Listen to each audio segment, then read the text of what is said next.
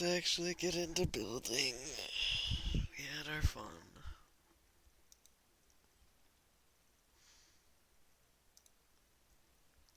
We have had our fun.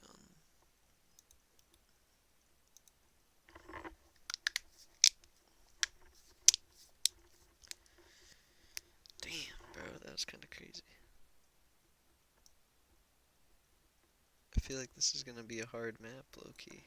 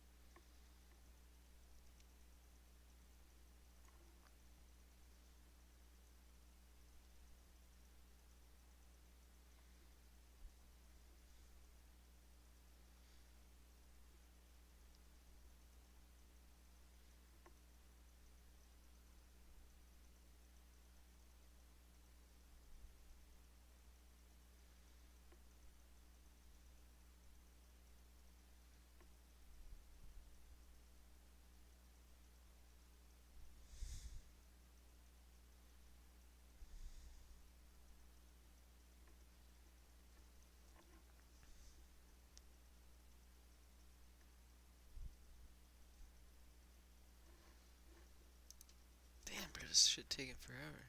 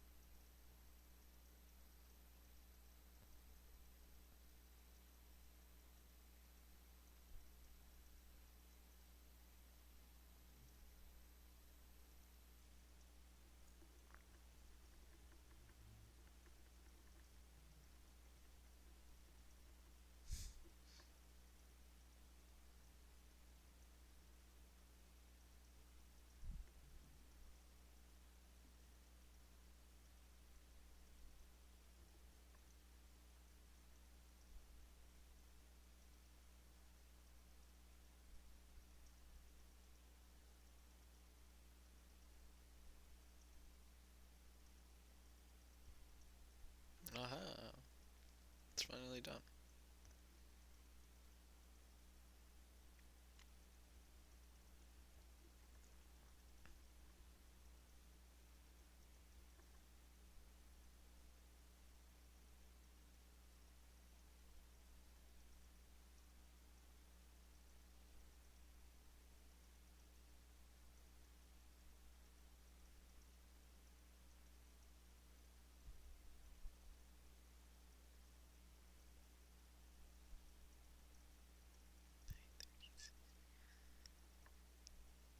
What the fuck?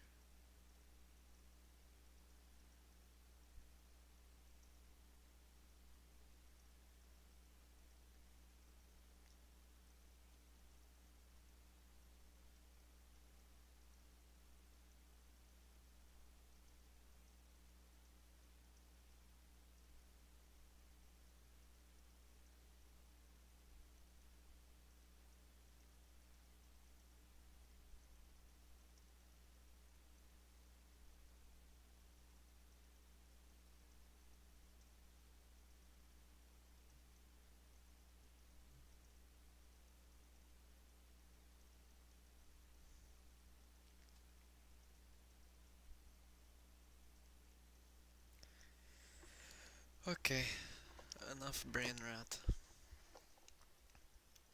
Let's get to work. I'll play video. I wanna see what this man's is talking about.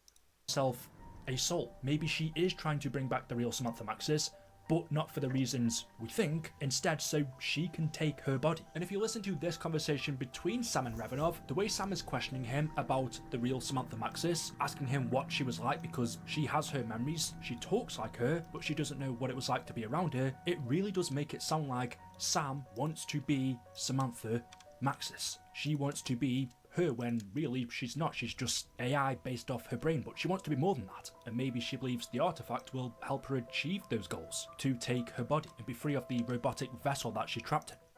What was she like, Sergei? Who? Oh, her. I don't mean to pry. It's just that I have her memories. I talk like her.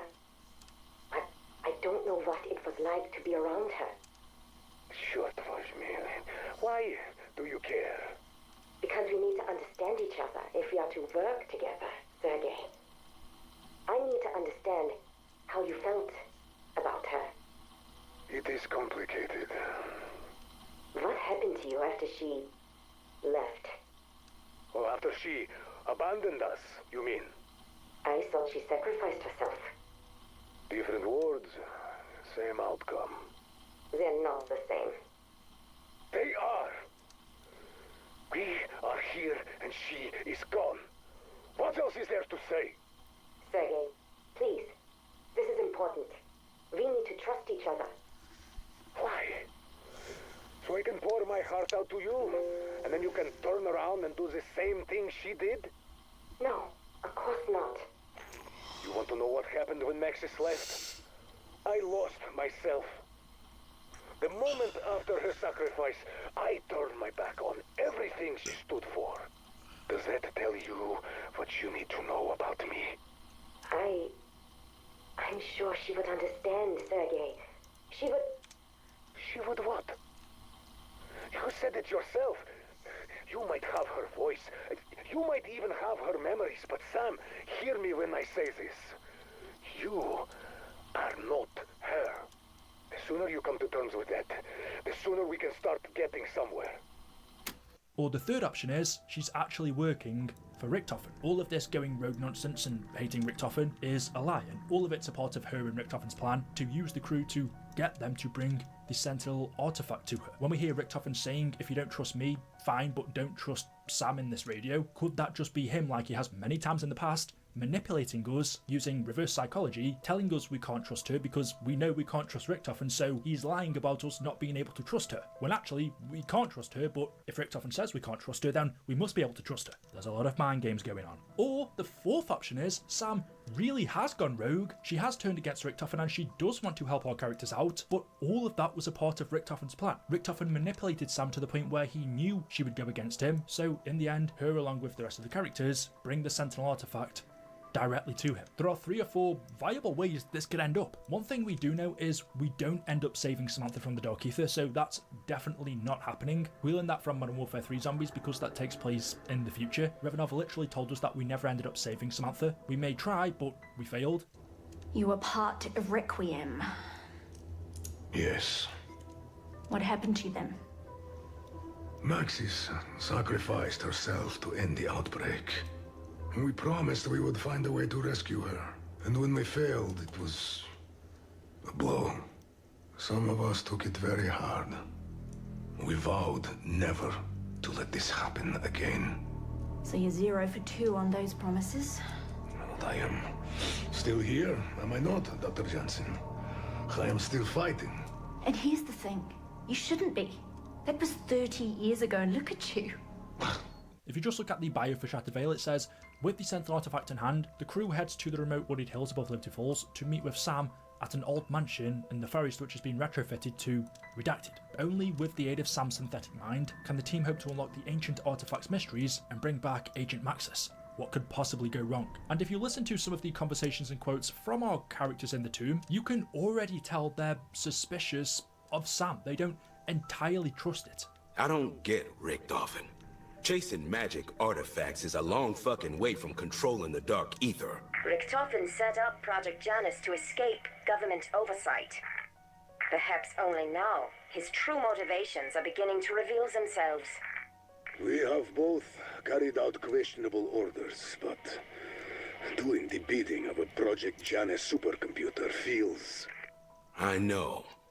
If it turns out Richtofen's pulling her strings, you get to say I told you so. Cool? Even Revanov and Carver recognise that they could be doing Richtofen's bidding. Sam could be lying to us and still be working for Richtofen, tricking us into bringing the artifact to him. We did see Richtofen get, I don't know how to describe it, kidnapped in the Liberty Falls intro cutscene by Sam. It seems like he was taken into the Dark Ether. I swear to you, Sam, you'll never be free!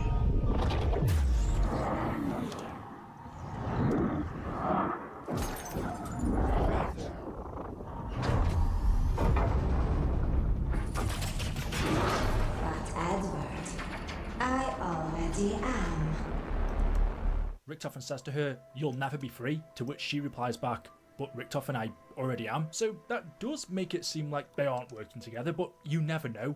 Especially with Richtofen, he's always one step ahead. I wouldn't be surprised if all of this was a part of his grand scheme. You cool with the computer lady? Cause I am still not okay taking orders from a machine. I'm starting to get used to her. Like, I'm not fighting the urge to pull her plug anymore. But if you tell her that, I will fucking kill you.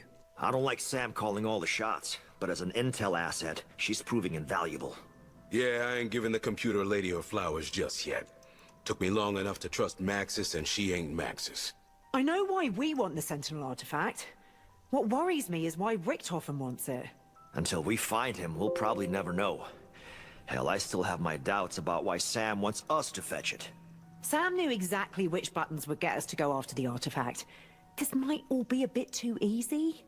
Look, she's not trying to eat, drool on, or otherwise murder me. Plus, she let me to Franco, so, you know what? Cybergirl's alright by me. Hunting down an ancient artifact because a rogue computer told us it could bring Maxis back might not qualify as a solid plan. Could be the dumbest thing we've ever done.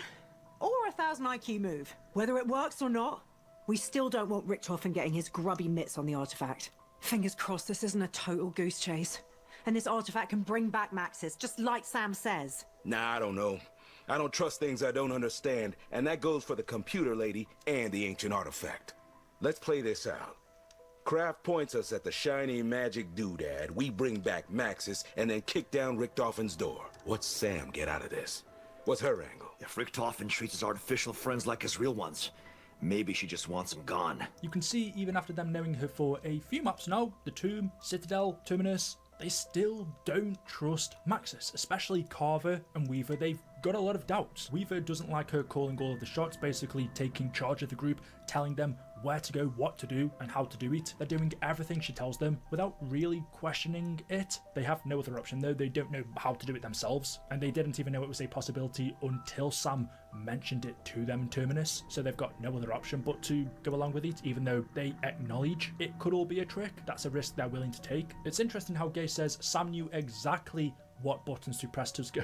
Sam knew exactly what buttons to press to get us to go after the artifact. She knew that if she mentioned it could bring back Samantha Maxis, then we would go along with everything she said, when really, we don't even know if the artifact can do that. That could have just been an excuse Sam made up because she knew if that's what she said, Weaver, Carver, Gray and Strauss and Meyer would go along with it. If she came up with a different reason as to why she needs it, they'd say no. And they're also unsure as to why Richtofen wants it. Remembering, Weaver is unaware it was his family that he killed, and when he finally travels to his mansion in the next map, that could be the time he finds out. If he walks into Richtofen's bedroom where he was staying, maybe he finds a portrait of his family on the table, and at that point he realizes, hang on, this was the boy and his mother that I killed, but wait, why is Richtofen with them? Was that Richtofen's family? That could be the moment of realization for Weaver, which is going to be super interesting. How is he going to react to that? Because Weaver already attempted to assassinate Richtofen in the past, and he obviously still wants to kill him, but once he realizes that he killed Richtofen's wife and son, is he going to change his mind? Is he going to say, oh my god, I killed his family, it's no wonder why Richtofen's doing everything he is? Or is he just going to say, you know what, they deserved it, and still want him dead? I don't know. I still don't know why Weaver and Samantha even tried to kill Richtofen in the first place, because if he didn't do that, then his wife and son wouldn't be dead, and none of this would be happening. All of this is because of what Weaver and Samantha did. And unless Richtofen did something to deserve it, I would guess so, they're not just going to try and kill him for no reason. There's a lot of stuff that we don't understand yet, but we hopefully will in the next map, or come closer to it anyway. And then finally, there are a couple of other things that is said between our characters, which got me thinking. First the outbreak on Terminus, now this. There's a pattern here. Someone's out there pulling the strings, getting in our way. It's like they enjoy watching us squirm. Or someone's also got Richtofen in their sights. Seems we're not the only players in the game. These outbreaks, they following us, or are we just the unluckiest sons of bitches that ever lived? Yeah, we are awful at picking holiday destinations. Real question is, though, is someone trying to get in our way? Or in Richtofen's?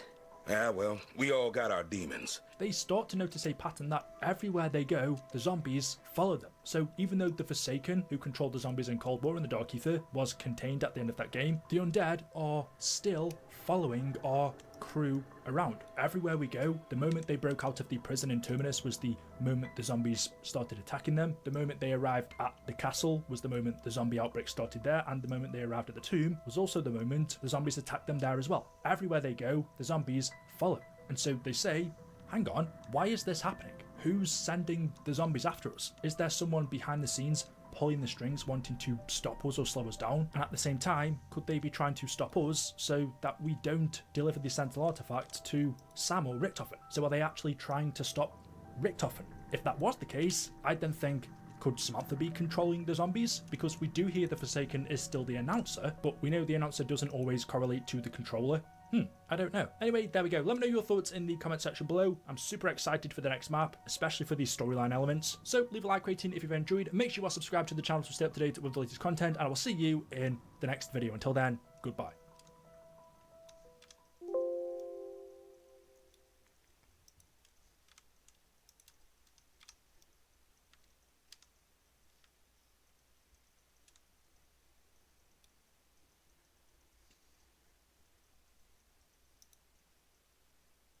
We have just gotten our first look at Shattered Veil DLC 3 for Black Ops 6 Zombies, and I believe it has blown a new chunk of the story wide open for us to dissect. Now, I have already made a video going over all of the gameplay stuff and everything we've learned about the map from the blog, so a link to that will be on screen and in this video's description if you want to check it out after we're done with this one. But in this video, I want to focus entirely on the storyline aspects because everything seems to be meshing together, from Chaos to Vanguard. It's wild, and I want to talk a little little about potential connections to Samuel Richtofen, Edward Richtofen's son we see in the trailer, the new design for the Disciples, what it means and ties to unfinished plot threads from Black Ops 4 to Black Ops Cold War. All of that and more in this video, so stay tuned until the very end. Before getting into what's there in the trailer, I wanted to take a detour to discuss what wasn't. There is an unusually small amount of character dialogue in this trailer compared to the trailers we normally get for an upcoming Zombies experience. We usually hear the characters react to different story beats along the map and get an idea for what is to come for the plot. However, this time, other than a cold open line from Maya and a small blurb from Richtofen at the end, we only really get a line from the Sam AI in the trailer. Can you even believe this place?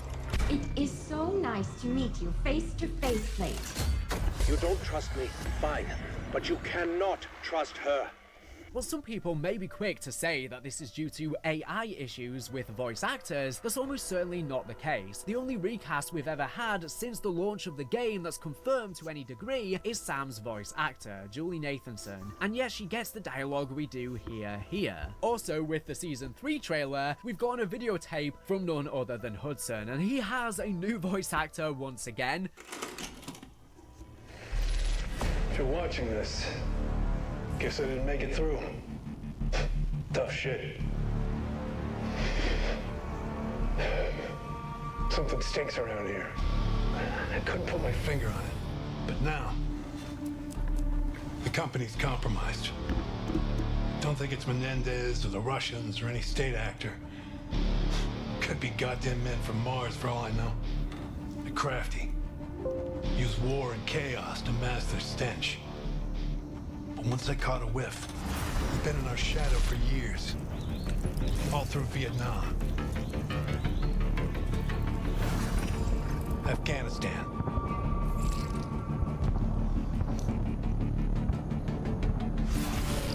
Russia.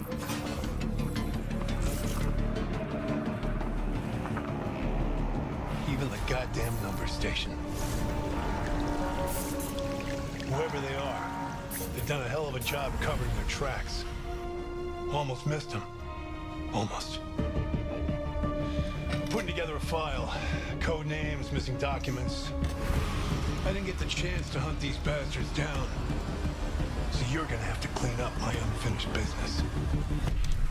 I don't know how many times he's been replaced now. I think this is like the 4th or 5th time. I think this makes sense though. The actors are constantly busy. It doesn't necessarily mean that this had something to do with a strike. It could just be who they had in Cold War was not available now. They might have been busy with something else, or maybe didn't want the role, or they wanted a certain price that Activision could not fulfill. There's many different other angles that could be at play. And considering that the Tomb does have dialogue from all of the characters apart from Peck, it seems like the lack of dialogue on the map and in the ending cutscene was down to other reasons as opposed to a strike. Sam's actor has left for unknown reasons, possibly related to the AI issues as well, which is similar to why Peck's voice actor changed between Cold War and Black Ops 6. So if a strike is not the real reason why there's no major dialogue in the trailer, I think the lack of it may potentially imply that a lot of the dialogue here is much more story heavy on this map than we saw on, for example, the Tomb, and they are trying to not give away too much of what's about to be unveiled. Recent concerns with Black Ops 6, including some of my own, have been with the story and the way the characters deliver it, with every single character not being fleshed out enough or just misremembering major beats of who they are as people. Plotlines seem to be abandoned here and there. Perhaps then they are improving it for this map in response to feedback, and they are holding back to try and surprise us and to avoid spoilers, with writing that is a bit more in line with what we'd expect. I'm hoping so, but I'm not exactly sure. But I found the relative lack of beat-to-beat story dialogue like the other trailers had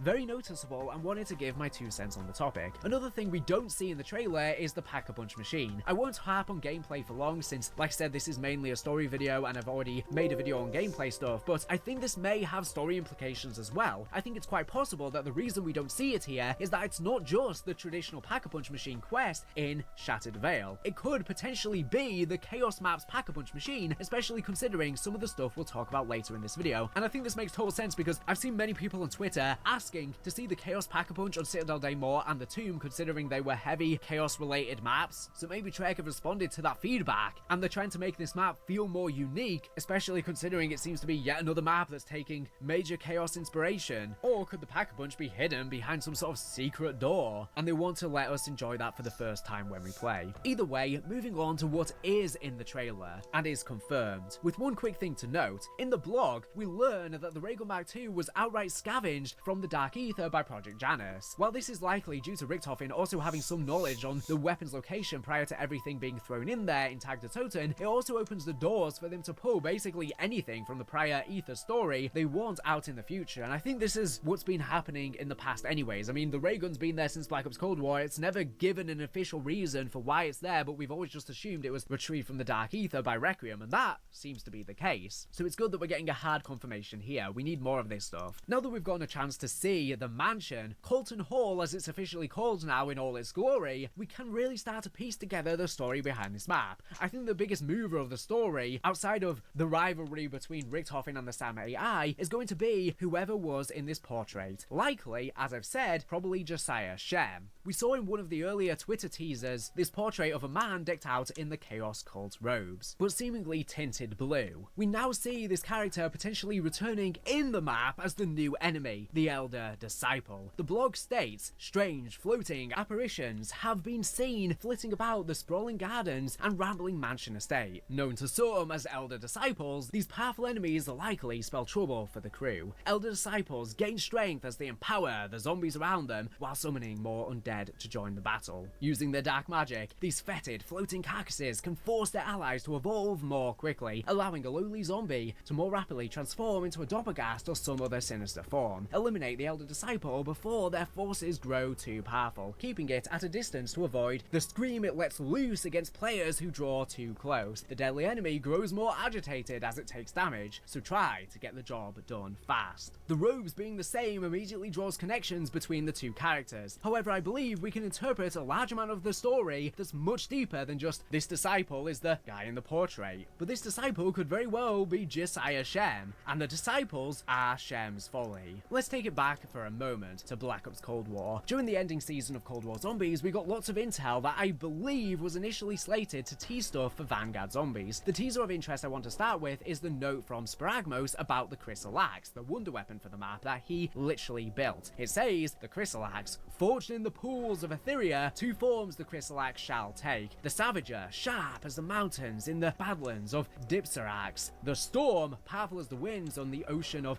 Zephoria. For if you are to defeat the one who is many, it will take both to tear him apart. The Devoured shall be reborn. Their scattered ashes shall be reformed. The Forsaken's torment will be undone when the old ones reign once more. From Spragmos. In the second paragraph, we get a short poem. It says that whoever the Devoured were, their scattered ashes will be reformed, and the Forsaken's torment will be undone when the old ones reign once more. I think now it's clear as day that this poem was actually teasing much further into the future than just the launch of Vanguard Zombies and its Cold Ones. Let's break it down line by line so I can explain why. The Devoured shall be reborn. The Devoured are clearly meant to represent the Dark Ether demons of Vanguard Zombies. It was in this game that we began to learn more about how the Forsaken could consume his enemies and steal their powers. It was how he grew to such great strength and how he ruled his army. And Treyarch hammered it home by having the Forsaken use all of the field upgrade powers against us in the battle as his attacks in that epic boss fight and conclusion, then teaching us with Vanguard that each of the field upgrades was the power of the separate demons. Their scattered ashes shall be reformed. Well, initially we thought this statement to be a continuation of the first line, and the there was simply referring to the Devoured. I now think we missed the point back during Cold War here. By this point, we had already long since learned about the burning down of Richtofen's house by Weaver and Samantha Maxis with a child inside that they both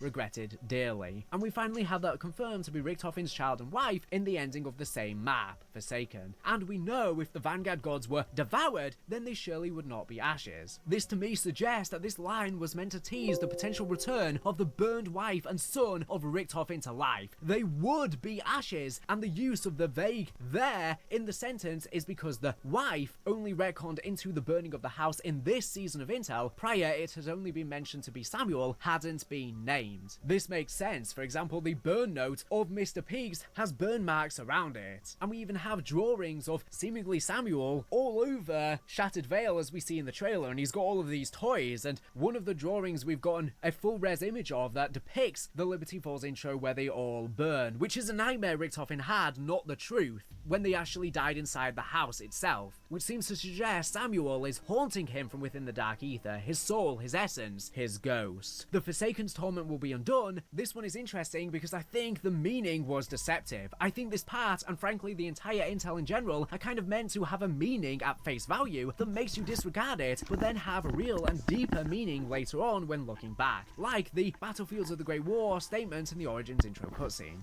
On the battlefields of the Great War, which was a double entendre, meaning World War I, but also this was the battlegrounds of the Great War between the Apothicans and Keepers and humanity. And likewise, with the Forsaken's torment, well, they wanted you to think here that it meant the torment inflicted by the Forsaken would be undone. I think it is the opposite. Instead, I think they mean the torment inflicted onto the Forsaken would be undone, as I believe following his containment at the end of Cold War, he gets lobotomized and used as a battery for the Project Janus experiment, the SAM AI, essentially powering her and using his mimicking abilities to bring Samantha Maxis to life from a snapshot of who she was. So I believe that on this map, us defeating her, which I think is inevitably going to happen as we side with Richtofen over the SAM AI, as Richtofen's line in the trailer seems to suggest. You don't trust me, fine, but you cannot trust her. And we will turn from wanting vengeance on Richtofen to empathizing with him when we learn about his history with his family and what Weaver did. Whether he knows who Richtofen actually is or not at this current moment in time, he's about to find out, and I believe that shutting the SAM AI down would essentially kill Zykov for good too, in the containment chamber's core. This is something I've been discussing on the channel for a long time in prior videos. When the Old Ones reign once more, again I've discussed this before, but I suspect that the Old Ones are referring to the creatures much older than just the Vanguard demons. Whilst they might be old ones as well, there are many old ones. In another couple Cold War intels, we get the phrase old ones used by Zykov.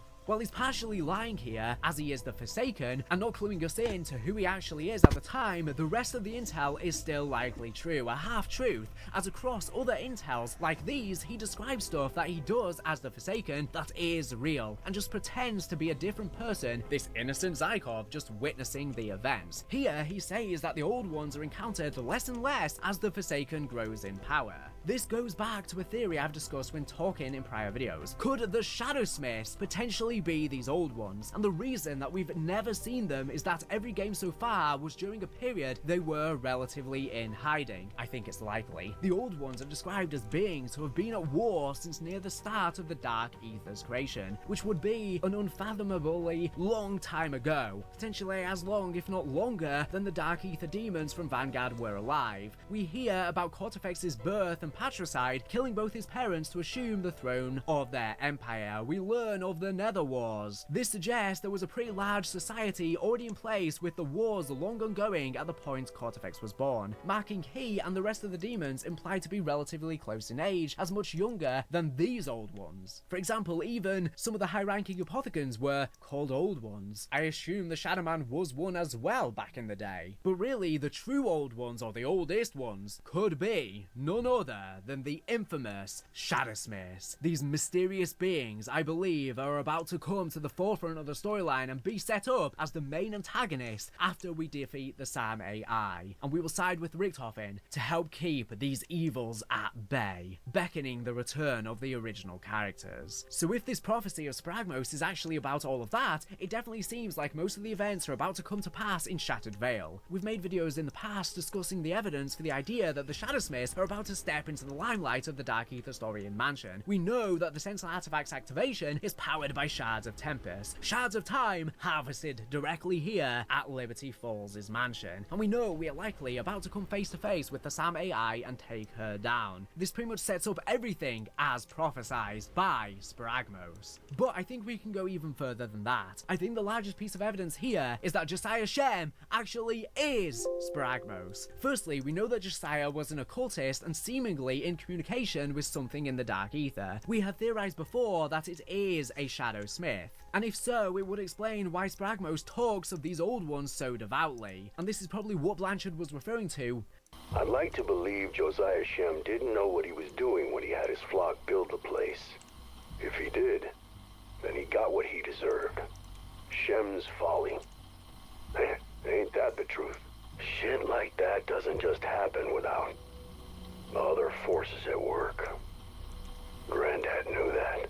These are who the cult was talking to. Spragmos did, after all, create the crystal axe to defeat the Forsaken. And in the intel, he says outright that one of the crystals was with him and could only be given by him, meaning that he must be alive in the Dark Ether to send the crystal through the gateway in the sky to us during the quest in Forsaken. And now that we see a portrait of who is the likely Josiah, dressed in the same garb as the Elder Disciple, it begins to line up perfectly with what we've heard about a mass ritual by his flock to ascend into the world promised to them by the voice Josiah had been hearing. The one difference in the outfits is the number of medals on the chest. While human, Josiah wears a single medal, the same as any old regular member of the Order of Chaos. However, the Elder Disciple wears multiple glowing medals, much more in line with the decorations the High Priest of Chaos would wear. This seems to suggest that he ascended successfully and became a higher rank in this cult, potentially just an offshoot of the Chaos Priesthood, accentuated by the fact we see the Chaos Story symbols coming out of the Elder Disciple. These alchemical symbols floating all over with this light blue turquoisey colour. What nails this even further is that Cold War's intel also tells us where the disciples originally come from. By my hand shall the Forsaken be undone. He may have enslaved my disciples, but he shall not enslave me. The disciples were once disciples of Spragmos, but after the Forsaken began consuming the Elder Gods to steal their powers, he eventually took them as his own, as one of the ranks in his hierarchy, his army. And considering that we see the new one described as the Elder Disciple, it surely is a reference to Elder God. I think you see the picture I'm trying to paint here. I believe that Josiah Shem and his flock were listening to an old one, which is just what he calls the Shadow Smiths, and successfully completed their ritual to ascend to the Dark Ether, turning them into Elder Disciples and the disciples under his command. They all died, they all perished in a horrific sacrifice that weakened the veil at this mansion, and we are about to shatter it on this map, which might have been the Shadow Smith's plan all along, to try and break free into our world. And Richtofen, whilst he's been trapped in the Dark Ether, may have gotten a glimpse of this horror that lies beyond if he wasn't even already aware of it. And in defeating Sam, they can try and break through this weakened veil, setting up an epic finale with Janus Towers. And they will try and pull the original crew back to life. Josiah will then give his new form a different name, as he left his human body behind, calling himself Spragmos following his sacrifice. No longer human, he transcended to almost a god-like status. However, soon after, the Forsaken would begin to take power, forcing Spragmos/Shem into hiding as he bided his time and waited for the chance to defeat the Forsaken. In the meantime, he would use chaos magic to write these prophecies, and when the time came, help take down the Forsaken. And now that the opportunity has come at last, as the pivotal characters driving the Dark Ether story to his doorstep at his mansion, he comes back to try and finish the prophecy and help the old ones return to power. This would line up perfectly with some of our ideas about how the ending of this game plays out, particularly the Shadowsmith stepping up as the main antagonist, and potentially they were even the demons that were communicating to us in the super Easter egg for Black Ops Cold War. It is done. Here, a reward for your offerings. They have been setting events in motion for a very long time, and with Richtofen successfully restoring his family to life, if he gains the power of the Sentinel artifact, could incidentally allow them to return. It would also allow Treyarch to wrap up the story of Spragmos, who was heavily implied to be alive and attempting to return power to the old ones, and never reappeared. So many people I see on Twitter asking, are they ever going to mention Spragmos again? They could do it now. In fact, they could take out 3 beats, explain how all of the Order stuff ties in, explain how Shem ties in, explain how Spragmos ties in, with all one fellow swoop. It may also give us some more concrete ties between the Chaos story and what was happening in the Dark Ether at the time, considering we see how obvious the Chaos Priest inspired robes are, and with the Shards of Tempest relating to potentially even Spragmos, maybe even parts of the Crystal Axe were made of it. Polymorphic crystal, I have no idea, or is that completely unrelated? When thinking of the Shards of Tempest and looking at the Shattered Veil logo, it really reminds me of the 9 ending cutscene where the High Priest of Chaos reaches into the portal, but he's attacked by Prima Materia, but luckily his symbols on his mask protect him, but he ends up scarred. And you can see as it shatters, it's a similar light blue. So was this always just a Dark Ether portal and we just didn't know it at the time? He was peering into another dimension. Especially now we know that the Sentinel artifacts seem to originate from the Dark Ether, and it seems like the Nine could have even been Dark Ether gods, the Order could be Dark Ether gods, Shem might end up actually being Spragmos. It's all getting wild here. But let me know what you think. Do you agree that Josiah Shem could be Spragmos? And what about the Chaos Pack-a-Punch machine? Am I crazy for thinking it may return? I hope so. It would give the map more flair, especially for those Black Ops 4 Chaos enjoyers. But yeah, there's a lot of beats Trek needs to get right for this map. There's a lot of Chaos beats seemingly being integrated here. I hope they do the Chaos and Sam story justice though. Richtofen needs to get the limelight. I do worry that Chaos may take precedent over him, which is definitely not the way to go, and has been what's happening every single map so far, which is the complete opposite of what we thought this game would be about. When we got the Forsaken's ending, we thought this game was going to all be about Richtofen. If you told me back then Black Ops 6 will all be about the Chaos story and less about Richtofen, I would have said you're mad. But hopefully they blend and gel everything together well so it all makes sense and everything gets equal limelight. But they're juggling a lot of pieces here, especially when we have a million characters, so it's a bit hard to have faith that everything's going to be adequately done. But I hope at least Richtofen and the Chaos stuff makes good sense. But anyways, thank you for watching the video. Make sure to subscribe if you're not here for latest and greatest Call of Duty news and information. So anyways, thank you for watching, and bye.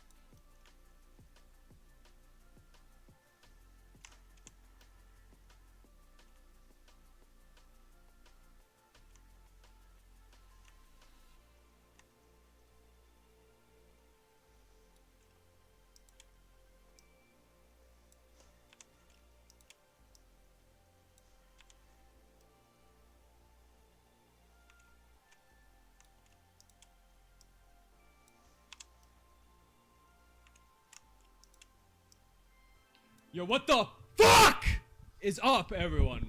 How the fuck are we all doing? Tunnel is complete. I'm here to announce that tunnel is motherfucking complete. Now, there are some scripting shit I have to finish, as well as I'm also waiting on Skelv's round change sounds. But once those two things are done, boom, finished, I can release it. But I'm not going to release it until I drop the dev update. So I'm also working on a dev update at the same time right now currently for the YouTube channel. And then the dev update will release at the exact same time as the survival map. So they'll be both dropping at the same time. So let me show you some of the shit I've been doing. So tunnel is complete. Right, mapping 100% done. Absolutely finished. We got some power symbols that disappear once the power's on. How is everyone, by the way? Death Dealer, what is up? NATO. Acidic Cyan, how you doing, man? Gold Square Leaf for the IQ of 1. Let's go. Am I adding Ted? If so, what is he gonna look like? Yeah, I'm adding Ted. I am probably gonna have his skin restored. Like, it's not gonna be melted off his face. Bro might be looking like a guy. That screen was way too quiet. Unlucky. How do we feel about using the old zombie spawns instead of the Warzone zombie ones?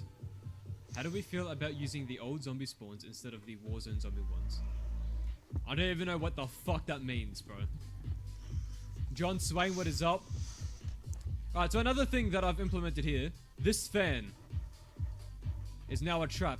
Now, this is actually a script that I had Simbo do for me for 47 Berkeley Lane years ago. That's back before I knew scripting. And I was actually just going to re-script it myself. But I quickly looked at his script. I found the old script. I'm like, damn, this is actually really complicated, and I could actually just reuse this, actually. So, I have updated the script, though, to, you know, update everything. So let me turn on the power. Get the motherfucking power on. Boom. So now, the fan spins now that the power is on, and also, we have this trap here. So we get some zombies right here. Let me activate this. Boom. Fan spins up, and all the zombies get sucked up and fucking murdered. You also get low gravity here. So it's like the fan is like sucking you up. You can jump higher jumps underneath it. It doesn't kill you or anything. It only kills the zombies. It actually lasts for 45 seconds with a 90-second cooldown. In my last VOD, you said I was using the newer Black Ops zombie spawns instead of the old BO zombie spawns. I don't recall ever saying that, to be honest. And I still don't know what you mean by that. Halo, what is up? DJ Gamer, how you doing? Warzone zombies is a buzzword now. I genuinely don't know what Warzone zombie spawns mean. Right, now it's cooling down. I also added some effects, like it's smoking. We got some heat distortion if you look closely. So like it's overheated. I am going to add a bunch of sounds to this as well. And this has a 90-second cooldown. So the trap lasts 45 seconds, cools down for 90 seconds, and it costs 2,500. Is it like the ZNS fan trap? I don't know what the ZNS fan trap looks like, to be honest. Alright, now let me show you one of the big things I've been working on. It is basically complete. So there's a new AAT that I teased in one of my dev updates called Ether Collapse. Or Aether Collapse, or Ether Collapse, however you want to pronounce that fucking word. And I've made it. It has been made. Let me skip to round 50. So I get some motherfucking zombies out here. Yo, no way! Yo, Jensen coming in with a fucking nuke. Yo, get some love in the chat for Jensen. He always comes in the streams, drops the nukes, says nothing. Yo, get some love in the chat, man. I appreciate that massively. And also, now that we're doing Diner, we have a new notepad. You're the first person on the notepad for Diner. I'll show that off in Radiant in a second. Jensen, thank you so much. Boom, right there in the map. Anyone that donates the nuke amount or above does get the name in the map. Shout out to him. Alright. Amazing. How far does the tunnel expansion go? Pretty far. Pretty fucking far. Let me show you. Alright, so we have the base weapon, but now let me master this, alright? Because the G11 does become the Ether Collapse. me get away from these zombies for a second. So this is the ether collapse. These are the effects. This is the camo. It's like a black hole spinning on the gun. As you can see there. I'm quite pleased with how this camo turned out, actually. It's all purple effects, of course. But now let me show you the AAT effect. Let me turn up the sounds, actually. So you can hear what I've done here.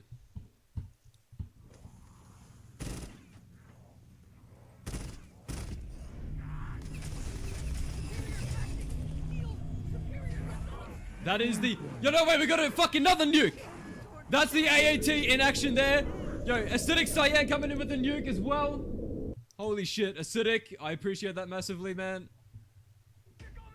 Yo, no, wait, Etchy coming in with the nuke, bro. We got nukes back to fucking back. Holy shit. Yo, Acidic Cyan, Etchy. God damn. Get some love in the chat for these motherfuckers immediately. Look at this list. It's already growing. That's crazy. Etchy, I appreciate that massively, man. God damn. Alright, let's get back into this. So this has a really low chance of activating. It's 10% versus the typical 25%. And it has a minimum cooldown of 25 seconds versus like the I think it was 10 seconds or some shit like that. So it activates less often since it is a bit OP, I'd say. But yeah, let's try and activate this again. Please respect my personal space. It's so hard to like not get hit by the zombies. Oh, there's so many. Alright. There we go.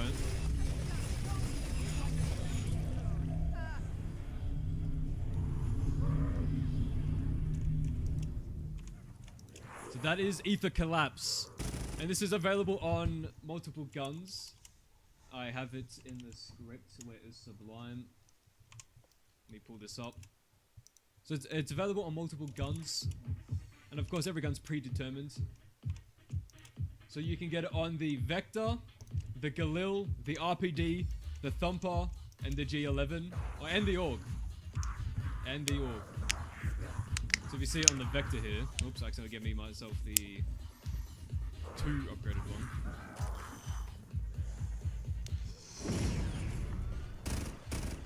You see it's on the Vector here. Just as long as Russman does not see me expire. This is amazing. Have fun with 12 hours. Yo, Death Dealer! Oh shit, we hit the fucking goal! We did, didn't we? Oh no, next stream's a 12-hour stream. Shall we hit the fucking goal? Yo, Death Dealer! Get some love in the chat for Death Dealer. I appreciate that massively, man. God damn. Alright, it's official. The next stream will be 12 hours. And then the stream after that will also be 12 hours. God damn. Death Dealer right there in the map. Yo, I appreciate that massively, man. What's another gun we can look at? You want to look at the AUG?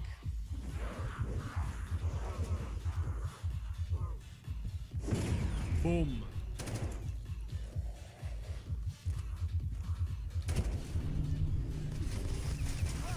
I am pretty happy with how this turned out. I think it's sick. God damn, the muzzle is massive on the AUG for some reason. That one element is too big. So I'll change that. Oh, I also, by the way, I did turn down the AAT turned effects. They were too bright. I am gonna tweak them all, don't worry. Like fireworks, I will adjust the muzzle flasher, of course, and not keep it as bright as it is. Do these donations mean that transit will be done sooner? No, it does not. But it does help me in my personal life.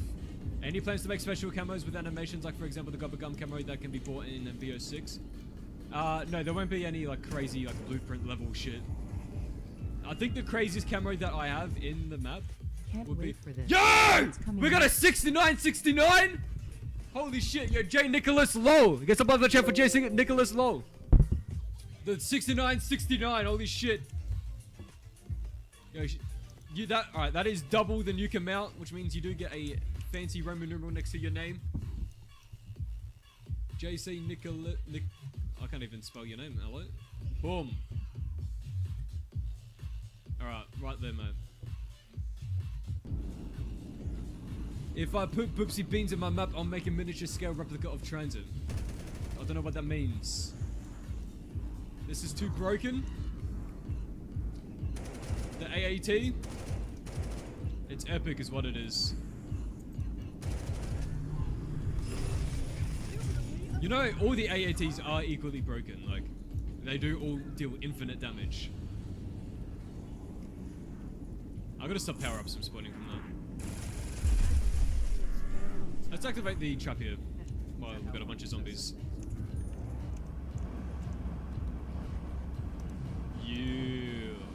I do want to add a trap in every location with its own unique trap.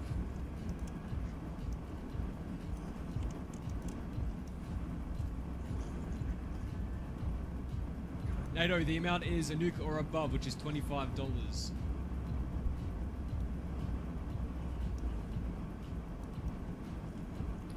Unfortunately, right now, I cannot show you the full transit in the latest version because I have officially hit the model limit. So I am going to have to finish making my Blender script, my Blender plugin, to allow me to combine some models to get that back down. The model limits are really not an issue. Once I make the Blender script, it's going to be fine. Because if you see this model here, this is actually used like probably fucking, I don't know, 400 times in the tunnel, and all I have to do is select all of that model, combine it into one big one, and I've already reduced 400 down to 1. So the model limits are not an issue. I just got to finish the script and then start combining shit. I don't want to combine things on tunnel yet, as like I might make some changes when I release it and people play it. I don't want to be restricted because I've already combined it. So I'll begin combining shit over at Bus Depot, as that's not going to change. That's pretty set in stone. And then I'll be able to compile the full map again. That trap is nuts. I'm glad I want it to be nuts. I want every trap to be nuts. I want everything just to feel epic, you know? If it doesn't feel epic, then what are you doing?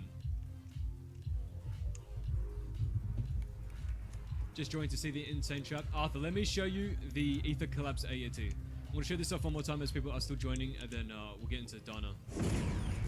So this is the Ether Collapse Mastery. These are the weapon effects. This is the camo. It is a black hole spinning on the camo as the effect is a black hole. Let me shoot some zombies here and activate it. So this is the AAT effect.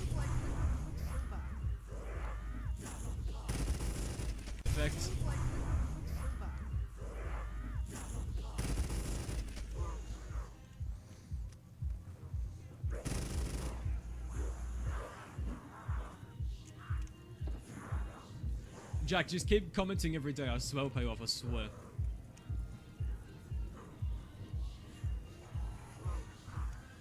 Is this tunnel? This is indeed tunnel. We're underneath it right now in the expanded area. Exposure therapy! I refuse to admit defeat in the face of overwhelming force. It's not that much OP, more OP than normal AATs.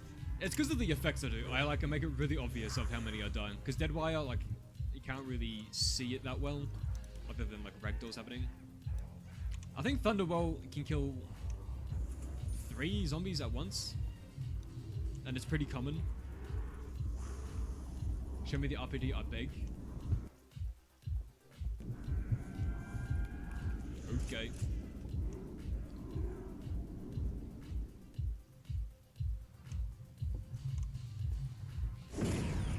This is the R motherfucking P motherfucking D.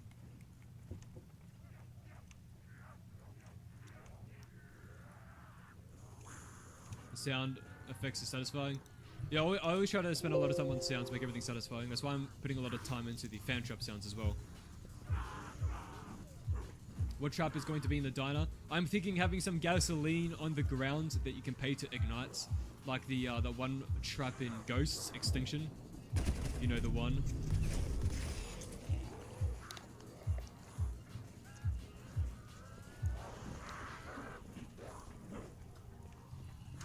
There's nothing about the AAT that makes it inherently more OP. There's no need to increase the weight for it. It is more OP due to the amount of zombies at once it can do. Because there's genuinely no limit right now. I might add a limit. But if you had 48 zombies in the correct radius, you'd get them all at once.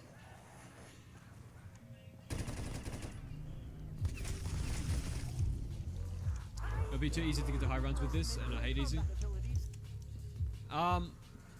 Well, in like rounds above 51, yeah. There's also a big thing I'm doing with ammo and balancing the ammo to prevent that.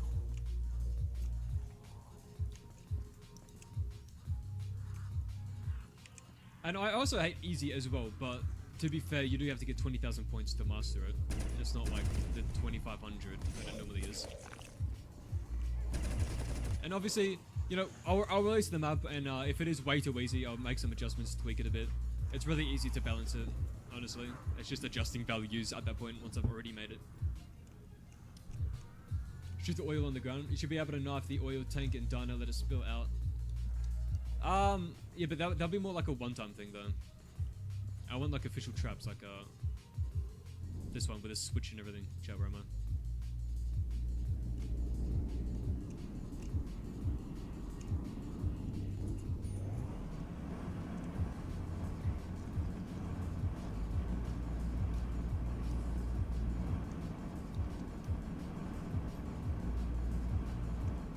I mentioned because of the PAP system, it'll make it difficult for someone to release a mod with all the classic BO2 weapons. Yes, it would be.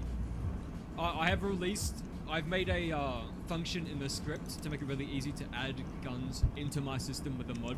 And I put a discussion thing on Bus Depot teaching you how to do that. So if someone wants to make a mod for this map specifically to add guns into the weapon system, they can, following that guide, because I do change it completely. Why did the RPD steal the RPK's name? I have no idea.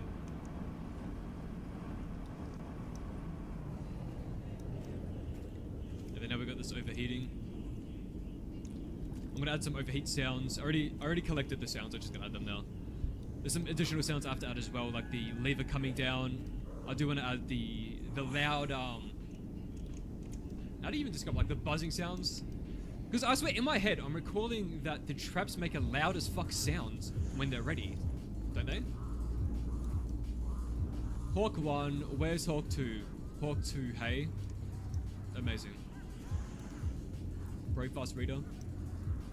I think I tried a weapon mod pack on Bus Depot, but it didn't work. Yeah, every mod pack that exists, every mod on the workshop that touches weapons by default will not work on my maps at all. Because I completely changed the weapon system. Why is Jug down there? Jug is only here in the survival map. So right now we're in tunnel survival. Jug won't be here in the full return to transit. Jug will be in town where it was. All the base perks where they were in the full map will be exactly where they are in the full thing. But this is a survival map. So Jug's down here for you.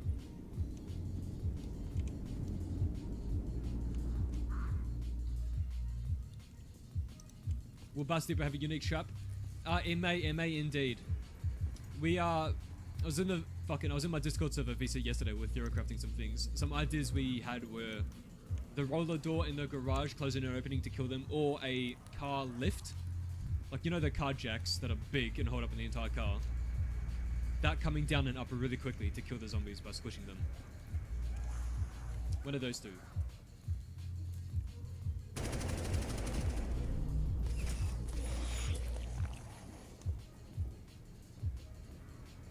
Need more lighting near the fan trap to see the carnage easier.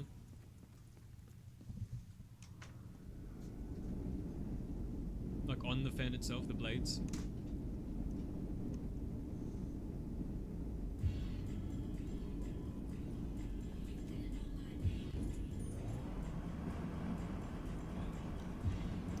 Perhaps.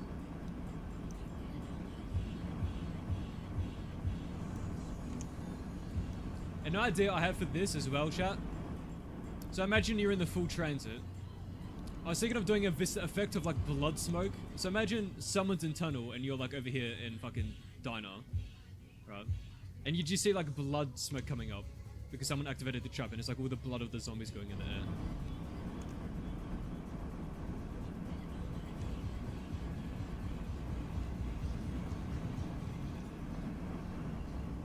Some weird collision going on here. I've been trying to find what the fuck is causing this collision for so long. I've made everything non-colliding around here. I can't for the life of me find it.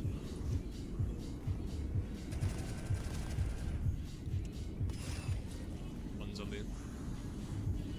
Can I add more egg? I can always add more egg.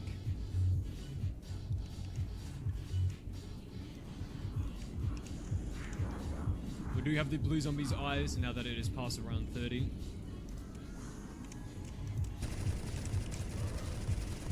Yeah, that must have that one element. I'm probably just gonna delete. 43 zombies. I swear this is auto picture. This is for BO3. Have I heard anything about Buried Remastered? This is for BO3, yes. And if you want to hear about Buried Remastered, you're gonna have to ask Slayen, as that is being made by Slayen.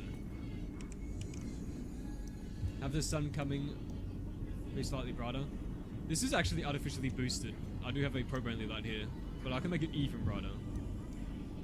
Maybe some backlighting.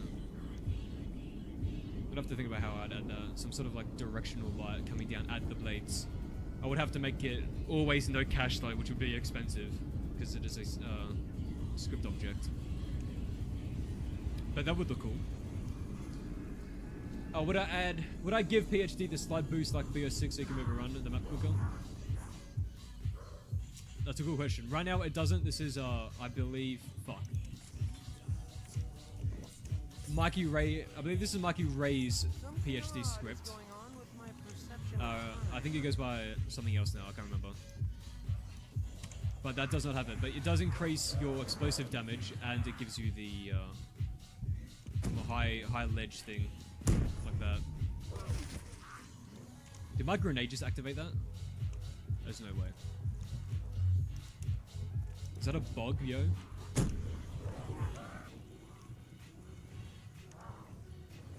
Will it incorporate bus route B or any of the cut features? The second bus route will be added in an update. So the map won't release with it at all. But after the map's out, I will start working on the big update. I want to see if I can activate AAT with the grenade again. If that's what happens.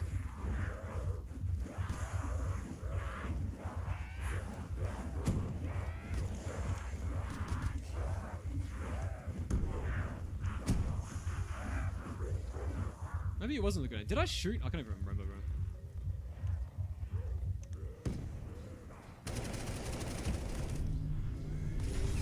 Maybe I shot without remembering. So yeah, tunnel's basically complete. There's just some small things I have to do and finish the dev update video. Then when the dev update video is done, this map will be dropping at the same time as the dev update video.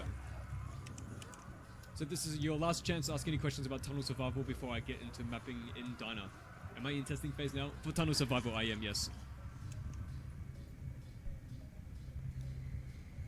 Oh, another thing I could showcase actually is the sound design. So I like to spend a lot of time on setting up ambient sounds properly. So if we give myself, what's a good sounding gun? The PTRS is a good sounding gun.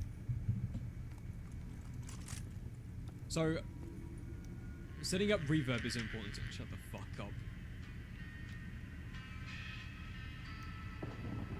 We'll wait.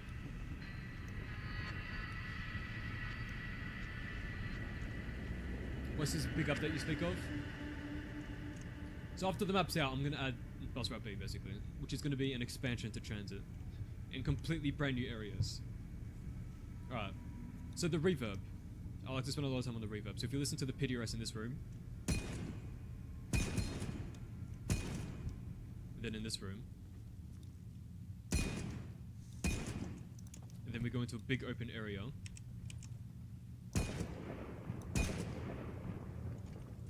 So I try to make sure that the reverb of every section has proper, like, realistic fucking, immersive fucking, you know.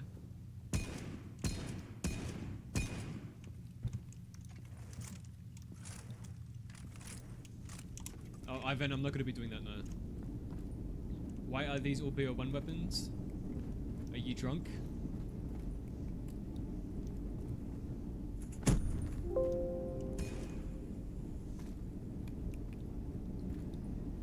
Oh, where is this PDRS from? It's like Water War, but looks insane. This is from Vanguard. All my guns are sourced from Vanguard, Black Ops Cold War, and Modern Warfare 2019. And I'm trying to add ones that were back in the OG zombies, but with the new updated shit. Because I'm never going to use the Black Ops 1 assets. They look terrible by today's standard. Can you toggle the flashlight on and off? I feel like the light should come on from the view of the player rather than the tip of the gun, not gonna lie. You can't manually turn it on and off, no.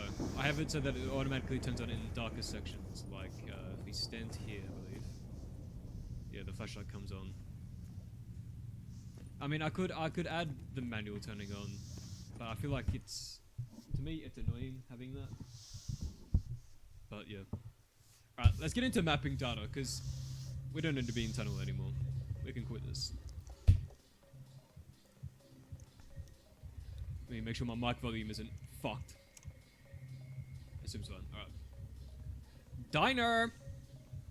So let me quickly show you exactly where everyone's names are being added in data. So we have this building. Come right here. On this clipboard is the official Dana location for the stream. So anyone that donates 25 or above gets the name on this clipboard. So that is where you are all going. So we already have this list populated, which is crazy. So shout out to Jensen, Acidic Cyan, Etchy, Death Dealer, and J. Nicholas. Vanguard is in World War II. Will I have a video of all custom sounds? No, I'm not going to make the video of just the sounds, no. But I'll try and showcase them in the dev update. To my knowledge, is there plans for a new major BO2 mod on the Steam Workshop? I don't know anything about that. What is my process of designing these areas? Do I just write up what you want on your environment? In my brain, I just imagine it, and then I make it, you know? How's the Patreon graffiti going to work?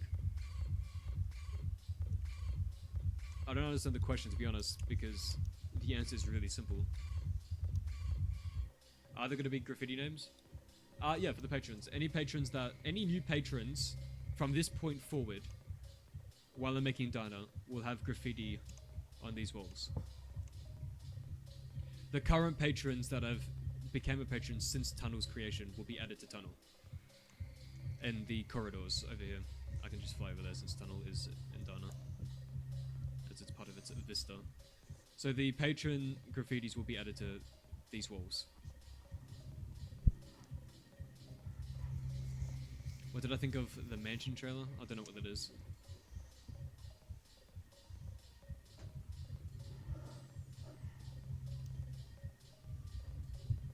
Alright, I need to add some more. I need to add some more. I need to load up the full thing. Since I fit the model limit in the compiler, how does it run in Radiant? I wonder. Let me just open another Radiant real quick. Come on, bro. Come on, bro. Don't just ignore your supporters. What? Hypothetically, how would someone actually manage to mod in classic weapons and have that be publicly available? Roman, of course I remember your name.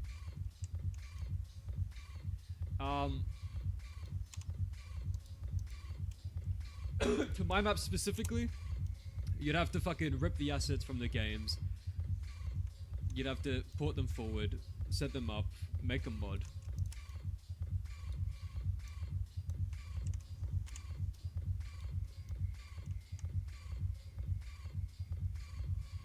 You know what? It's small. What is? I appreciate it, my white guy shorts. I'm currently opening Radiant for the full map at the moment. So I can copy and paste some sections over back down to Dana survival here, as they'll be in view.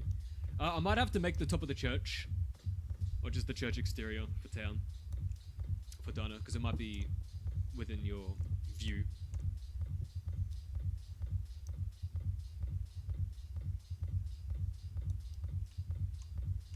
Same in Cold War, the flashlight mechanic. Yeah, exactly. Does this release this week? Tunnel Survival? As I was saying, Tunnel Survival, I need to finish up on the scripting. I'm waiting on scale for the new round sounds for the tunnel section. Because every single section of the map has its own round sound. So depending where you're standing when the round changes, you'll get different sounds. So if you're standing in tunnel, you get tunnel. If you're standing in Dana, you get Dana. I'm currently waiting on the tunnel sounds. Once these things are completed, the map will be ready to release publicly.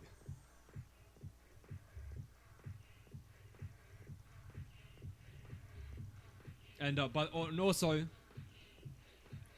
when the dev update's finished.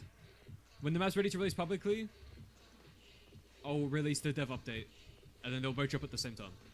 So in the video, I'll announce, guys, look, Tunnel Survival's out. Oh, you retracted your message before I could finish reading it. What was a douche move, Cameron White? And what am I meant to be keeping classified? I'm not sure what you're talking about, to be honest. Can I do some sounds? No. You can't.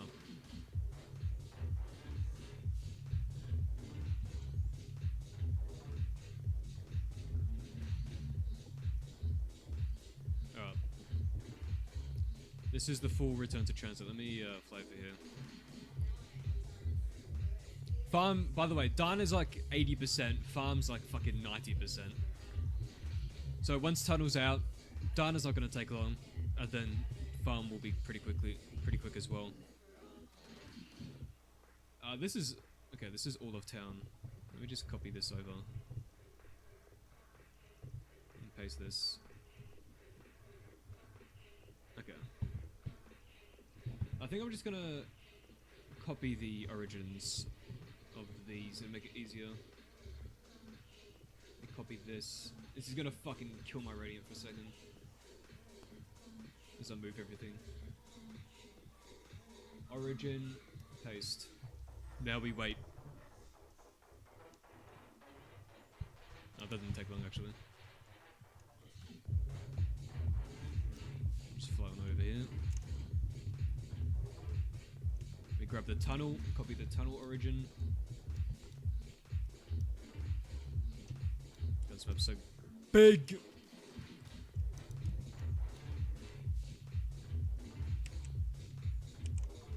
Origin, copy. Now this is the tunnel. Origin, paste. Now we wait. How do I separate the sections into survival maps? I'm able to just cut out a portion of the map. So I'm making every portion in its own prefab. So as you just saw, I just moved tunnel as a whole thing. So this is its own prefab.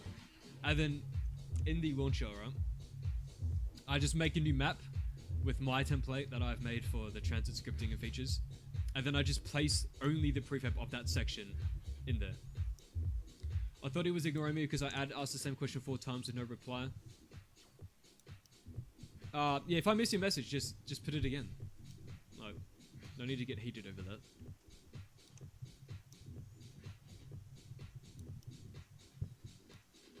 And by having them as prefabs in the map, I can add things without going in the prefab. And that'll only be in this version. So that's how I'm adding wall bars, zombie spawns and everything, by not going into the prefab. Alright, so we got everything we need, I believe. Yep. I'm gonna have to map out this a bit. I do think church is gonna be visible. I might have to block that out. Alright, let me move the volumes around and shit.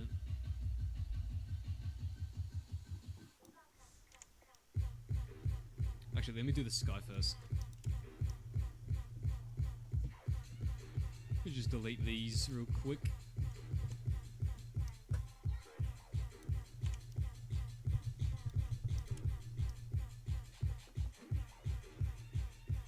So this is pretty fucking... This is big enough, man.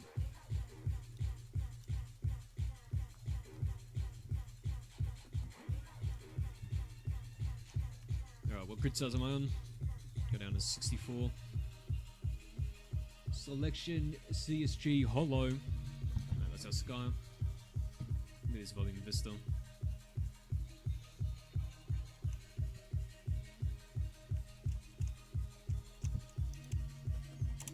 Leave back all the other volumes. Right.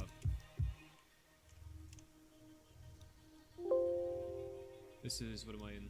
Umbra volume. I really need Umbra for Dana,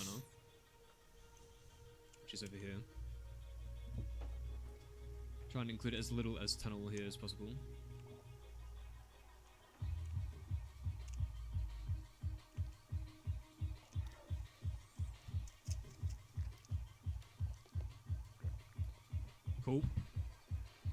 Then we have the sun volume. This we're going to make as small as possible, of course. Pretty sure I'm blocking off players there.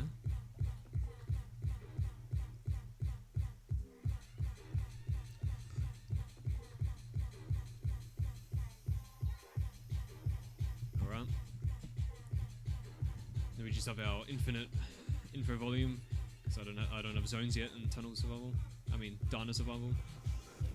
I got so used to saying tunnel. Town's done, bro? Yeah, 100%. Could I please add something from town, not just pep? Well, I'm probably going to be studying church. So, you'll see that. I'm just going to do the exterior for now, just so that it's there for Dana's vista.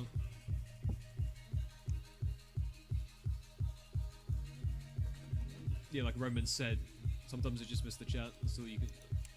Don't know what else you want me to do about it. I noticed I added some ambient sounds and survival in tunnel. Would be a lot of ambiences in the areas to OG transit. Yeah, I'm going to be trying adding as much sound as I can. The more sound, the better.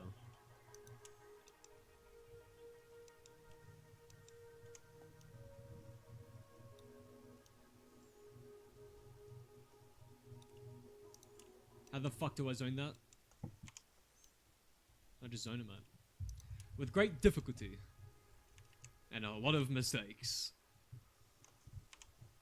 It's typically how zoning goes.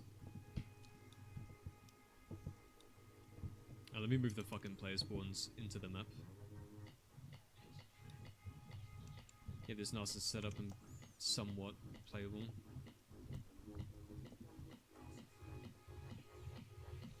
So as for where you spawn, Joe, what do you think you should spawn in Dana Survival?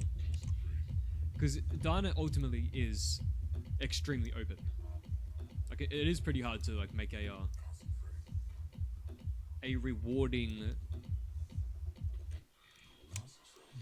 path of areas where each area gets bigger over time as you open debris. Because you just have like 2 small buildings, and you also have my expanded area behind it, which is this. This is all brand new that I've added.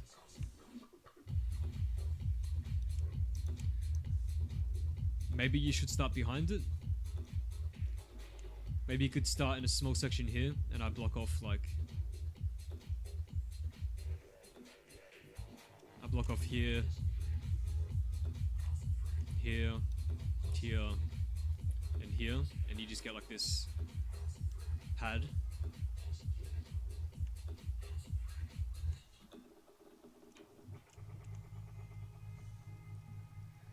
Or we could start in the swamp area. Oh, where's my fucking lift fog, by the way? Where's that at? Yeah, that's what I thought. Let me fix this up.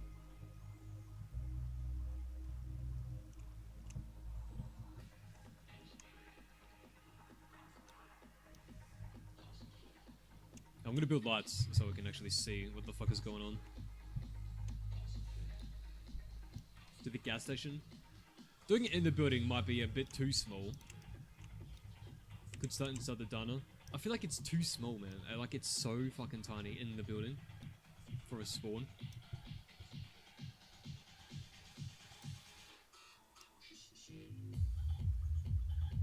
Make a crack corner.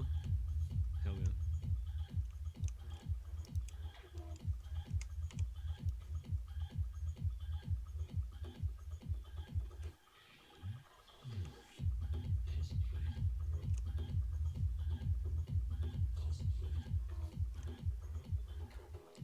Thoughts on Mr. T Lexify? He's a YouTuber. Don't know what else you want me to say about that. If you don't like his YouTube videos, don't watch them. That is what I was saying. I've had a lot of people complain about Lex to me personally. Like, oh my god, Lex's video, this and that. Man, I don't give a fuck. If you don't like the videos, why are you watching them? Christina, how you doing? I don't think you've seen the outside of transit. Yeah, we've moved on from that tunnel underground section. Now we're in Diner. Guys, Ryder, how you doing? You've accepted that these live streams are the closest I'll ever get to playing the map. Well, you'll get to be able to play Tunnel Survival very shortly. Maybe in 1 to 2 weeks. depending on how long it takes for me to finish the fucking video. Making videos take me a long ass time because I like to edit them and make them entertaining. I'll watch it and be like, this needs changing, and then I'll change it, render it, watch it, and it's just that on repeat, honestly.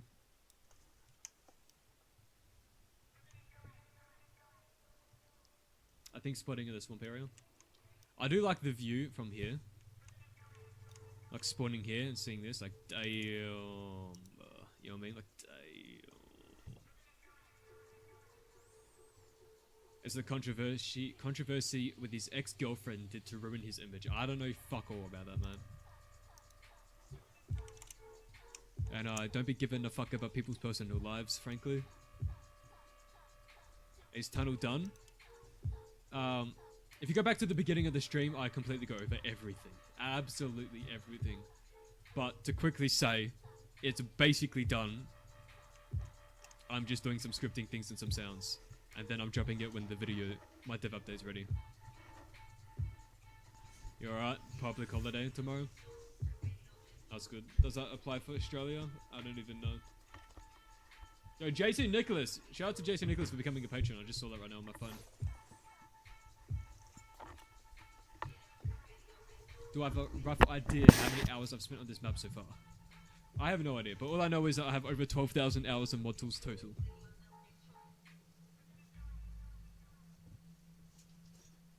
Finally made it out of exams. Let's go.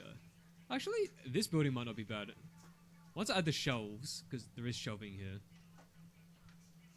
I needed the carjack model from fucking Cold War. No, Black Ops 4, sorry.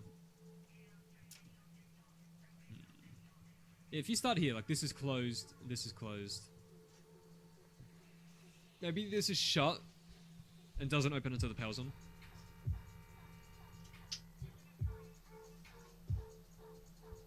Unless Shelley celebrates EID. I don't even know what the fuck that is. God, I still need to make the fucking neon signs, Jesus. That's alright. Takes like fucking 20 minutes each. What's my personal favorite part of the map? Well, right now it's gonna be tunnel, to be honest. Because just seeing people's reactions, like, of how big it actually is compared to what they're used to. I think when Dana comes out, I don't know. It's probably gonna change. Every time I finish this section, that's my new favorite. When do I think the map will be done? I have no idea, to be honest. Even in the rough software render looks crisp. Yeah, there's no anti-aliasing in Radiant. But this is pretty accurate to how it looks in game.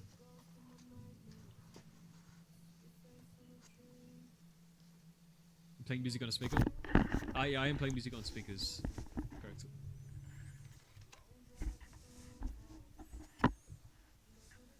What about the dino rooftop? Spawning up here. Interesting. I've never even considered that. No, that's way too fucking small. I think this building might be it. You know? Is there a fucking shelf here in the full map? Or just Zero's Christmas map? Because I cannot remember. I need to get BO2 fucking plutonium set up again. Now, you know my SSD died for mod tools? I forgot to mention it last stream, but my fucking mod tools SSD died. Like, shut up. I completely lost everything, except I didn't because I have the entire drive synced to the cloud in real time. So I did get a new 2TB SSD, then synced the drive. Mega was crying as I downloaded 1.5 terabytes from them.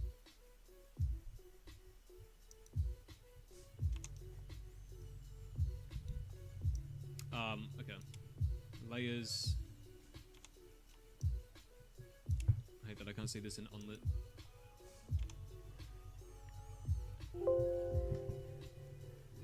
Areas open in the normal map. Right, that's what I thought. Alright, so I'm gonna have to make this a church. I'm gonna make it a bit bigger just so you can fit inside of it, because I will be making the interior playable, and this is where Vulture 8 will be in the full map, by the way. So this is clearly, I think this is clearly within view of Dana. Different Dana. Oh, you can't see it in game view. I'm a fucking idiot. Yeah. Like, it's right fucking there. I can't not include it. Okay. Okay. Will it support mods? Well, I won't be doing anything to not support mods. So if the mod works, the mod works. Any mods that add guns won't work out the gate. Is Tunnel Survival out to play? Not yet, but it is extremely close. If you go to the beginning of the stream, I show off all the new features that I've been working on, such as the Ether Collapse, Mastery, the Fan Trap. I'm working on finishing some scripting sounds, and then the map is ready to release. And I'm also working on a dev update video. So when the dev update drops, the map will drop at the same time, and it'll be announced in the dev update video. So the dev update and the Tunnel Survival will probably be dropping sometime within the next 2 weeks. Also, chat, if you've not joined the Discord server, fucking join it. If you type !Discord, it should put the link tree in the description, or in the chat, I should say. I'm gonna have to collect some reference material for the church. I'll do that off stream though. Alright, let me get into town while showing this. We're officially in town. Let me do the most rough block you've ever seen. Actually, I'm gonna make it straight and then rotate it into place so that everything's on the grid. Because mapping with the whole thing open is challenging. Let me just draw some basic fucking geo. It's not even gonna be close, but that's fine. We'll adjust it. Make this a prefab. Victus, transit, town, church, boom, enter prefab, show all. Wrong. We rotate it first. Fucking idiot. God, chat. So fucking stupid. Alright. Get that. Rotate it. Oh. Relax, brother. Hey, it looks like they did rotate that on 8. Perfect. Now we enter the prefab. Let's go to grid size 8. Snap. Make sure everything's snapped to the grid. So we'll make it the exact size and then I'll make it a bit wider. Alright. So this is how the church is, except I'm gonna make it bigger. So I'm thinking a whole extra bit of that. And then a bit of that. Alright, so my church is bigger than the original because I'm making it playable. And we want enough room on the inside to actually do things.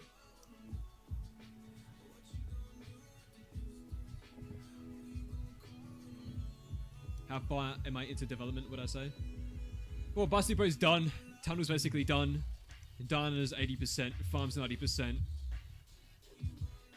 I'd say I'm more than halfway. In maybe 2 months, I'd be more than halfway, maybe 60%. Scripting wise, I've done a lot of scripting already. It's really hard to say, to be honest. Make a bell for it.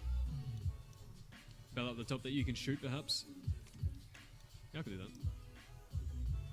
Yeah. I think that is fine.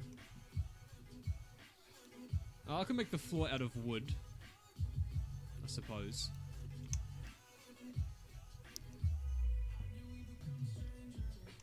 I'm eating KFC and something's crunchy when it should have been. Oh, don't worry, that's just the special ingredients. Let me just do the basis for this.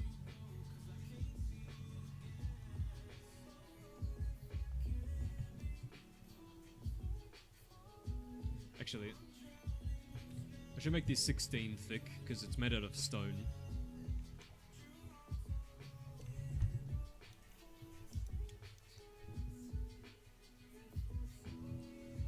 I got some idea for some stained glass volumetric lighting. I'll make some custom cookies to have colored caustics coming out of the stained glass. I think that's gonna look very good. Already tested that. I tested this actually multiple years ago, and it's now finally coming to fruition. That's crazy. Give me some basic dev texture, please.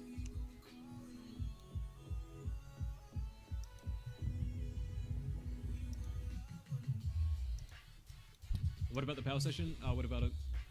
That's going to be its own survival map, if that's what you're asking. I'm happy you aren't doing a one-to-one creation of Transit, because Transit OG is not even close to perfect. Yeah, mine's different. I'm just trying to expand it, make it better. The song that I am playing is When I'm Gone, featuring Zalo. Ganja White remix on the When I'm Gone remixes. I don't know, it's on your screen, there you go, figure it out.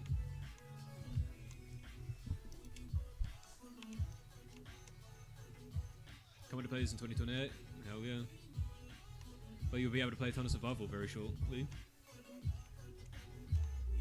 What gave me the idea to start this huge project? Mental illness.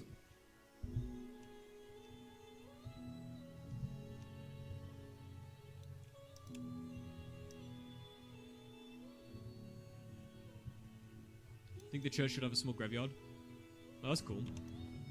Yeah, I could add that over here. Absolutely. That's a good idea, actually. Yeah, some of your ideas will make it into the map chat. Like, whoever suggested the Varrock style spawns in Tunnel, that's how it is now. Because it was a good idea. If I make a tunnel from the church to tunnels, that would be awesome. That is obscene. Chat, I'm already expanding it massively as it is, alright? We can't be expanding the expansions. Any advice on weapon conversions? I'm trying to use the current animations in Ape, but change the model the player uses. Weapons are very complicated. If you go on the DevRaw server, I'm sure there's a lot of people out there that will help you.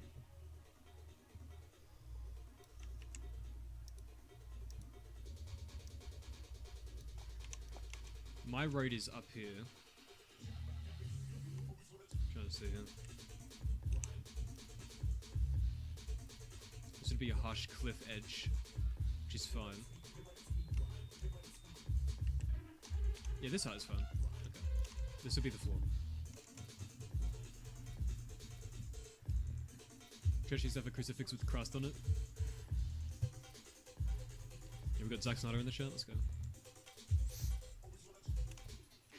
Rockstar spawns for zombies or players? For players.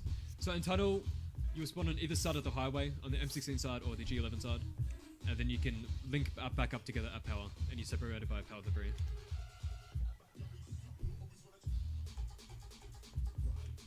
Actually, I was watching some people play it on my server in co-op, and they spawned on either side. And I think it's extremely good.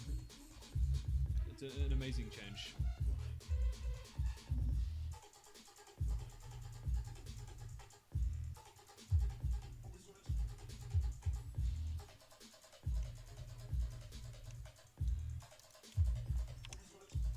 Any updates or changes I'm planning for Bus Depot?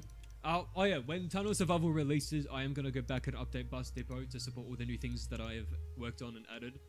So I have all the new guns, it'll have the Ether Collapse AAT, as well as all the balancing changes. Zombie Shield as well. What are the other fucking things? Some other random shit as well.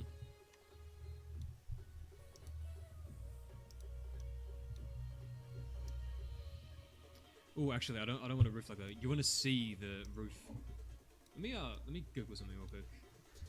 Fucking inside of church. Maybe I could add the names of donors to tombstones. Maybe. Stone. I need a stone church, bro. Where are the old ones at? Oh, here we go. I guess some shit like this, maybe. I'll put this up on stream so you can see that, right? Oh, fuck off, TripAdvisor. Nobody gives a shit.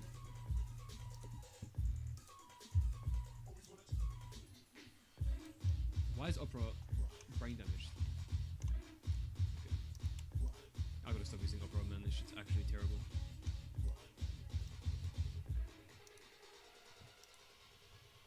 Yeah, some shit like this, perhaps. Some wood roof, I suppose. I guess this is the back, and the entrance is where the camera is.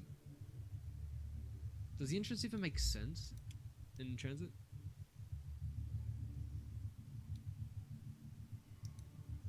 Patron names on tombstones would be sweet. I'd have to reserve it for a higher tier because there'd be too many otherwise.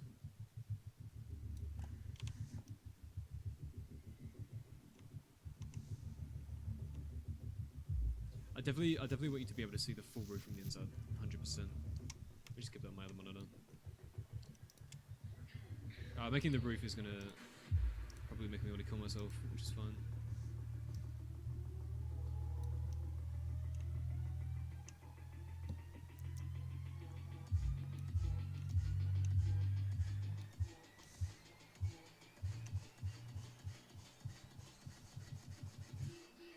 I can't even see the fucking thing on the grid.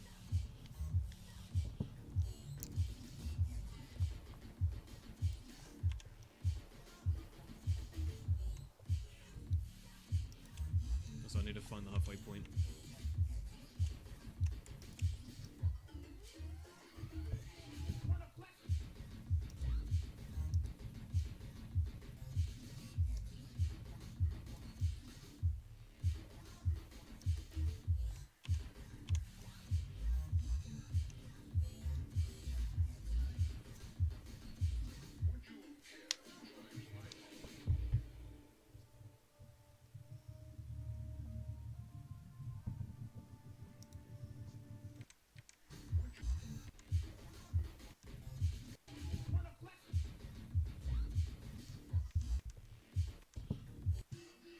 I can't even see the fucking thing on the grid.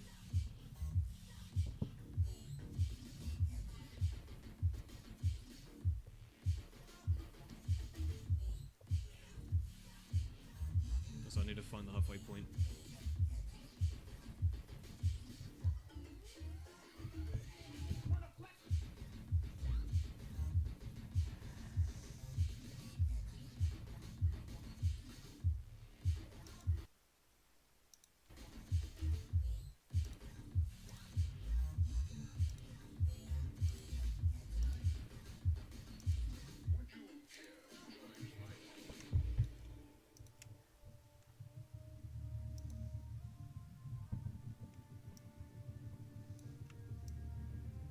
I'm making this bitch beefy. But look how fucking tiny this entrance is in the old one. Like, you can't expect people to walk in that.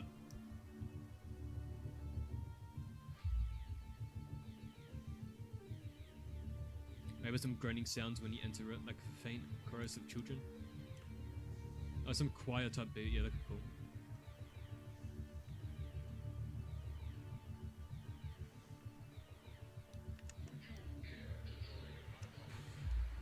I'll have to add some, whatchamacallit.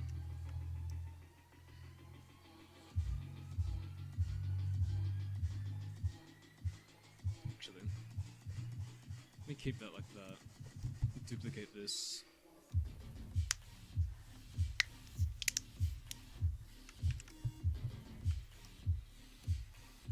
How thick is...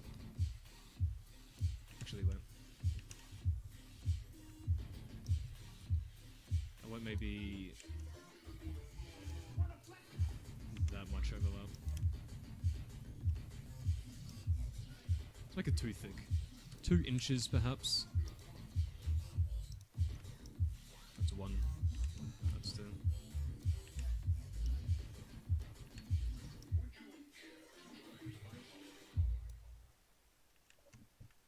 Boom.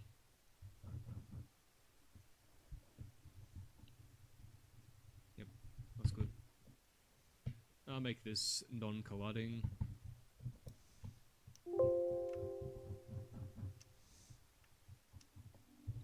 Expand this in this direction.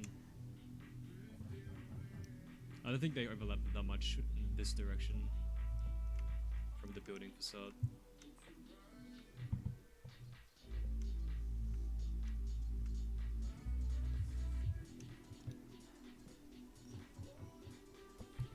This might completely change when I finally look at it in Black Ops 2.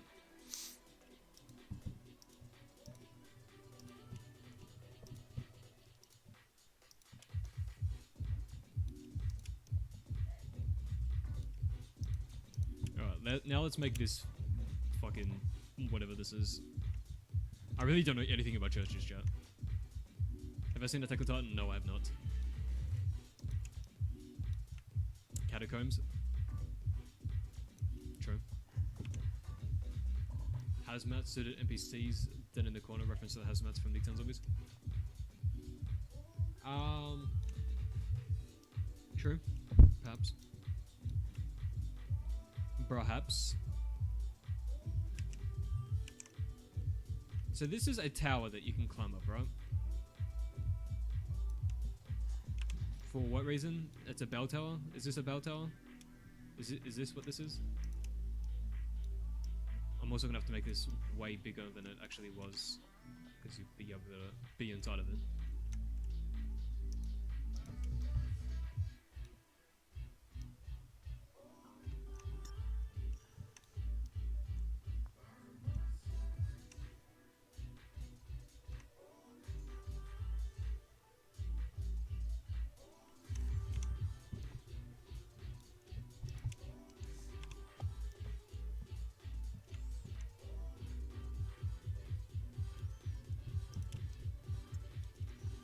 Demonic church.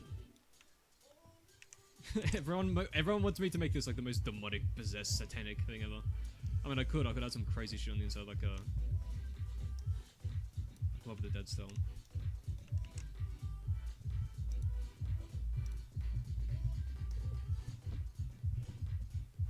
Now let me center this prefab.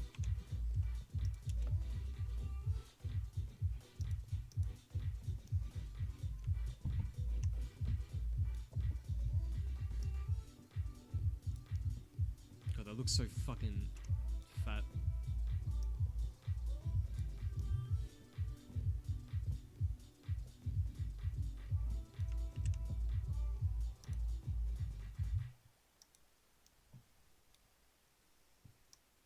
Traditional churches has bell towers that chime at noon for a specific reason.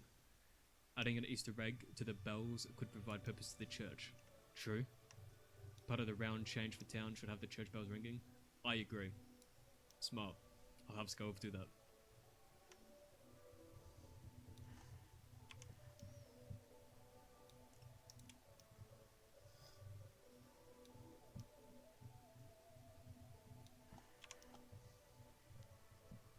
Like this is too fat in comparison to the structure, the main structure.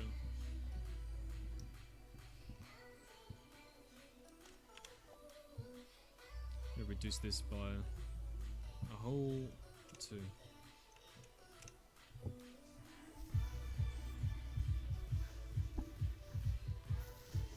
AKA 32.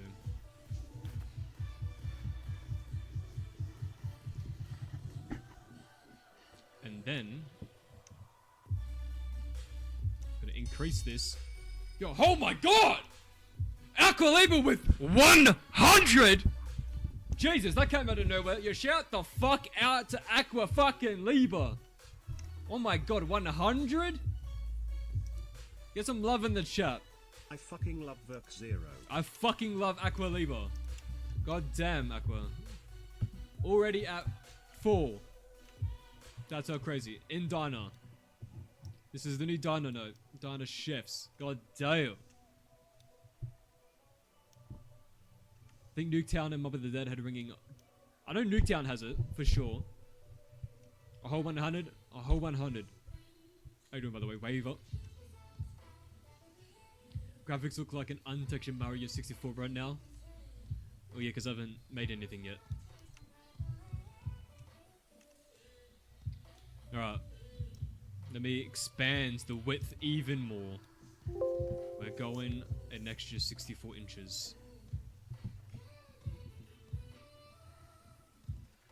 Come on, this. Okay.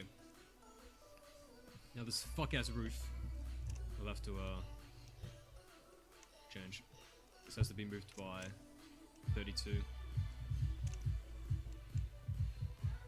Hey, that looks more proportional to me. Let me leave the prefab. And then go in the prefab. I'm trying to think. Okay.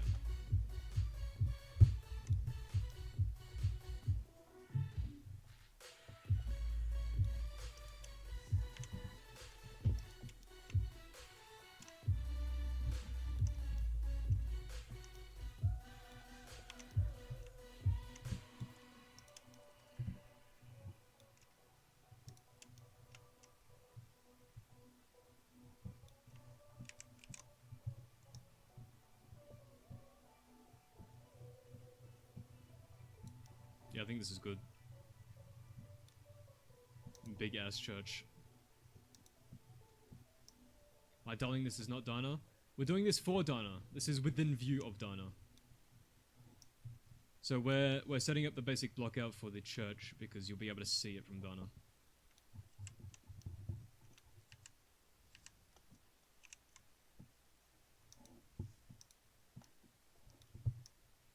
Where'd the music go, bro? What the hell?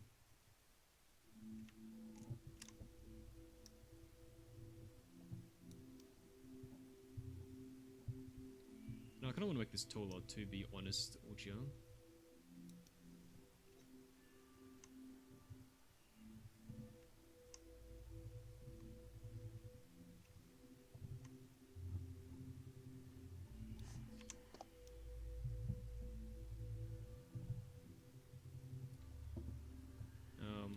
I'll move this with edge in case it degenerizes.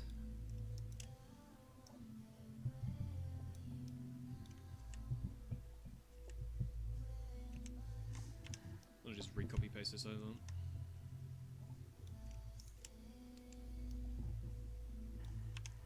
Yup.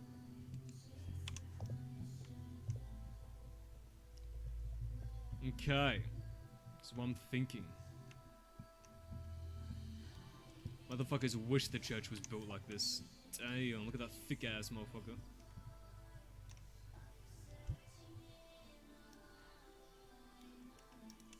Isn't town being worked on? No, I've not started town yet. Will church be next? No, Dana Survival is next. I'm only doing the church because you can see it from Dana.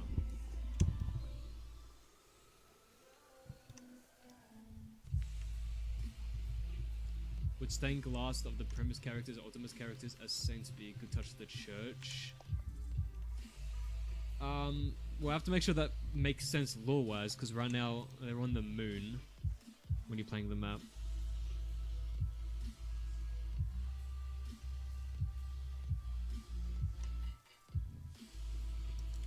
Will I be making another video update to show what I've gotten done so far? Yes. As Tunnel Survival is basically complete, I'm going to be dropping Tunnel Survival and the dev update at the same time, which will come out within the next 2 weeks, most likely. I'm making you want to fire up your RGH2. I don't know what that is.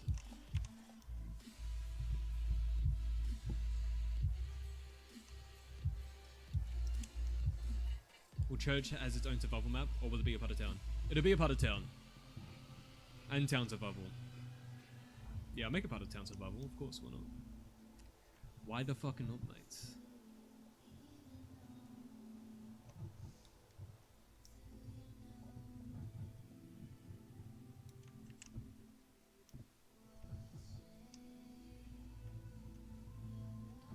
Do I think my PC that can't run BO3 can run this? If you can't run BO3, you can't run this. And yes, you should play only 2008 on the Civic.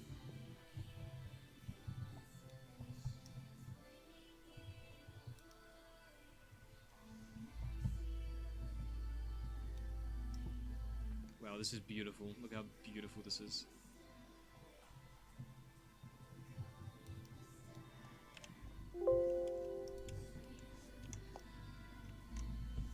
Oh, this is not going to be the best for snapping to the grid.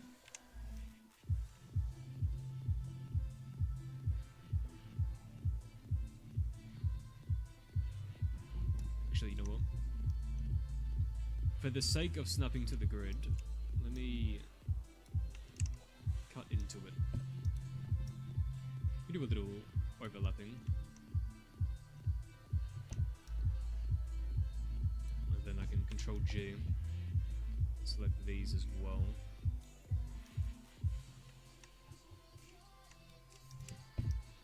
It's better to have things overlap and be on the grid than not.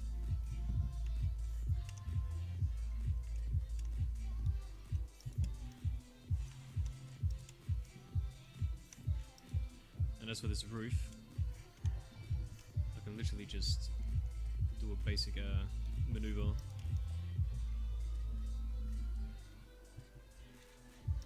Known as moving this down.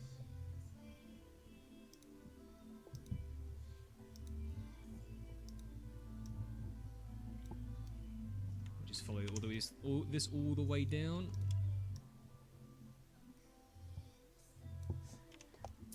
Yes. Okay. So at the bottom, if I just simply do this, that fixes all those issues.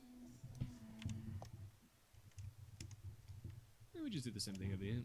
It's not a fucking problem, mate.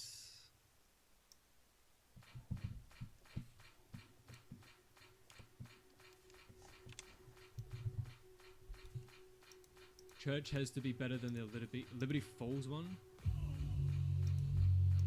Wasn't the Liberty Falls one mainly AI? The fuck do you mean AI? I can't remember a fucking... Oh, the Pack-a-Punch area. Yo, Dobby! What's up, Dobby? Map off the grid? Yes, alright.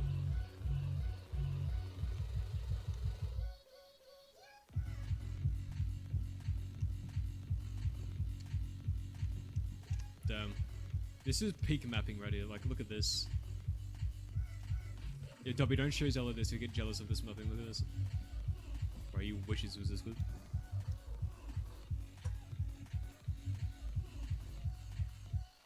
Why am I doing that when I gotta be doing this? Explain that to me. Oh my god.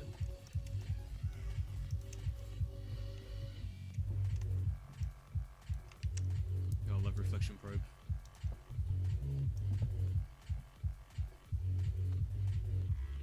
That's why I'm adding more reflection probe. Did I not delete this, bro?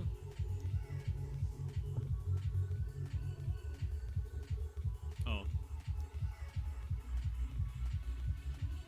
I forgot about that.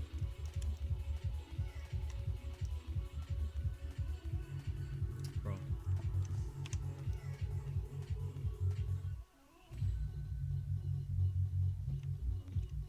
We make this a subtraction probe, and we subtract it from this one.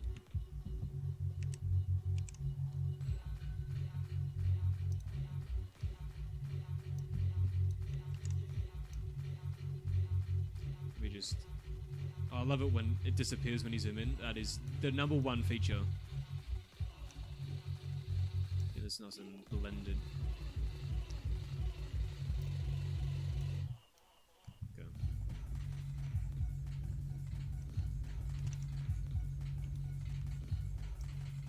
Wasn't the church right next to town, or am I being stupid? It is.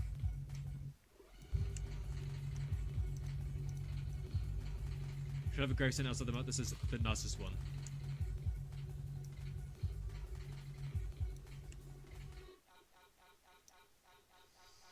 I don't know what that is, Savian. Would there be fog rolling in? I might add fog rolling in. You never know.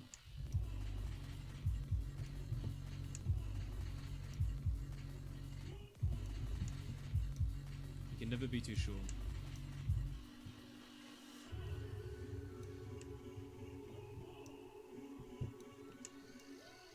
I need Bob to give you a true sense of how big this is. So look at all this room you have now on the inside, let alone in here. By the time I add objects and fucking trims or whatever, yeah, you're not gonna have much room. How many floors is this fucking tower? How many floors should it be? How do I not have a staircase that goes to the top?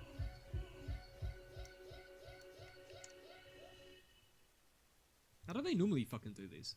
Do they just have a spiral staircase? And then if so, what, you walk under it?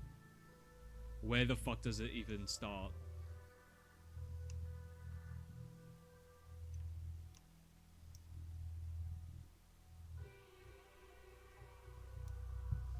Canonically, where would the Shadow Man be at this point in the story, or Monty even? I'll help you contextualize. So the Victor's crew just got awakened from the cryo chambers and Blood of the Dead. Now before you go to Targ, you're teleporting here to transit back in time before the Earth was blown up to retrieve an artifact that was lost in the destruction of Earth, specifically for the ending of Targ Taranto.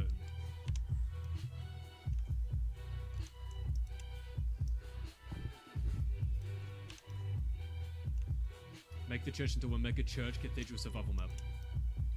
You guys wonder why this map takes so long.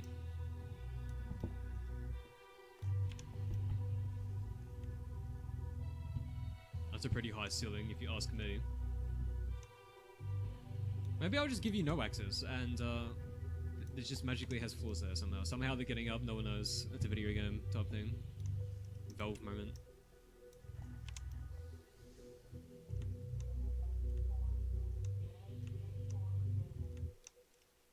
Some big stained glass coming in, bro. Imagine the volume metrics. Where's the fucking sun angle at? That's right, the sun's over there. So I have to be on this side.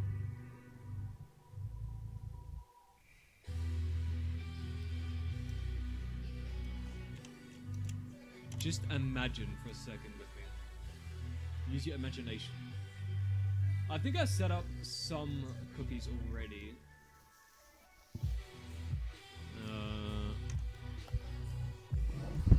Am I blind? Let's see.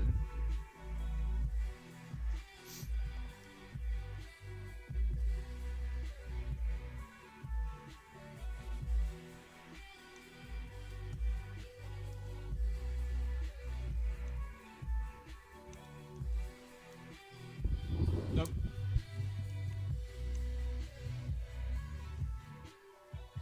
I'll have to make it off stream.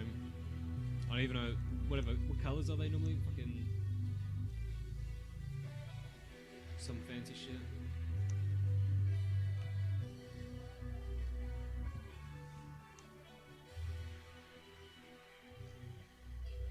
Oops.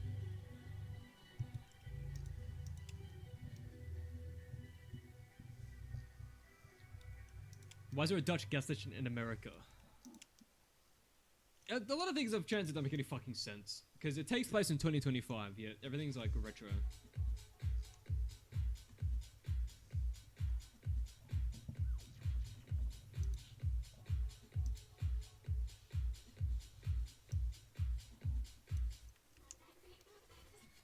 Auto effect out.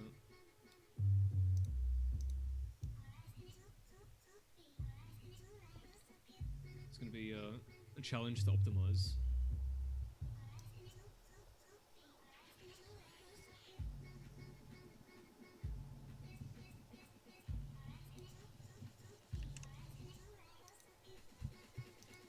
Will I have any drawn art style intro, outro cutscenes at all to explain the storyline where it takes place? For the intro for the full thing, I'll definitely have something to explain it for sure. What have I used to make my maps? I used the publicly available, released by Treyarch themselves, Call of Duty Black Ops 3 models.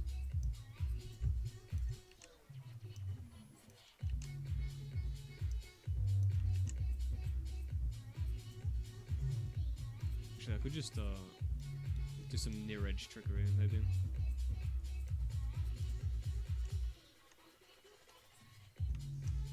You know what? I'll do it the classic way. Oops, it's the wrong value, bro. I'll do it the classic way, mate. I just have a backlit window. Darkest shore.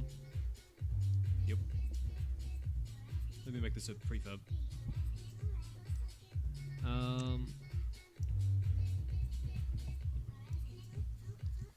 Church light. So imagine there's windows that are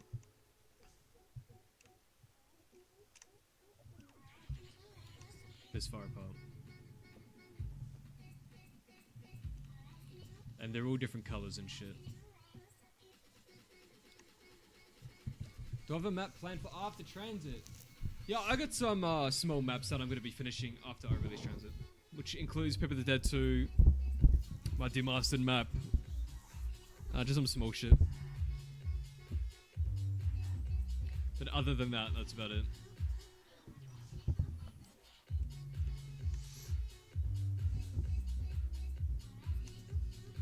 Wait. So I'm getting fucking sidetracked. I don't even need to do this right now.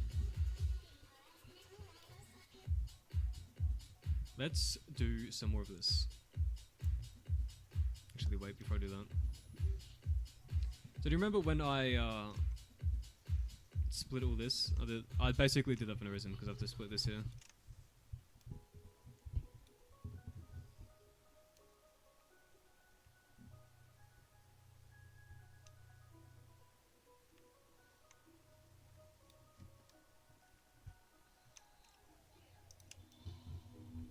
Let me just do it along this line again.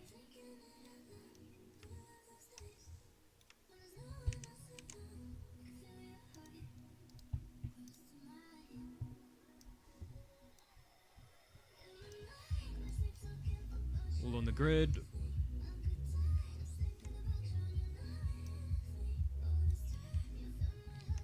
On the grid. On the grid. On the grid. And on the grid. Oops.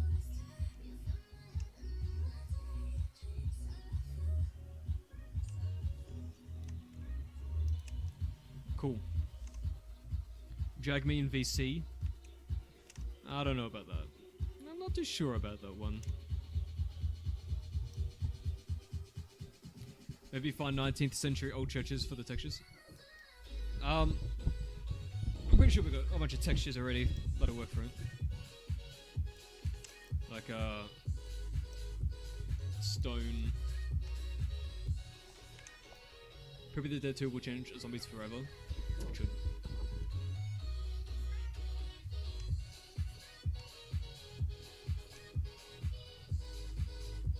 Like, I think this stone wall is pretty good. It's a bit, shit looking here.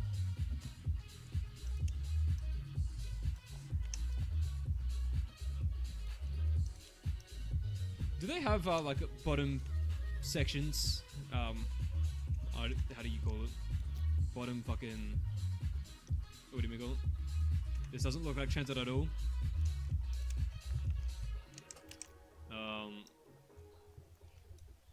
One second.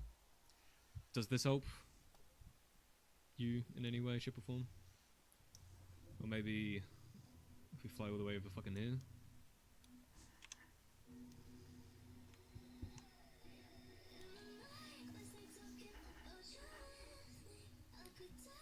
Does this help you at all in any way?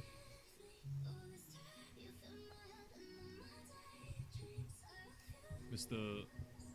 Whatever your name was. Does this map take place pre 9/11? No, it's post 9/11. Probably the Dead 2 gonna bankrupt Activision? Exactly.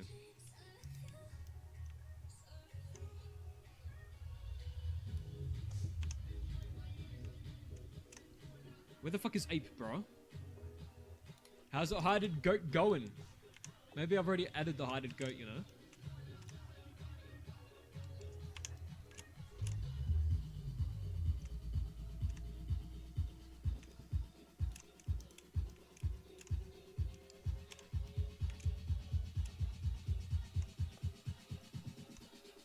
Bro, where the fuck is Ape?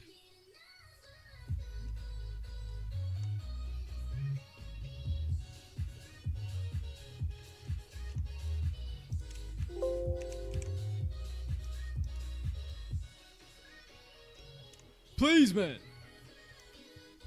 What program do I use to create maps? Right now you're looking at the Radiant Black level editor released publicly by Treyarch. You can download this on Steam as long as you own the game. Every town could get some more buildings like a grocery store or a restaurant. Every building will be accessible in my version. Every one. Do I plan on remastering the BO2 maps or just the transit ones? I'm only doing transit. I hope it's well hided. It is well hided. I'm gonna fucking find where Ape lives and kill it.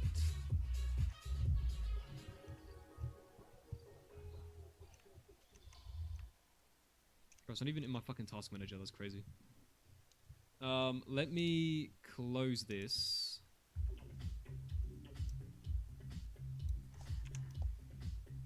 Let me save this. Exit this. Save this and exit this. Town into crack house, homeless shelter, strip club, and the bowling alley. Absolutely, yes, alright. Now let me close this.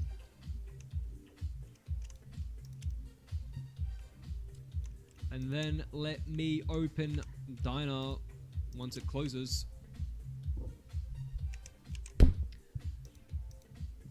Bovril or Marmite, I don't know what they are. Saw VODs from people that you send and the lava that you added reminded me of the Sons of the Forest 2 lava style. I've never seen Sons of the Forest 2, unfortunately. How will Poopy the Dead 2 impact LeBron's legacy? That's an excellent question, thank you for asking.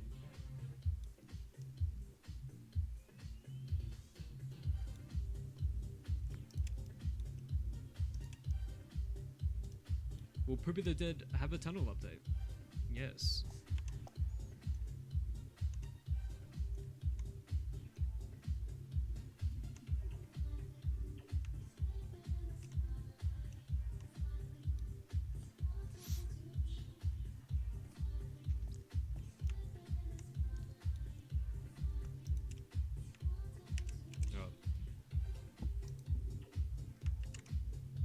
We are in Diner.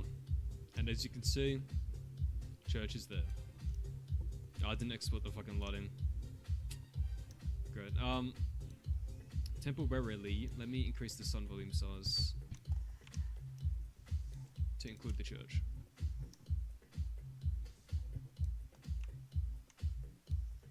Just for now.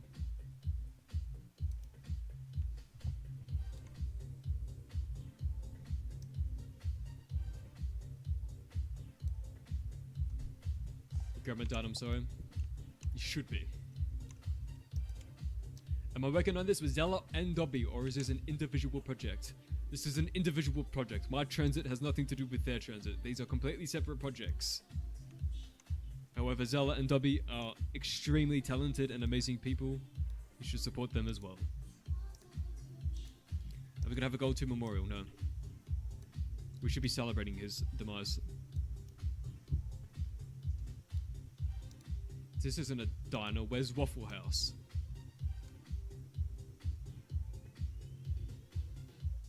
Excellent question.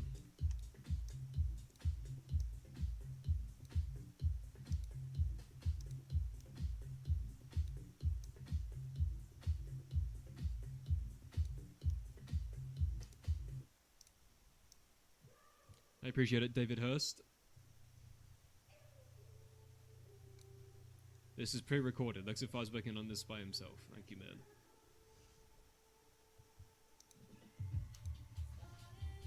man. Are they doing more of a one-to-one remake of Transit? Yes. Absolutely. Yeah. We get into the motherfucking church. I need this in Ape, man! Oh, it opened. Holy fuck. What build? Build church. Town church. Visible from Dana. That one. Oh, let's investigate what the fuck's going on with this shit. Why is this looking like ass under the lighting? is the question at hand. First of all, why is this full spec?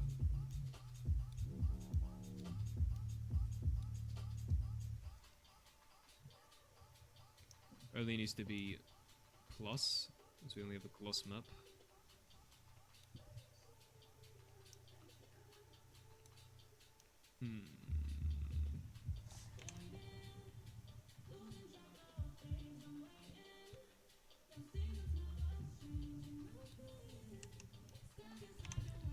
Let me,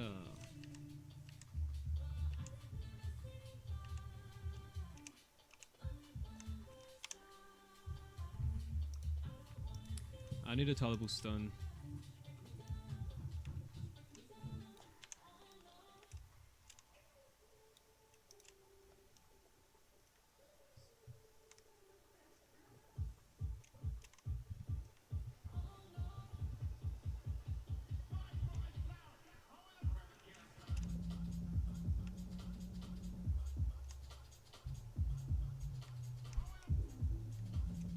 This map is if Chancer took steroids, and those steroids took steroids. Rex, what is up, Rex? Maybe this looks better, I think.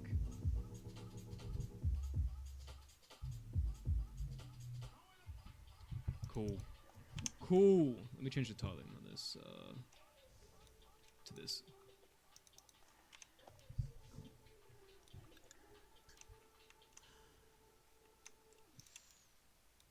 Do not listen to anything Gold Square Leaf says.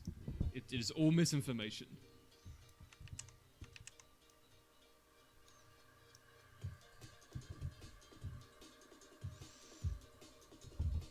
Alright. Maybe this stone, perhaps. And then I can do some blending on top. Haven't you seen around in a while? I'm here always, mate. In my server, everywhere. I haven't seen you around. Change ambience. It should be like what I suggested. Wood creaking with faint sounds of children cry. I do like the idea of a choir.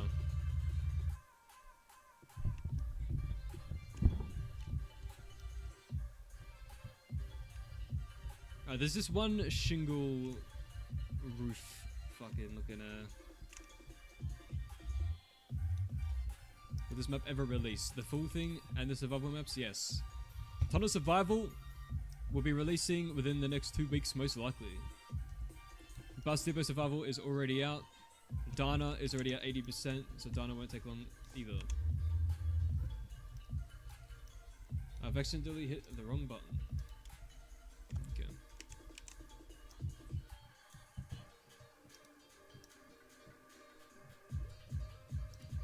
Joke me VC, I won't be freaky, I swear. Now you better be careful, because this could get you permanently banned from everything ever.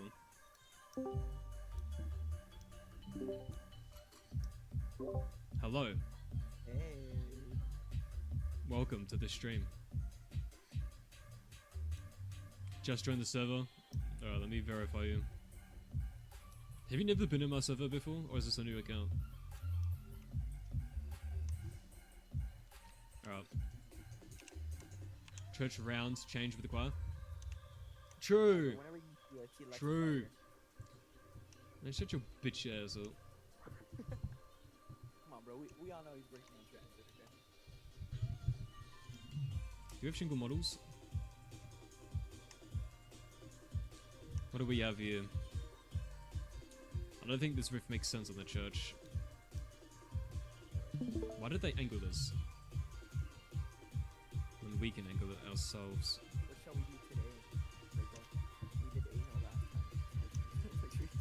Oh, it's the why don't you play the tunnel update? I played tunnel update like 10 times already. Oh, what's an 11th? Get to testing. You're not wrong. You can showcase the stream. Tunnel survival. Get back to work. Okay. Everyone, we're gonna have someone play Tunnel Survival and showcase it for you while we map. Let me just everyone. The one and only. The one and only. You may know me as a thinker. The biggest thinker to ever think anything. I think so much. I think, therefore I think. resize this to the size. There you go. Verified role.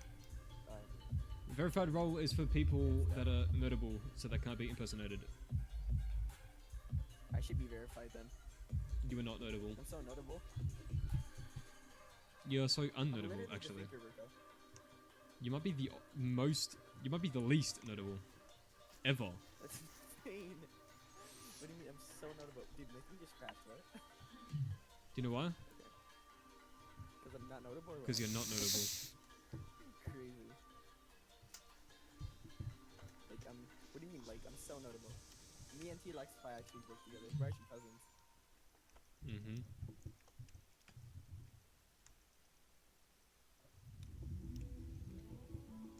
Let me just have a quick look. I could do that, perhaps.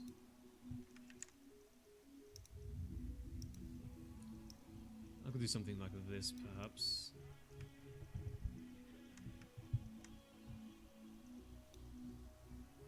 Doesn't help that there's no like underside to this fucking model. You should play like Jamaican rap next year. Jamaican rap. Big bumbo glass, big nummy nummy hair. Hot sexy got me what I need hair. That like Jamaican rap, like you know MDR. You don't know who MDR is, Rico? You? What? MDR. Appreciate it, I'll send you Brayden. the video. Where's my server? Exclamation mark Discord. The bot will put stream elements. Stream elements will put the link tree, and in that link tree will contain the link to the Discord. Will we get a Transit Reimagined People of the Dead Easter egg, or is the law that the People of the Dead takes place in the Transit Reimagined? It has to be going to. It has to be. It has to be. I'm going crazy to think about this for 10 hours. I'm not crazy. First of all, you are crazy. Second of all, People of the Dead will be in transit. It takes place in the tunnel or what? It takes place in one of the town bathrooms in the new buildings. That's insane. That's actually like canon. And these shingles all fucking suck.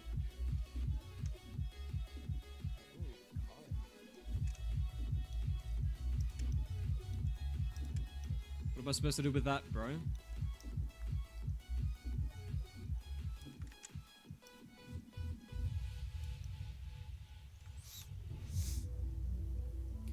Oh, we'll figure it out later. Anyways. Music's super loud, by the way, in my opinion. I don't know if they agree.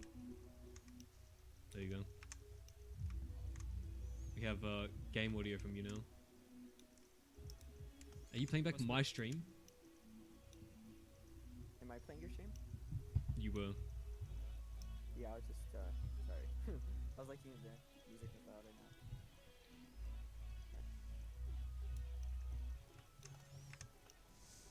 Shadows of Evil, guys. Tunnel Survivor. You joined? I'll get in your tunnel, Rico. I'll verify you after this stream.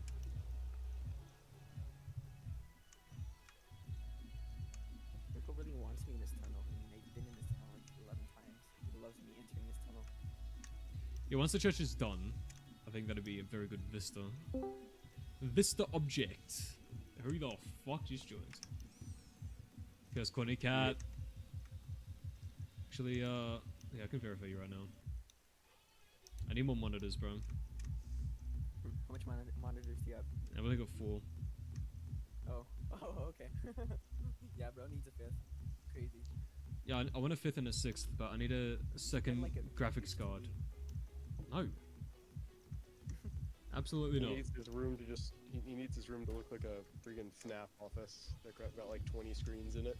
How essential is Russman to the plot of People of the Dead 3? Ah, he's not in it. So it'll be in the bathrooms? Welcome everyone to Tunnel Survivor. I know what you're referring to, and it could be. Yes. Rustman's siblings are the things in the toilet. It's all the same color. This is Tunnel Survival, everyone. Just, if you haven't been here and you don't know how tunnel looks like, this is the tunnel, alright? I will never ever say transit. This is the tunnel, okay? Yeah, we have live tunnel gameplay. After that. This is tunnel, not transit remastered. Tunnel. You did it again. Okay. I meant as in, like, this is not transit. I will say transit, but this isn't transit. Corey, you cannot join the VC, no. What did bro do? Insane. This is for special people only. Alright. Like me and Curse. Yeah, you're special, but in the other way. In the not so good way. Meanwhile, I'm not the one who says Hawk 2 or Tunnel every 3 seconds. Hey, I Hawk 1, where's Hawk 2? Hawk 2, it's such a good joke though, it's like, so good. Is it though? Odds ban him. It is, it's like, everyone knows, like, you know, if you hear that, I like... Second GPU, how big is your PC?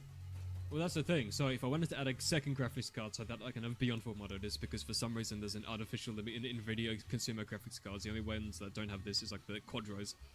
You can only have up to 5 displays at once, I believe. I think it is. So if I wanted a 5th and a 6th, I'll have to have a second NVIDIA graphics card. But in order to have a second NVIDIA graphics card, no, it won't be SLI in the slightest. I would have to get a new case, such as the Lee & Lee D11 XL. And then I would also have to get a new power supply. Yo, chat, buy him that right now. So, all of these things I would have to get in order to be able to have a 5th and a 6th monitor. And that's gonna delay Tunnel, guys, so I wouldn't do it. Yo, Bicycle, what is up, Bicycle? Yo, Zella? We're working on Diner Survival right now. Is that Excella? That's not a Hawk 2 joke in 2025, it's the Hawk joke. You don't know the Hawks like I do. Me and the Hawks go way back. Me and the Hawks go way back, he says. Can I just hear a Hawk Tour joke in 2025? Yes, you did. That's this. Let's just say this one guy's like main joke. Okay, I'm the thinker. Okay, I'm the thinker. Okay. You see that?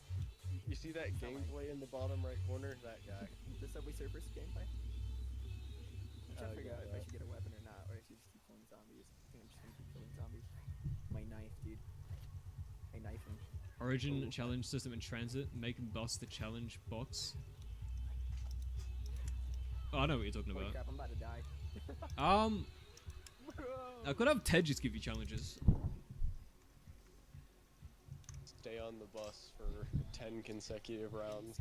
What PC do you recommend? I trust you. I can't figure out what to buy. Not a pre-built. Make it yourself. If you're spending a lot of money, only get a pre-built.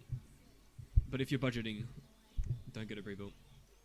Or hear me out, if you want it like custom made and everything, like real nice, you know, just custom make it, dude. It's not that hard, really. I'll make it for you. Just send me parts. Why don't you start your own fucking lithography warehouse, print the chips yourself, like a normal person. Stop being so fucking lazy. Just release the chip. Just release the chip already, bro. The thinker chip. It's a safe place to sell crack. No, selling crack is illegal. However, if you want to like point us in the direction of where to report said crime, that would that'd be helpful. I mean, we need to delete this for years. I can't believe I ever died at round It's 3. gone. That's like my No, it first isn't. ever. Deleting It's gone. transit for years. Transit is now Doubling deleted. This Transit guy did sounds like derp, transit. not a compliment. Correct. So that would be a So correct what gun assessment. should I master? The G11 and this one. The vector for the ether collapse. I've added sounds and shit to it now. Okay. How'd the Olympia? Like master? It's decent. It's alright. It's okay. Decent. Wow. Insane. Yeah, bro. Imagine You have, Olympia to, underwall.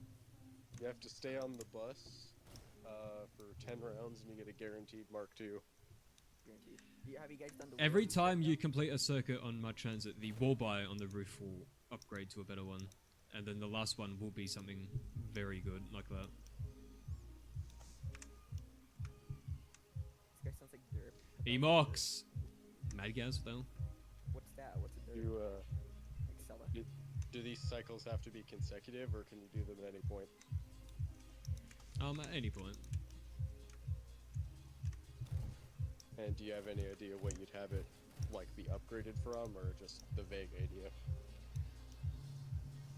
As the specific weapons, I haven't chosen yet, but it'll start from a 3-round pistol to to like a weak SMG, to a strong assault rifle, probably to one of the OP shotguns, and then maybe some sort of special Ain't thing. no way I'm dying again at round 3. Maybe some sort of special weapon that's only available that way.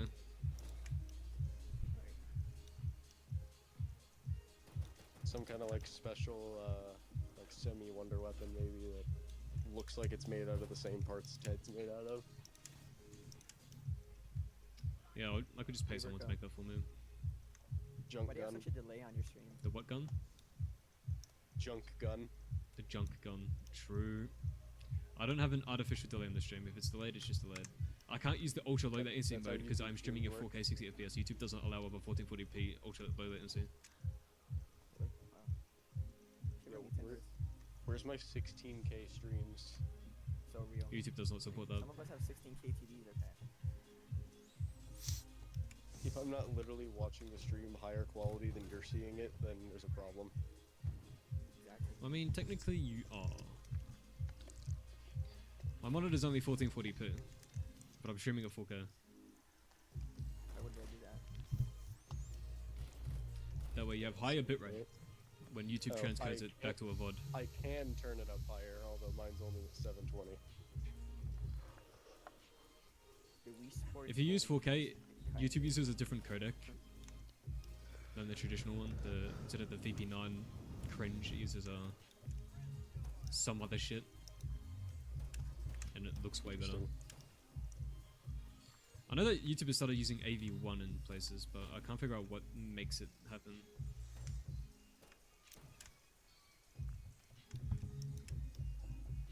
So these vehicles are only going to be in the survival map, obviously. Chat. I hope that's really obvious to you. Yo, chat, clip that. What if transit, but it also had Nuketown in it? No comment. Yo, Chat, yo what what, if that one? what if Transit had a tunnel update? No. The tunnel update, bro. Yo, the Python? How's the Python mastered? Very good. Should I do it then? Yeah. I assume the intent with mastered weapons is to make literally anything usable. Yeah, the more shit it is upgraded, the more OP it is mastered. So the M14 has to be really good then. The M14? Depends. Are you M14 game? Crazy. Depends, are you trying to kill zombies or get points? What graphic card do I need to run the map? As long as you can run Triarch's maps like Revelations, you'll be able to run mine just fine. And if you want a true performance test of how Transit runs right now, you can literally load up Bus Depot Survival on the workshop and see how much FPS you get. Just like in my FPS, 1440p at 7900 XT, so you should be able to run it really well on what we're in. I try to optimize the maps as best as I can. I don't know if this is a hot take. I think Revelations is still to this day the best looking map they've ever made. Real. Instagram real? The most atmospheric, I'd argue. Giant fucking star in the sky, bro, is crazy. The fucking Apothecons flying around, it's crazy, bro. Just seeing like freaking ether stars that look like they're friggin' a few miles above your head. Alright, those who know tunnel, I recommend not opening this door, right? When you play tunnel, this door right here. Just trust, it's good for the technique, alright? It's good for the techniques. He's the thinker, guys. Literal thinker right here, okay? The one and only, of course. How does Revelations have a better skybox than the Tomb? I don't know what the Tomb skybox looks like. I played it once. I didn't really get that far. There's a portion in the tomb. No, they did not make tombs with AI. Bro, everyone keeps saying this now. They made the church with AI, someone said earlier, on Liberty Falls. That doesn't make fucking sense, bro. This video is actually AI generated. This whole stream's not real. You've been fooled. There's a portion. There's a portion in the tomb, basically, called a Dark Ether Nexus. It's just basically like a center pack-a-punch area. And if it wasn't obvious enough, you just get teleported into the Dark Ether, and it has like a face value really nice looking skybox, but when you sit there and like look closely at it, looking at like the details or whatever, there's something about the skybox that looks artificial. Like you can tell it's Well, as like if not someone as high painted it? quality as it could be. You might want to like look it up. I can't really describe Is it just low super res? well. It looks kind of low res. Those who are watching the stream, I have a little tip for you. Let me show you something about tunnel. Okay. This is a really good tip, by the way. Like, you open the store, Really right? good tip. It goes here. Wait, can you show them? Can you show them the Easter egg you were showing us yesterday? Oh, I'll show them after. First, I gotta show this You sniper. know. Alright. So this sniper here, it's the best sniper, like, remastered. So I would get this one, like, being for reals. So, you know, on T-Lexify stream, you could not grab this, so you just kind of, like, jump, kind of grab it. There you go. Just like that. Alright. First try. Alright. Skybox is just very low res, like it's 4K instead of 8K. Best. Imagine it wasn't 32 bits per channel. Oh yeah, Zealous said Skybox is very low res. I was mentioned a lot because it was proven that a bunch of art textures and the life was made with AI. I can see individual textures being made with AI and like art pieces, yeah, because that is doable. But when it comes to like actually putting them up together, you can't just say it's made with AI. Did you guys see that? Damn, 3 kills in a row. Damn zombie, what is he doing? Trying to get in me, dude. Crazy. We had a little override probe here for the nice There's bounce also lighting shield. against these vehicles. Plus people be taking the whole AI thing like way too freaking far. Proportion. Yeah, we've talked about this before. There's Wait, it's AI? like, Always some- was. Yeah, there's like some optional loading screens and then maybe some calling cards that they like have AI assistance with. I think the biggest problem is that people were like, there's in-game content that you can purchase that was AI. I think people were mad about that one, like the banners and stuff, of course. But they This were- probe is only you here had in the to purchase survival them. map. Survival exclusive probe. That's the next level we're getting. Ooh, damn. Can you slide jump for the this sniper? is Yes. amazing. That is how you get it. Let me read the comments real quick.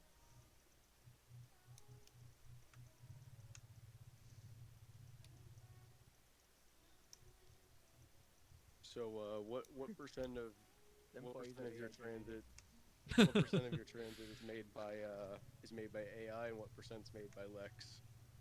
Oh, 50-50. 50-50, of course. Cheeseburgers made with AI. See Lex, bro? He's amazing. Dude, that sentence will actually be And true you at can't some even point. And you can't even tell the difference in quality. Whether that is Lex being bad or AI being good, we may never know. If you didn't know, actually, Verco, Zella, Dobby, all them, they actually use Lexifies as models and everything. Like No, they everything is- are Lex. Yeah, they're AI generated Lex. Verco is Lex propaganda. What is a Verco? What's a Virgo? What's that? What's that? I need some more In case bounce. you didn't already like look it up yourself. Verco. Were you able to do the thing for the trap, the fan trap, where you jump really high, or you don't plan on? I have changed the low gravity how it works. You can jump higher. I don't know if that's an update you're playing already, or if that's the next one that I haven't linked yet. He showed And that it can't kill you, right? No, it can't. In case you didn't already look it up yourself, I added you with an image in the Patreon chat of the Tomb Skybox. I don't know how much you can tell it's low res from that image, but it's there. Another tip, you guys. Yeah, it looks like it's I went out in 4K. the store. It looks like a 4K texture. They normally use 8K ones for the scars. Those who plan on playing tunnel. Maybe it was added last minute PS4? and it was not planned for the texture budget, texture streaming pool budget. What? It's not good. Okay. I couldn't tell you, but This is the spot. This is the setup. PTRS mastered in this position. it is definitely mildly depressing, because if that like is the case, it's probably because of how like rushed Treyarch is getting right now to get content out.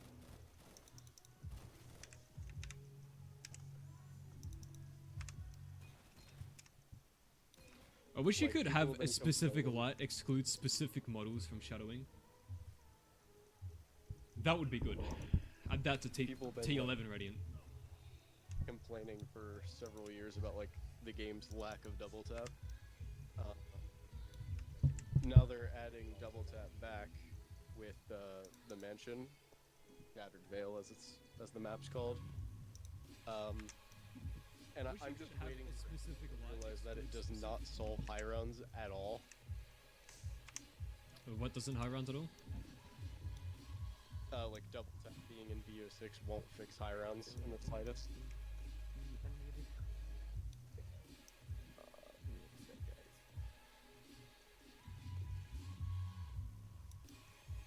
Looks like it might be the SSI image they used in the church for Liberty Falls. Zila could be right, but I'm not thinking that the image in the Liberty Falls church is the same as the tomb. I don't think.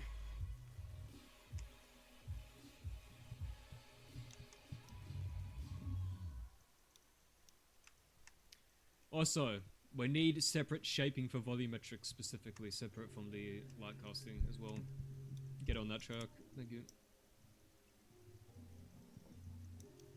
Also, we need multiple layers for cookies. We should be able to stack cookie layers. Get on that track, thank you. Delta won't do 2x damage. Even if it did, it would still suck. Bro, where's like this is something that has been like tested before.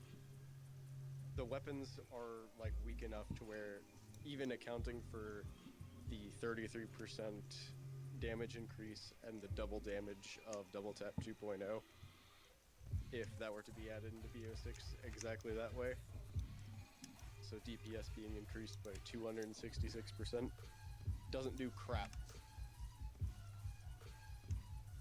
Weapons still kill way too slowly. Once you reach health cap anyway.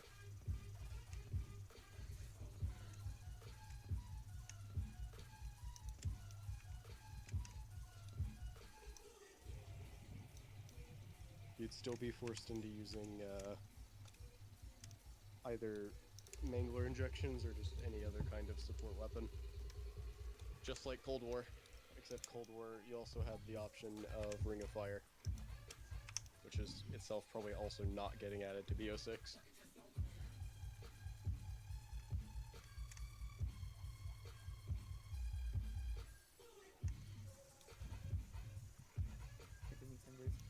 Shiving me timbers.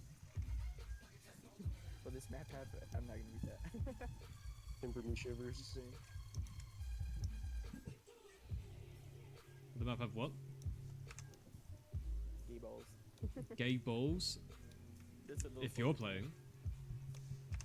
If I'm playing, insane. Virgo's gonna add it for me. Will the map have stegs? Have what? Will Jenny mod be? Like from Jenny mod in Black Ops 3? I don't know what that is, bro. You don't know what Jenny mod is? Insane. Nope. Search of Jenny mod. Nope. You don't want to know. I don't want to know.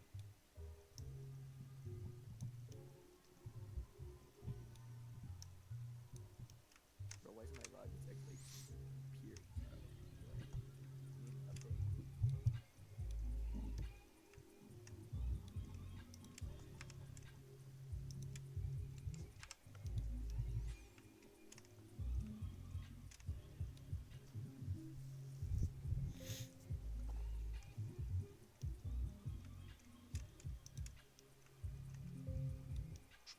Where the fuck is the... There it is. Oh, okay.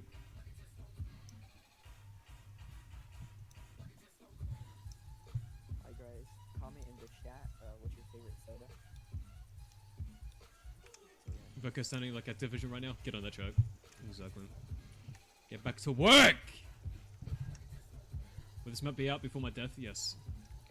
Will this map have sheep ender ruds dungeons? Yes. And that be out before your death. Not if I have anything to say about it. What do you have to say about it? Things that will get the stream taken down, so I will not say anything for now. For now. For now.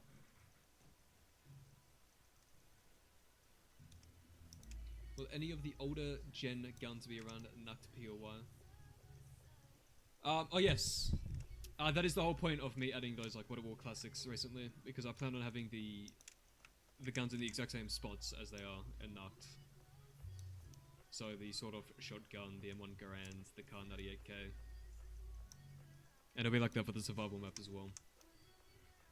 At catacombed under church, and that is where Papa Power is at. I'm not adding a catacomb on the church. You know, whenever I first learned about the whole Moon Paris thing, and found out that a large portion of what ended up becoming Moon was going to end up being the Paris catacombs, bro, I want that as a map, because that sounds like a sick environment. A lot of people think the same thing as you. I was thinking of. No, you won't. Which is, like, interesting. I'm a thinker. What do you mean? I always think. Which is interesting, because, like, while the whole, again, Moon originally being Paris thing, that's, like, relatively common knowledge amongst the community. You never really see it, like, being, like, nothing ever really gets done with that idea. There's been a few people that have tried shit. Yeah, I know of, I think one was a BO1 custom map called, like, Parish, if I remember correctly. Oh no. What's Hitman He via? essentially tried to make it Hitman, like, are you here? play a lot like Moon, but of course just be in Paris. Who's The in Paris? Catacombs, I remember looking what else is in Paris? Don't say it. You know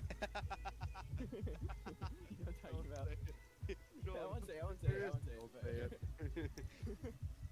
Whereas, like, please, you will get my stream taken What's down. that gameplay bottom left? That is the Thinker playing the Tunnel update. So right now he's playing Tunnel Survival, which is a section in transit. This will be releasing most likely within the next 2 weeks. Is a Tunnel Survival in the workshop? Not yet. It's very close. It'll be dropping at the same time I drop the dev update video, which I'm expecting to be within the next 2 weeks, most likely.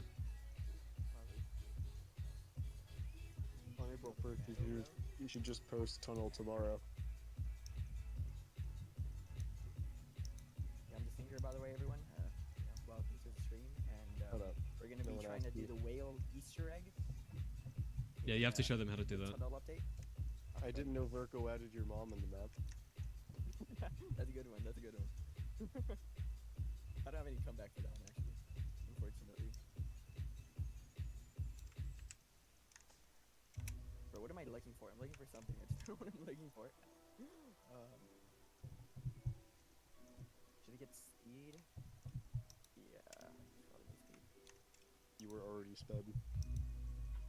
Speed, not sped. I know I'm sped, okay. That's like, that comes with being the thinker, okay. That comes. The extra chromosomes help to think better. I always come back. And the codename actually Zombies Paris. Oh, Virko. Yeah. I have an idea for a map. Uh-oh. I was telling the other guy who was in here, I forgot his name. Hear me out, bro. Imagine a map, okay, that takes place in Rome, okay? And the Easter egg leads up to the events of the fall of Rome, and it gets, like, the whole environment changes to, like, the fall of Rome. Like, you've seen the... Why don't you make that? You're learning more tools. I give you the tutorials. That's what I was thinking. Yeah, I was probably gonna make it with the guy I was talking to. But I don't know, I just had a really good idea for it, and I just wanted to tell you about it. Do it. I mean, it's because there's not really maps Don't that let your change the mean environment dreams. so much. You know what I mean? I mean, there's maps that change it a bit, like it's called Moon, right? Or Ascension that changes the like filter. But there's not that much maps that actually change the environment. And I want to change it fully with the Easter egg. You know what I mean? Like you start doing the Easter egg, and like starts building up to Rome being entirely on fire and stuff. No lava though, because I know that's annoying. There would be no reason. Yeah, adding lava? Wow. Nah, I just said no, I swear! You The only can't keep map getting that I away know with of this. that like Will transit have a working boss like BO2 changes- transit? Yes. What were you saying? Before I cut you off? You're fine. The only map that I know of that like changes its environment or anything like that, like Easter egg wise, is a custom map, being Daybreak. Daybreak. Does that happen in Daybreak? I've actually never fucking properly played it. Shout out to Robert. That like basically it kind of turns like a diner into like an almost BO4 style map. Cool. Yeah, because I don't think there's any map that really changes it except for the one you're talking about. You know what I mean? Like changing the environment isn't something people do. And that one I think is, to my knowledge anyway, mostly just changing it from day to night, like after the Easter egg. Like which is imagine, minor. right? Like Fall of Rome, right? And it's not just fire, but like buildings start breaking down and stuff. So then new areas are opened, and you know there's new guns, new stuff, and it wouldn't just be new guns, right? Because by that point that you get up to the Easter egg, you have to sorry, I lost myself in thought. By that point that you get like into the Easter egg, you know, you probably have pack punch stuff and all that. So it'd have to be things that would be relevant to what you already have. So like, you know, new perks maybe or new something that isn't just wall buys and you know stuff that. It's a lighting state change, I assume in reference to what I said about Daybreak. It's a lighting state change. Yeah, yeah, like Ascension. That's like changes the filters and stuff. Like when you turn on power, I think. I haven't played Ascension in a while, but I forgot. Yeah, I mean, doing that is really easy. Yeah, Ascension it's literally just like a color overlay over your screen that just gets turned off. Yeah, but changing the environment would take a lot, I think, like in terms of scripting, I would guess, because like you have to put in new I stuff. think there's some trickery you can do with Umbro Viz groups. To hide You could even prefab probably make layers. a whole new map that looks exactly the same, that changes Well, you can just make the stuff. map twice and then teleport the players to it. True. Yeah. Yeah, just like how Moon you changed should its, make day. you should make transit twice. The second one should just literally be the exact same as BO2. Hilarious. 1-to-1.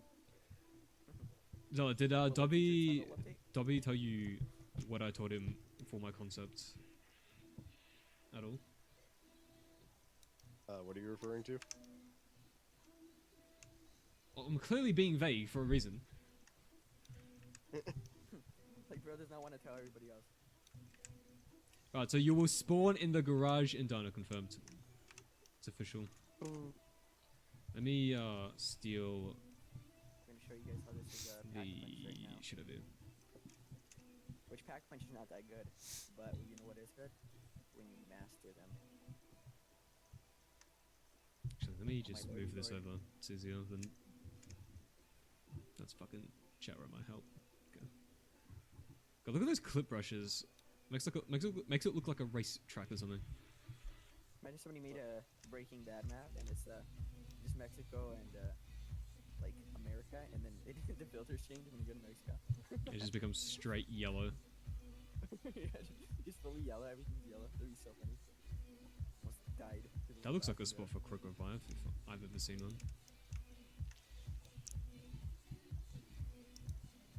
Am I the only one that feels like the Cold War like mule kick perk machine just like feels kind of out of place with the others? Nope. It's only you. And no one else agrees with you. Literally no one. They usually don't. Boom. Probably has the worst Not say that opinions. word very well. Look at that optic, bro. I love the optic you put on the PTRS. Yeah. Speaking of no one agree with me, I'm assuming it's the same way with my stance on racism. Which is? What, you're racist or what? I'm Mexican, so don't worry. I shouldn't say. Everyone will disagree with me. Crazy. But, Speed Ebola. Speed Ebola? Is that a speed run or what? Speed Ebola is crazy. Return through Africa. What? Someone should make that a map. Return to Africa. Africa 2 featuring Africa should food be in, DLC. Africa should be in transit. All of it? Yeah, the entire country. Oh, I'll get on that. Continent. The country, yes. Yes. The My country of favorite Africa. country, Africa. I love country. I love the African country too. Like the Asian country. or Europe's the whatever. best country. Everyone knows that. The United States is my What is favorite one? continent. Yeah. My Like, what is one could favorite go in city this? Africa is actually. I love the lag when going between sun Europe, volumes. bro. Europe is my favorite Where the city in Africa. wrong building? Where's the Thunderwolf DG Mark Porter's dual zap jet KT gun? Insane. Does this even fit? Lexify is working on the model for that. That's where the that's what the gun on the bus is gonna be. But this barely fits, yo.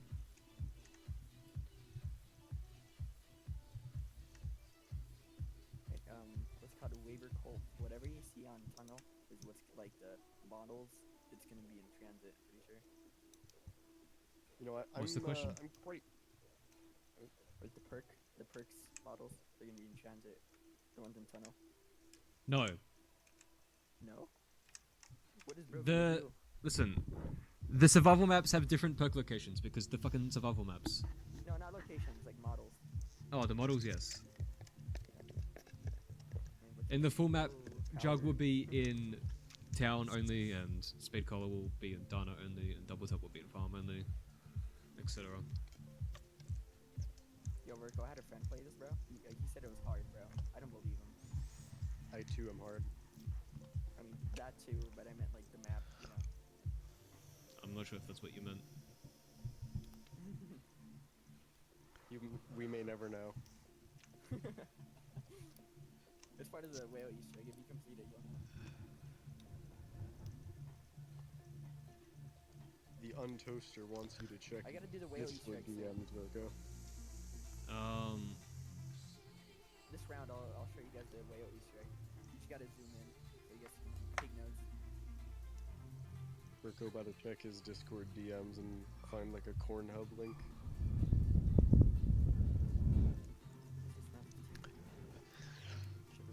What perks am I missing that I should get?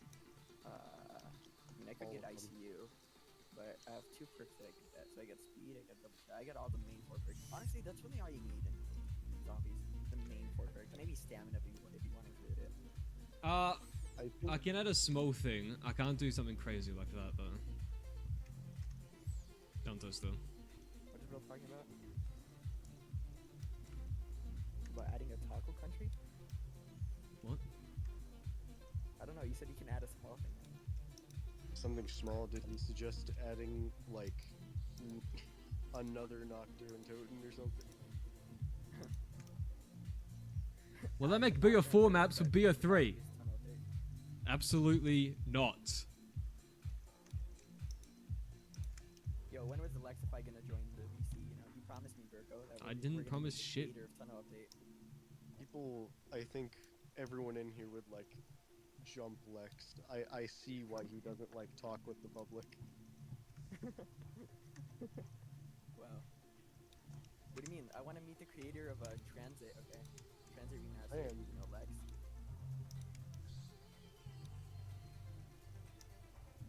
I want to meet him. Okay. You can't keep on edging me, Virgo, like this. Can't do that. Too bad. Virgo will edge as long as he pleases. Virgo's the type of guy to edge in this tunnel and ask people to join him. Is that right, Virgo? Join these nuts in your mouth. Yup. Insane. Yo, chat, clip that. Alright, round 15, Virgo. I'm ready to show the Easter egg, bro. The Easter egg you've been working hard on. Can't wait. You know when you're ready, bro. I don't know if you want to zoom in, bro. This is the Easter egg. I'm ready. We're all watching. Okay, you guys ready? Okay, perfect. Alright, so Lexify, you know, helped Virgo with this, so this is the Easter egg. So first, you see all these Aether, element 115 stones? Bold of you to assume Virgo had any part of it. No, it was just Lex. Just Lex and the 50% AI generated. So you gotta do all of these 115 stones. You gotta find all of them on the map, all of them. So you shoot at these. 1, 2, 3, 4, 5.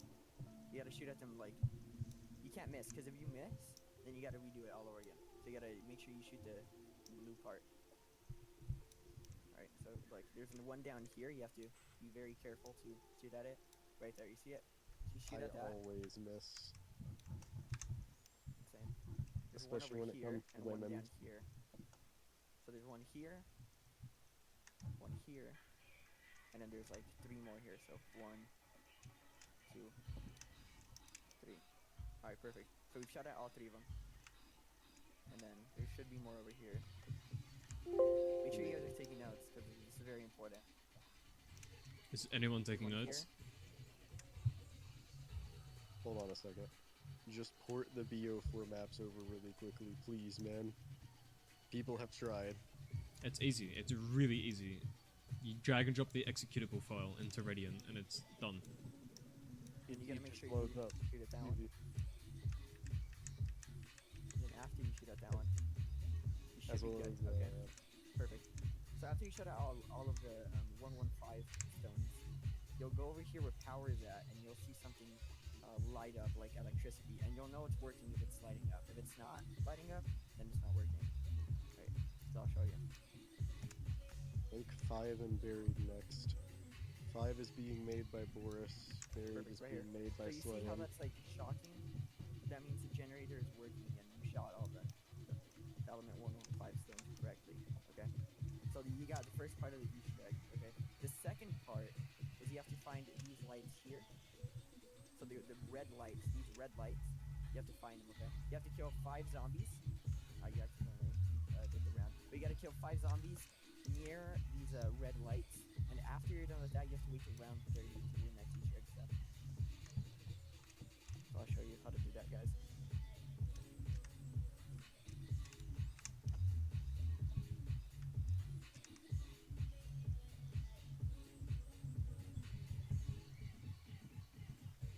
What is Excello talking about? What concept? The Jerkmate concept? How likely is this to release by 2025? Not likely at all. In fact, that is impossible. Will Transit have ranked Jerkmate? Yes. Obviously. Will that just be an easily accessible part of the map, part of the Easter egg? It's actually required to begin the map. And then you have to kill 5 zombies in each red light. So 1, 2, 3, 4, 5. Will the You gotta come over here. 1, 2, 3. And will it have a 4, leaderboard? 5. Of course. I'm not gonna have a shelf here at all, so. And you know it's working. You know it's working if you hear a certain sound after you go inside of where the big wind thing is at, the fan. You know it's working if you hear a sound of it. Okay, the wind thing. Yeah, that was called. So this thing here. So if you hear the sound, oh, there it's placed. If you hear that, you know it's working, right? So now you gotta wait till round 30. I've had some more objects here. Shelves will be on these walls. Round 30. So we're glad you come up with this Easter egg, by the way, the whale Easter egg. Want to talk about that? How did I come up with it? Well, you see.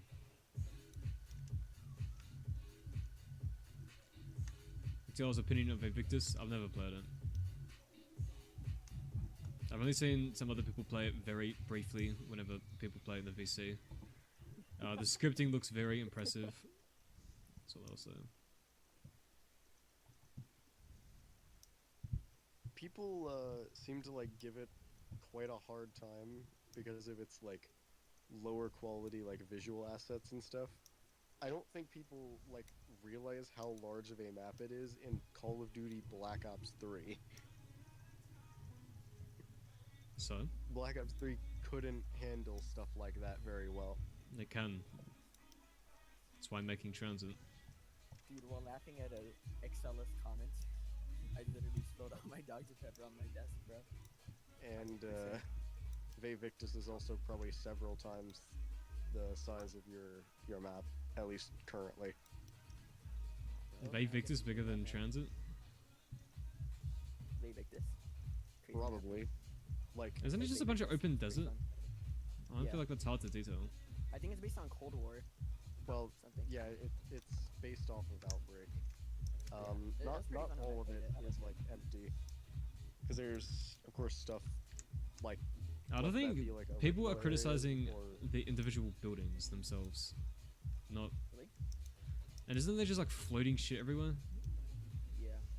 It's very barren, but yeah, like even zombies don't spawn that much, so it's kind of barren. But even so, it's like Well, the it's a different zombie style of spawn map. rate. The zombie Yeah. spawn rate seems to depend on where you are in the map. Like if you're in like the town area, they spawn rather frequently.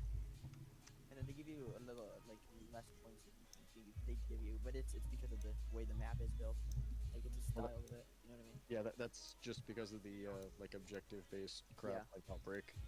But people, I don't know if people hate on it. It's just if it's not your type of map, bro, like don't play it. It's a different type of like game play. You know what I mean? Like I freaking despise Outbreak, and yet I like actually enjoyed playing Vivictus. Yeah, Bayvex is fun. I played it with a guy and we got super far and then the game crashed. It's very sad. Connection interrupted. Yeah, me and one of my friends were sitting there doing the Easter egg on it. Got to the boss fight a few seconds after it starts, we just crash. Insane. And what's funny is it wasn't even like a thing of, oh, well you might have still died or whatever in the boss, so you weren't exactly guaranteed it. No, the boss fight is literally impossible to fail. Wow. Because it has like you know who made it? No. It has like the TED Civil Protector. I can't speak. TED Civil Protector like thing active the entire boss. So when you down, he will simply come and pick you up with all of your perks, including Quick Revive, meaning that it will never consume your limited Quick Revives on solo, meaning that you can literally AFK. Crazy. You will just end the boss fight with 150 downs if you sit there and AFK or something. Can't really fail there. And the only reason I know that is because like a few weeks later I went back and did it again solo. That's cool. And when I downed, I was like, huh, is this gonna be like possible without my perks? Bro picks me back up and I realize I still have everything. I'm like, oh, that's brain dead.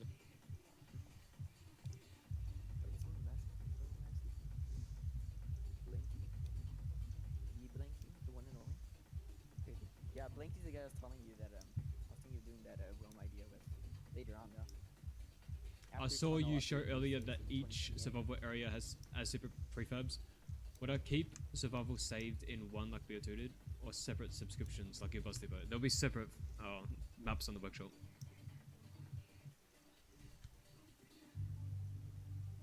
It would be interesting if you could simply have like each of them load up as like an option on the full map, but I think that would. I would run into the bloat script it, yeah. entity limit tool, and it would limit me Yeah. in the Easter egg design. Yeah, as I said, I think that would like bloat the map way more than necessary.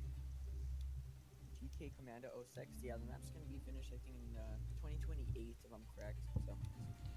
So. Tunnel Survival will come out in the next couple weeks. Darn It and Farm will definitely come out this year. Yeah, Green Room Productions will be working a lot. Shut the fuck up. It's like you can say AI and Lex are making the entire map. Don't even touch Danny. I don't want to hear it. Insane. But you and Danny used to like best buds. I remember you guys went to like the amusement park together. Live development, me and Danny. Insane. Dude, I got damn sugar all over me. Dobby suddenly appearing saying you're insane if you hit entity limits. Fucking You watch triggers me, my cunt. beloved. BO3 do open space like this without basically rendering everything? It's a good question. That's for Virgo to answer, not me. Aren't you the thinker? I'm the thinker, but I'm not the mapper. open spacer, the mapper, the renderer. BO3 you could just use LODs, Masco. I mean, it's not really an issue. And you could just use clever obstructions like this to umbrella include the rest of the map. There's also culling as well. The biggest thing is lights. The main thing is lights.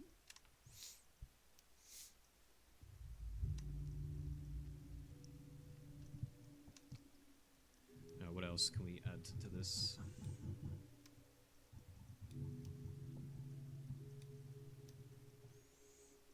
section will never have a COD that'll have mod tools again.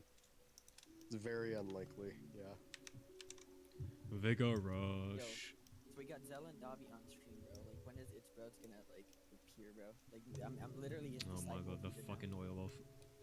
Victus could have looked better. Dude, the oil It off could has have, to be a but thing, dude. I Like, don't think too much better. actually, It could have Virgo, I looked need your infinitely permission better. on something. Well, So it's Broads asked me. So I asked him if I could add, or to add me back, because I friended him. He was like, ask Virgo. You need Virgo's permission. So here, I'll even pull up the direct messages so you can see them. Birds is the dude that's doing the, like, Liberty Falls town thing. Yeah. Town in the He put a video out yesterday, I think, about the Liberty Falls development. You want to check it out? Yeah, I freaking watched it because he posted a link of it in one of the servers I'm in. I don't know if that was this one or one of the other ones. So Virgo, do I get your permission to for Broads to add me back? what are you saying, bro? What are you even asking me? It's because I asked It's Broads.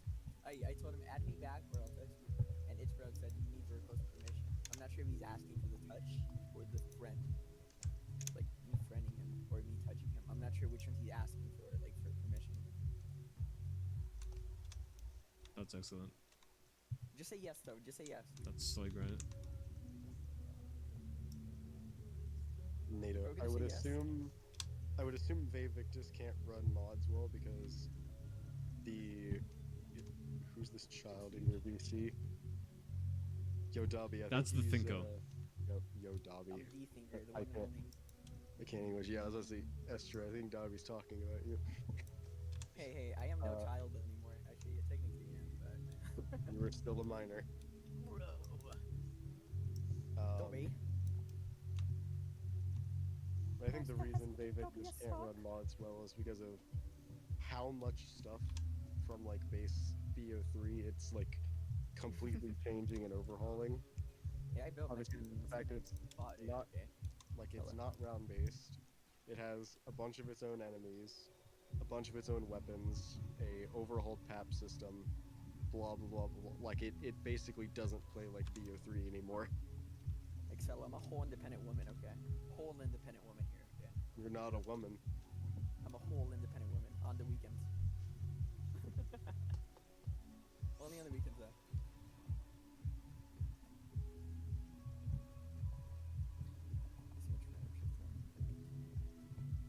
That is how it works. Like, ask me, bro. I'm literally the thinker, okay? I think. I don't think you've ever thought a thought in your life. Dude, why do you think they come? Not a unique thought, anyway. No, all of them are unique, okay? Unique and special. And not how that works. Don't. Are you referencing that one thing I think you're referencing? I don't think I am. XQC? What one thing? XQC?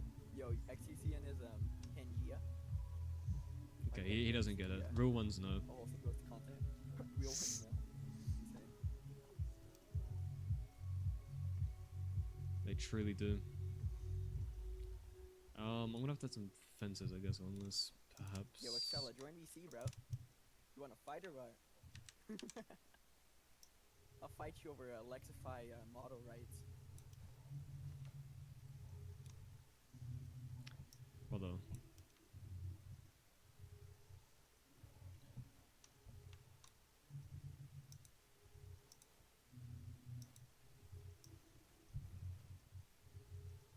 Skips alone don't make maps incompatible. Yeah. Yeah, I was about to say, I assume he's responding to what I said. Bro, Yep. my damn hands are so sticky. I need to wash my mouth. I mean, I mean, I you're never even speaking tried. from a position without any experience whatsoever. I am. And I also didn't even, like, I wasn't even aware that, like, Vavictus had issues running mods, as I'd never tried. That just made sense in my head. What's that? What's sense? Man, shut Why your my hands so damn bitch sticky, bro? ass Like, I off. just washed my hands. It's like, Yo. it's like, Jesus, I'll be right back again. I'd rather drag my balls across a field of glass shards than join VC with this creature. Real, man. That's facts, actually. You've been in here with him for, like, days, repeatedly. Willingly. I have no idea what you're talking about.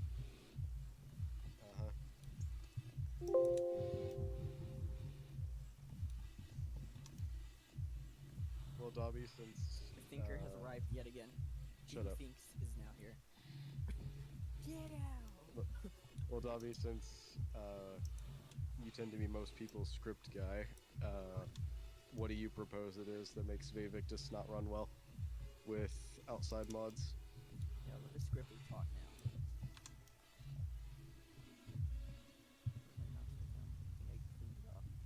Well, he scripts for a lot of people's maps. I've heard. I've seen his name everywhere. I think I he saw is his name everywhere. actually in the Harry Potter movie as well. Or did you help script down? Okay. I had the Snow White remake in transit. I'd rather drag my balls across a field. Bro! That's so real though, like super real. Insanely real. Dobby saying Instagram real? Dobby saying he'd rather do that than join VC with I know. a Mexican. Oh, that's true, right? No, don't worry, I'm only Mexican sometimes. So like when I see a certain word that I'm not gonna say at the current moment, I'm Mexican, right? All the random guns and AI and Anyways, I was physical Australia today. that. Oh crap, I don't jug. Died right now. Rip. Rip in the chat. I blame Burko's tunnel, it's too big and wide. Makes me feel overwhelmed. I did mention the guns. What are you referring to by AI and physical assets?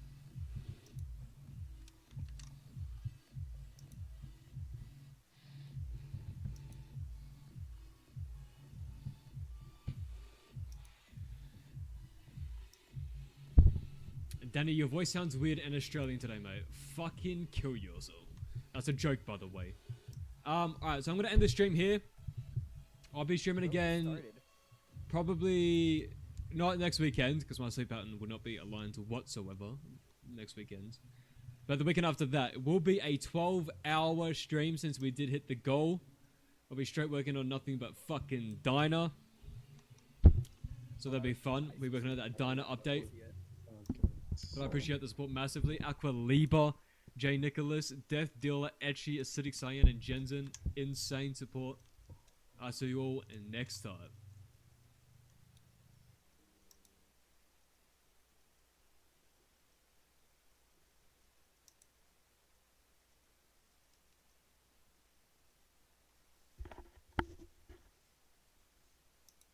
I think we're back. Yo, what's going on, bro? Got park right here. Appreciate you. Right here. I'm the gardener here. How y'all doing, bro? Good to see you. What's good, bro? Alex. Santos, nice to meet you, bro. So, Nick, this is your guys' spot? The last time I was here, they had said, it was, what was it? The milk house. Oh, yeah, that's what it is. It is the milk house. I'm the dill of the house. Oh. Yeah, I have 5 milks. Wow, that's what's going on in there? I mostly do gardening work now. Okay, okay. How is the internet? Do we have to jump on the Wi-Fi? Yeah, do they have Wi-Fi? You guys have Wi-Fi? Yeah. Yes. We gotta jump on it right here. Yeah. How's the ride over here? Not bad, bro, not bad. Y'all live close by? Yeah, like Live here. like 10, 15 minutes. How's the speakers? How long have y'all been in this spot for? Just got it last month. We're on. Wow. Wow, I gotta check it out. Is that cool to go inside? Let's do it. Alright. Wait, should I plug this in while we're here? Nah, we have 80%. You want a water, Gatorade? I'm okay right now. Thank you, though. Let's take the elevator. That elevator. Oh, wait. This is one of our girls. How you doing? I'm Alex. Nice to meet you. Sure you remember the fuck? Hi, Kit. Now it's the milk room. It's the what now? The milk room. Wait, what accessory was that? It's the boom boom room. I'm sorry. I might have misplaced those. Damn, bro. Y'all still have this? Yeah. This? Hey, does it look the same? Oh yeah, we did some crazy stuff in that. They're both. Really? Some FO content. Wow. Wow. So that's what's going on in here. Yeah, it feels a little. Why it feel different? Like kids screaming? It's a little. Whoa. This is new. Yeah. This is new. What'd y'all do with this? Y'all just. Y'all flick up with it real quick? I think maybe on the way out, right? Maybe on the way out. Exactly. Let's take the elevator. You're gonna F in there? It might. Get in. Hurry. This is where Ricky and Rice spent 24 hours. No way. They sat in here? Why'd you say that? They sat in here? No. They stayed a whole 24 hours in here, bro. Should we do that? The door doesn't close now, auto. Has the elevator ever fucked up on you guys? Yeah, it sometimes shuts down, but we've never gotten stuck in it. Only when fat bitches are in it. It shuts down when people are in. What fat bitches? That's why we don't want fat bitches in here. Oh, okay. Just it goes over capacity. Exactly. Yeah. Okay, makes sense. Not allowed in the house. Makes sense. Damn. This is trippy. What's going on? Oh my god. How you doing? Wow. Ruby tipped $5. All the haters in this chat will suck my fat dick. It's Teamly all day. I'm just gonna say one thing to Betsy really quick. Let me just say something to Betsy really quick. Bro, I think this view is kind of crazy. What is going on in this shit? What's going on in this shit? Oh, there's a child in a stroller. Yo, what is going on? Yo, what is going on in here, bro? We're back, but at what cost? Like, yo, I gotta find the chat, bro. I gotta find the chat. They're all saying. I know they're all. What do they say? They're saying get out. They're saying get out. Let's do a quick tour. Okay. We'll speed run it and then we're out. I'll try and for any keep the yeah. Somebody says speak to you. What's going on? Art. What's good, Art? How you doing? Chilling, bro. You see where I'm at? Crazy, yeah. Now where it started, for real. You good, bro? Yeah, bro. Chilling. How are you? Yeah, that's what I'm beginning to find out. Hey, bro. It's good to see you, bro. I'm gonna have to talk to you in a little bit. Take care, Art. Yo, I forgot my phone in the car. You did? Yeah. Can we go grab it real quick? Yeah. Yeah, we got the JBL. Damn. You do some karaoke? Oh, you want to grab it? Yeah. Okay, wait. Wait, but you good. We're gonna go grab it real quick. You want to take the elevator? You want to just take the stairs? Take the stairs. We're gonna go grab this phone. Damn, there's a gym. All right. This was Rice's room. Gotta be careful. Hold the point of camera in there, bro.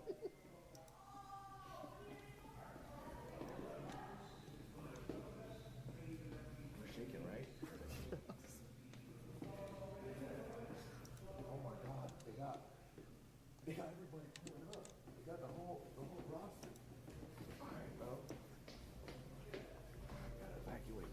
Just gotta grab my phone. How y'all doing? Chilling. Is it in here? Yeah. Hold on, let me grab it. I gotta unlock it. Where's my phone? I gotta unlock it, bro. You might need to disconnect from the Wi-Fi. Yeah. Let me just check right here, bro. Maybe it's under the car. Maybe back up a little bit. Reverse it. I'm gonna reverse the car, okay? It might be under.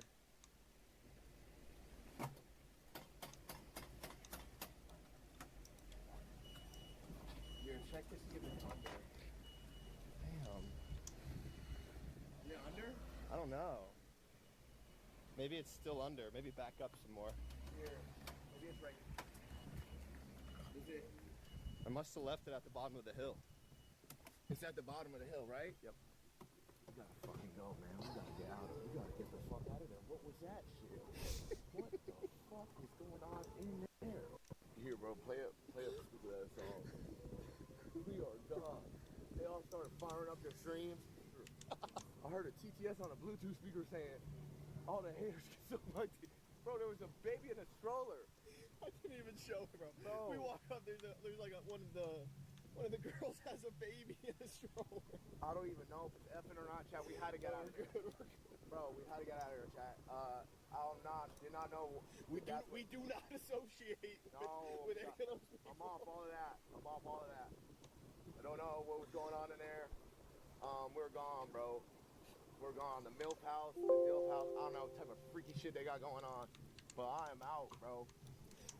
I don't want no parts. I do not want no parts, chat.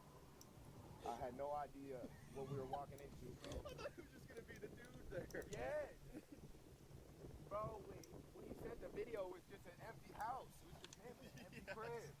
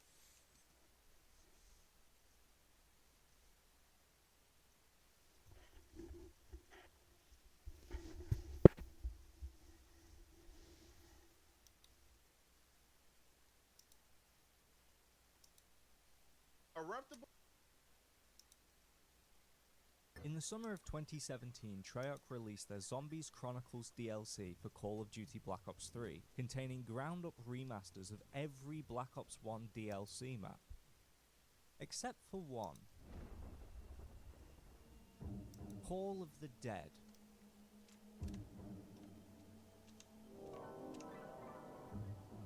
Now, Call of the Dead is one of my favourite zombies maps, because to see it left out of the DLC was a little disappointing.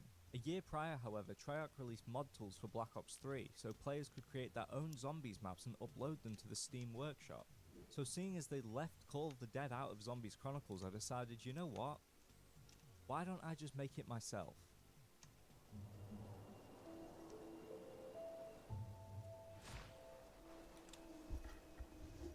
So let's start from the beginning, because the story of how this map was made is not as straightforward as you might think. I started working on the map in January 2022 as a way to learn how to use the mod tools. Prior to starting work on this map, I had no knowledge of game development or how to use the tools at all. I had no idea what I was doing, and the first version of this map was very shoddy. The proportions for each of the areas were way off what they were supposed to be. I didn't really know how to use brushes or patches to their fullest extent, so the majority of the map was just built up from preset models. It's not my greatest work, but at the time I was proud of it, and this version proved to me that what I was trying to do was possible. I posted a screenshot of the map in the Mod Tools Discord server, just showing off what I was working on, when I received a DM from a person that would become a key player in the Call of the Dead project. Now, unbeknownst to me, I was not the only person working on Call of the Dead at the time, and behind the scenes a team of mappers had been working on this map for years. DMAC442 and Hooded Sniper 177. DMAC showed me work in progress videos and screenshots of the version that they were working on, and let me tell you, I was out of my depth.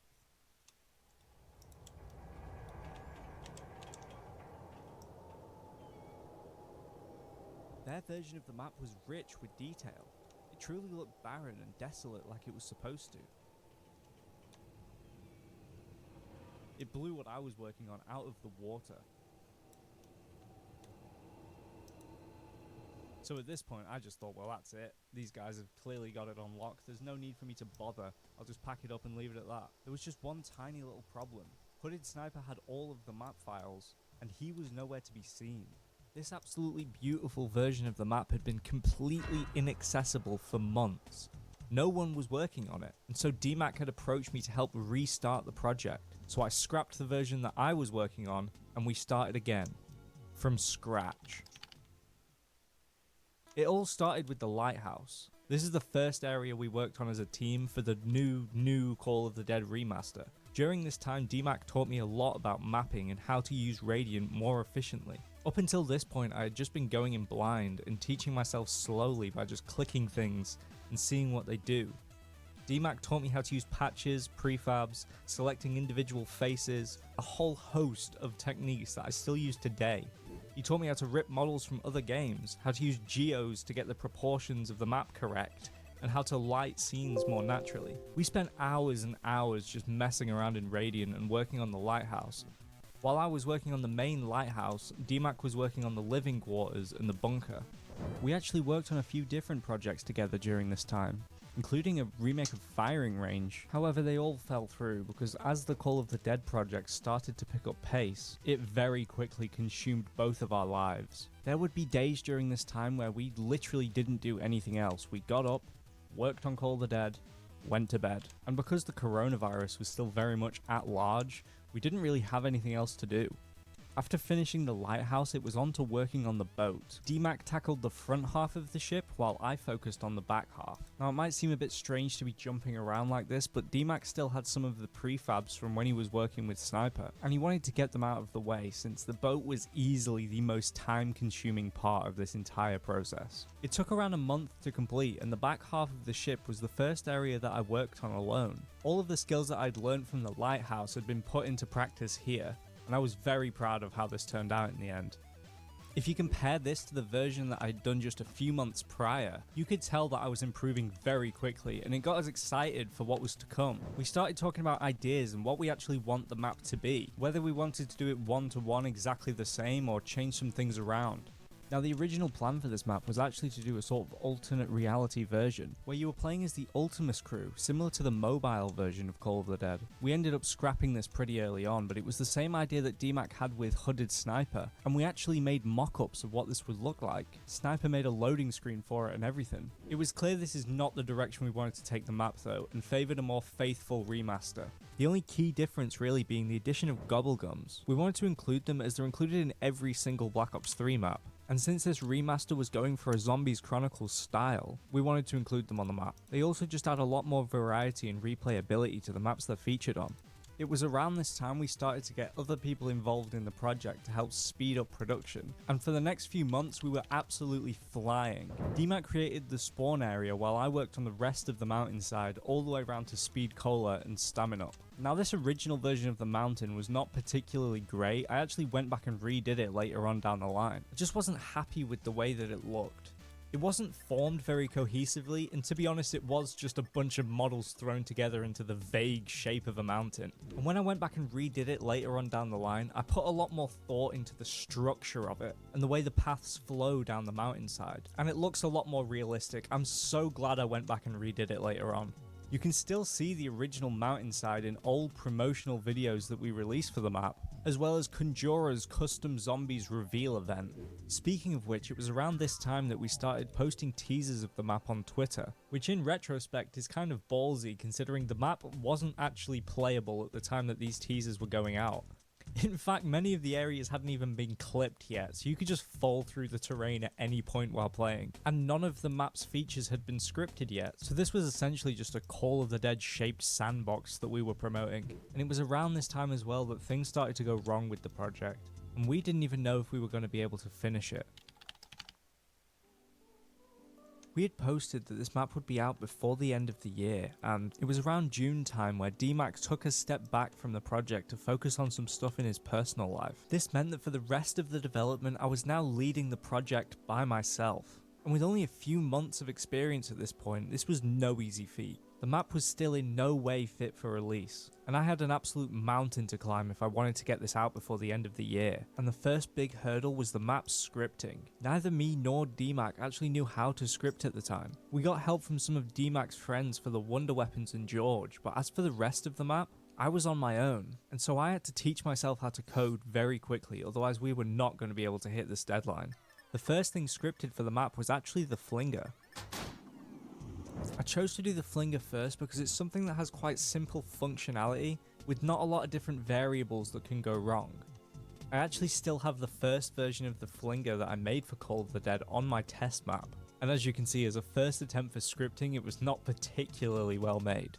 But it worked, and as I learned more and more about the ins and outs of scripting for Black Ops 3, I kept going back and iterating it into the version that's in the map today. Now after completing the flinger, it was on to working on some of the more complicated elements of the map's features, the most complicated of which being the freezing water and the lighthouse. Now if you've played this map, which, if not, the link's in the description, it's free to play if you've got Black Ops 3, you'll know that the water in this map actually feels a little bit different than it does in the original. That's because the water in this map is actually a reused asset from Origins. I used TrioxScript for the mud as the basis for the slowing down mechanic of the water, and then just incorporated some new functions for the freezing texture overlay, and making it so the player couldn't actually move if they stayed in it for too long. Fast forward to August and I'd finished most of the map's mechanics, and it was time to add the Wonder Weapons and George into the mix. When I first received them, they were still quite bare bones, and required a lot of work to get them up to the point they're at today. George, for example, was missing a lot of animations and sounds, and the mechanic of him converting other zombies into electric zombies or super sprinters was missing entirely. So I had to spend some time adding this stuff in myself and incorporating him into my freezing water script. The VR11 had also originally been completely reworked to function in an entirely different way. The plan originally was to just basically turn it into a monkey bomb launcher, where when you shot a zombie with it, it would turn them into a timed explosive that every other zombie would swarm around. This effect was still kept for the final version of the VR11, but I decided to make it a bit more like the original. So it still turned the zombies into humans, and that human would still run away, but every other zombie on the map would chase that person down, and after a while the person would still explode, killing any zombies that were nearby. This made the VR11 a bit more powerful than it was in the original map, which is a good thing I think, because it sucks. The scavenger was pretty much perfect when I was sent it. Planet did a great job with it. The only change I made to the scavenger from the original map is that in this version it does infinite damage. This is something that loads of people had requested on Twitter, because in the original map the wonder weapons fall off hard, and it makes it very difficult to progress. And with that, the map was completely playable for the first time in this entire process. The only thing left to add was the main Easter egg. I scripted the Easter egg by first doing all of the steps individually on my test map. I did this so that I could test each step independently of each other instead of having to run through it every single time. And then once all of the quest's components were complete, I simply placed them into the main map and added checks to make sure that the previous step was done before you could do the current one. The only thing I really changed about the Easter egg is the dial step. I changed the way that they turn when you activate them, which I kind of regret now. I did it to make the step a little bit easier to understand, but because people were so used to how it worked before, it ended up just confusing more people. If I went back and did it again now, I probably wouldn't have changed this step. Now at this point I was starting to feel a little bit worried. We were nearing the end of the year, and while yeah, the map was functionally finished, it still wasn't looking its best, and there were a lot of bugs that needed ironing out before it was ready to go public. On top of this, I was also working on a lot of side Easter eggs that I wanted to add to the map, but due to wanting to have it out before the end of the year, a few of these had to be scrapped, including an extension to the main Easter egg, which ended up just getting reworked into the Samantha's Lullaby Easter egg. A description for what this was supposed to be is still readable in the map script. The idea being that upon completing the main Easter egg, there'd be a way to use the lighthouse light to flash SOS, to signal a passing ship to come and pick you up and save you. It was going to be a sort of Easter egg that ends the game type deal, like the showdown on Mob of the Dead. The ship that picks you up is actually still included in the map. You can see it passing by every now and then in the distance. Over the next few months I just spent time polishing the map and getting it ready for release. I went back and redid quite a few of the areas. The characters' player models got reworked in this time as well. The map was looking so much better. And then December rolled around, and the time had finally come for the map to go live. We got Chromastone 10 on board to do the trailers, which we were really grateful for. He did quite a lot of Custom Zombies trailers before this, and they were always top quality. There was no better guy for the job. He did 2 trailers for the map, which we released just a few weeks apart. I was still worried about the map not being ready before release, and so when it came to announcing a release date, I literally chose the last day of the year, the New Year's Eve of 2022, and I worked on it all the way up until the last day. The day of the release was so nerve-wracking. I made sure to get up early and upload the map to the workshop hours in advance. People started streaming that day specifically to play this map, so I didn't want to let anyone down by having to delay the release because I couldn't upload it due to some unforeseen circumstance. Everything went smooth, however, and at 6 PM on the 31st of December 2022, Call of the Dead was finally released. This is the remaster we've all been looking for. Just look at how beautiful this is, ladies and gentlemen. There is George Romero. I am so excited to get into this. Call of the Dead. This is a brand new map that just came out. Dude, this is so sick. Oh my. There he is, the boy. We're in, dude. Let's go. Oh my goodness. And there he is. Holy crap, it looks beautiful. I actually got done playing Tag the Totem the other day, and this is already a night and day difference. This looks stunning. Now, the map wasn't without its issues at launch, but watching people finally play it after working on it for so long was so much fun. People were so helpful with reporting bugs and things in the days post-release, and the vast majority of the issues with the map got fixed in follow-up updates later that week. And that's it. That's the story of how the Call of the Dead remaster came to be. If you've made it to this point in the video, thank you so much. This is my first time trying something like this, so I really appreciate you sticking around till the end. I'm planning on making more videos like this in the future, so be sure to subscribe if you'd like to see more. And I may make a part 2 to this where I go over how I remastered Mob of the Dead as well, and how that map actually ended up getting featured in Call of Duty Black Ops 6. I'm not kidding. But for now, thank you all so much for watching. I'll see you next time.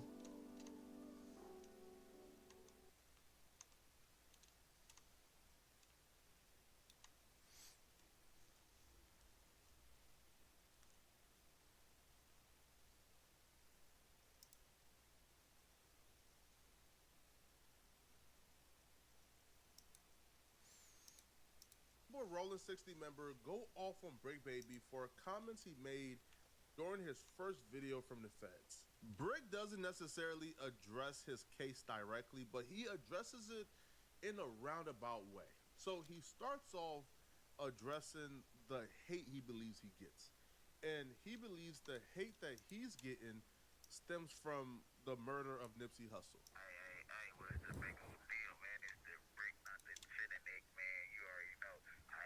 With no nothing, nothing like the other one that your brother said, man. They got me down with the dog pound, man. You already know. But look, I'm not trying to sit here and set off no BS. I gotta watch how I talk to stay monetized. Look, I ain't trying to set off no BS. I'm right here down because of. I'm not even gonna say that. Let's just say this. All of this started November 2020. They let Blue Jesus out of the county jail, man. I came home to a lose-lose situation, man. You know what I mean?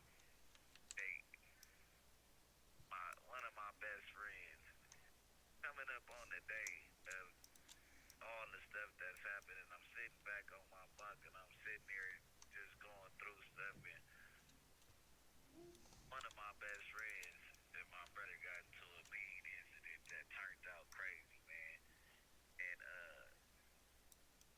my best friend still my road dog, whether he here or gone. And I ain't even had a chance to mourn him publicly on the street because everybody tags me with another man's business. You know what I mean? Me and Eric have nothing to do with each other. You get what I'm saying? Me and Nipsey are, it's like you guys are closing me out to where I can't even love my brother the right way. Or What Brick Baby is doing in this video or series is actually pretty brilliant. You see, Brick Baby has 30 minutes of available call time every day, and he can only use 10 minutes every hour. So essentially he has limited time. 20 minutes for the family, 10 minutes to record a YouTube video. So because he understands he has nothing but time right now fighting the Fed case, he's taking his fans from the beginning. And he believes the beginning of the journey that led him to where he is right now, which is in federal prison, started when he got released from county jail. And being released and not being able to move around as freely as he wanted to, not being able to still claim the same opportunities he had before prison due to the Nipsey situation, that led him to transition into certain things that led him to where he is right now. Now, he would claim that when he got out, people held what Eric Holder did against him because Eric Holder is Brick Baby's little homie. Brick Baby is shitty, Eric Holder is little shady. Right? So when Eric Holder did what he did, people held it against Brick Baby, especially because it's still undetermined where that hit came from. More for my brother the right way. I think the world kept had they dukes up against me from the get go. You know what I mean? Right now I look back at all the hate on the streets. The internet really didn't know till I opened them up, but as soon as I came home, it was everybody against me. Everybody against me. The record deals, the record labels, all my homeboys in the industry, all of them. It didn't matter who it was. They were scared to be out with me publicly unless it was YSL. They were scared for me to come around because of my name being connected to that. I had no win. So you sit back and you watch all the hate. Mine stares from a billion pairs of eyes, and they screaming, put him down. Oh yeah, they running parades at the Brick Baby in jail. You know what I mean? These are all the same people. Gotta pay attention. I can't talk too much, but you gotta understand. A lot of this will be very difficult to decipher because Brick Baby is talking over the Fed phone. So he does have to sort of watch what he say. But when he says, yo, the same people who was hating on me when I got out, the same people who was doing things to politic against me when I was still in the hood, you know, going back to the set, trying to politic after getting out, these are the same people who has gone out of the way to celebrate me being arrested, who have gone out of the way to probably do certain things to get me arrested. Now, who those people are, you use your imagination, all right? I'm not about to list no names if Brick ain't list their names, okay? But yeah, the same people who probably hated you because they probably felt like, you know, Eric Holder is under you, it makes sense that those people will probably want you behind bars, you know? Now, Brick will also speak on how what he did for his hood sort of feels like it went underappreciated, right? How, he's been a face from where he's from for a very long time, and he sort of feels like he really ain't get no reward for it. So he's handing it over now. He's saying he's handing over, the title of Face of the Hood to anybody who wants it. He's done trying to perpetrate or represent something that he feels like never really showed him love back. This has nothing to do with what I'm going through right now, but deep thoughts is like, where did everybody start hating me? Where did you start hating Brick Baby? Because I got a whole lot of people that love me, but where did you start hating me? Because everybody got a biased opinion of the Brick after they figured out the relationship. I'm gonna let that sit there because I don't want to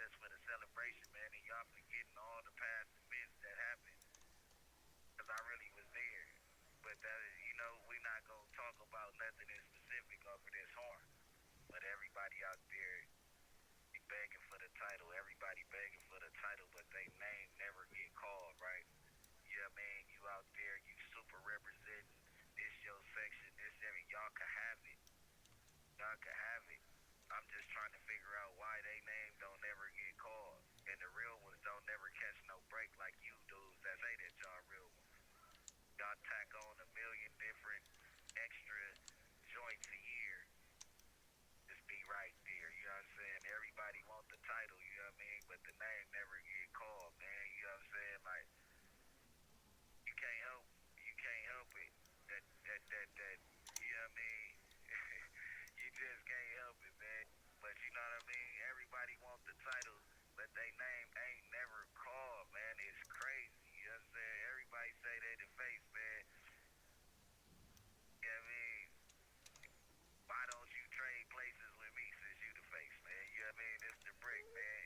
Brick caught himself when he began to start talking a little too much, bro. What Brick is saying, if y'all the face, then why y'all not in here with me? Or if y'all the face, how come the feds didn't lock y'all up? So Brick is saying, again, from my understanding, I'm the face because I was really putting in work, which is why I'm in here. Y'all been running around town claiming that y'all the face and y'all doing this, but how come y'all, like, bro, like, y'all names ain't never involved in no cases. Y'all names ain't never called by the feds. Like, what's going on here? Which, you know, is a subtle brag, but yeah, I don't think that's a good one, man. You know, but yo, I'm just happy to see Brick is at least in an upbeat spirit. You feel me? You know, he's not completely down right now, man. Now 600, all right, a reputable Rolling 60 member. He heard Brick Baby's call from jail, and he wasn't feeling it at all. He has major issues with it, and here are his issues. Hey, man, I'm not surprised. All these dudes, I'm talking about all of them, get behind bars and get to being super, super nice. Like, they get to be praising God and, you know, taking shahadas, changing their life. Yo, I'll be real, yo. Sometimes I watch a 600 video, man, and I start thinking to myself, man, I'm not hard enough on my enemies, man, right? I'm not a big enough hater, bro. Yo, only 600 will make a video having an issue with his enemy changing their life behind bars. You feel me? You know, introspecting, talking about their family, wanting to do better. Only 600 will make a video going off and being upset that that person is changing their life around, man. But hey, your 600, yo, I rock with 600. I rock with Brick, but 600, you know I love you, bro. But you a once in a generational hater, man. But that's why we love you, though. You feel me? You give no passes to your enemies, man. You feel me? It's just cool. That's cool, right? But when they on the streets committing crimes, on 6-0, on neighborhood, nigga, crash, on 6-0, on the dead homies, like all this tough ass shit. All this tough ass shit, bro. Big E, the same thing. All this tough ass shit.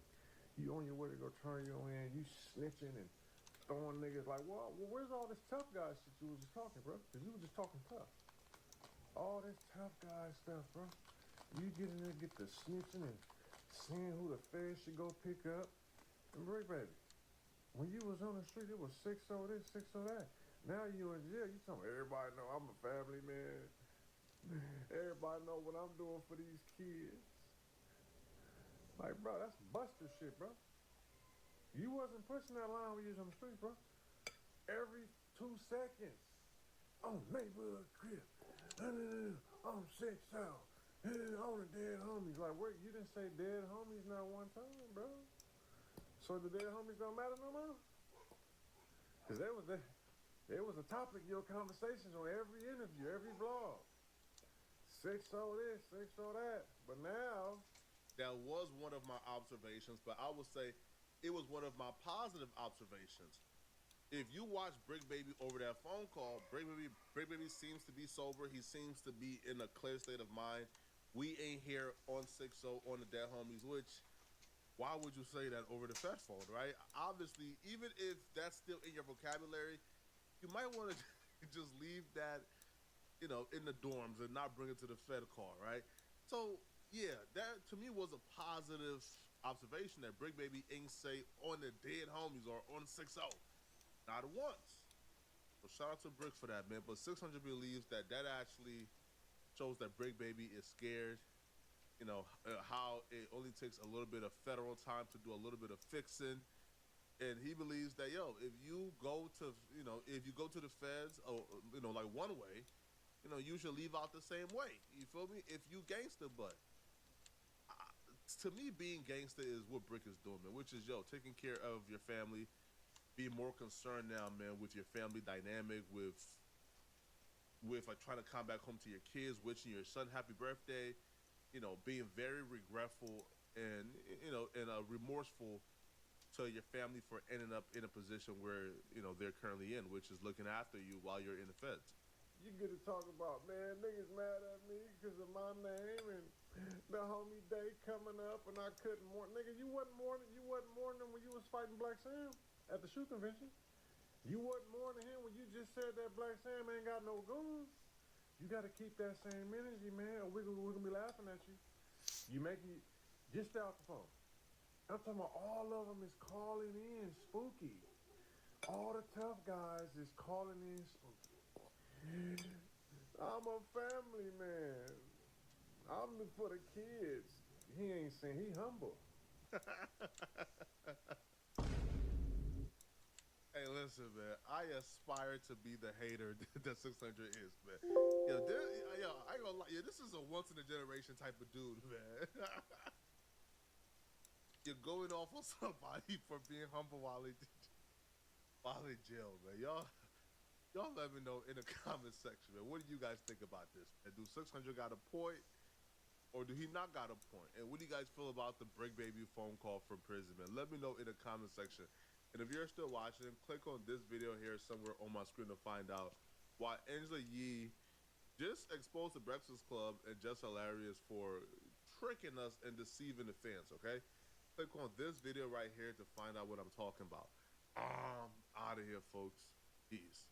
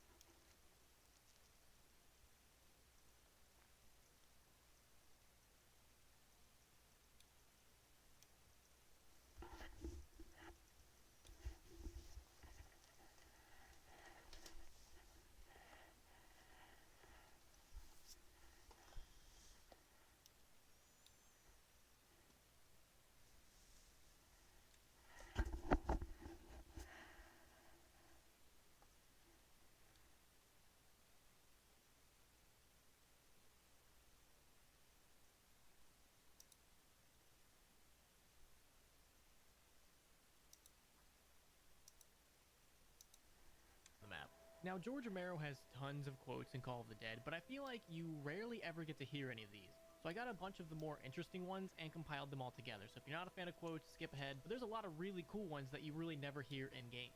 You're wasting your time. What makes you think I want to change? Ha! That won't work on me. Ha ha! This is who I'm meant to be. You actors don't know anything. You can't kill what's already dead. Oh my God. What have I done?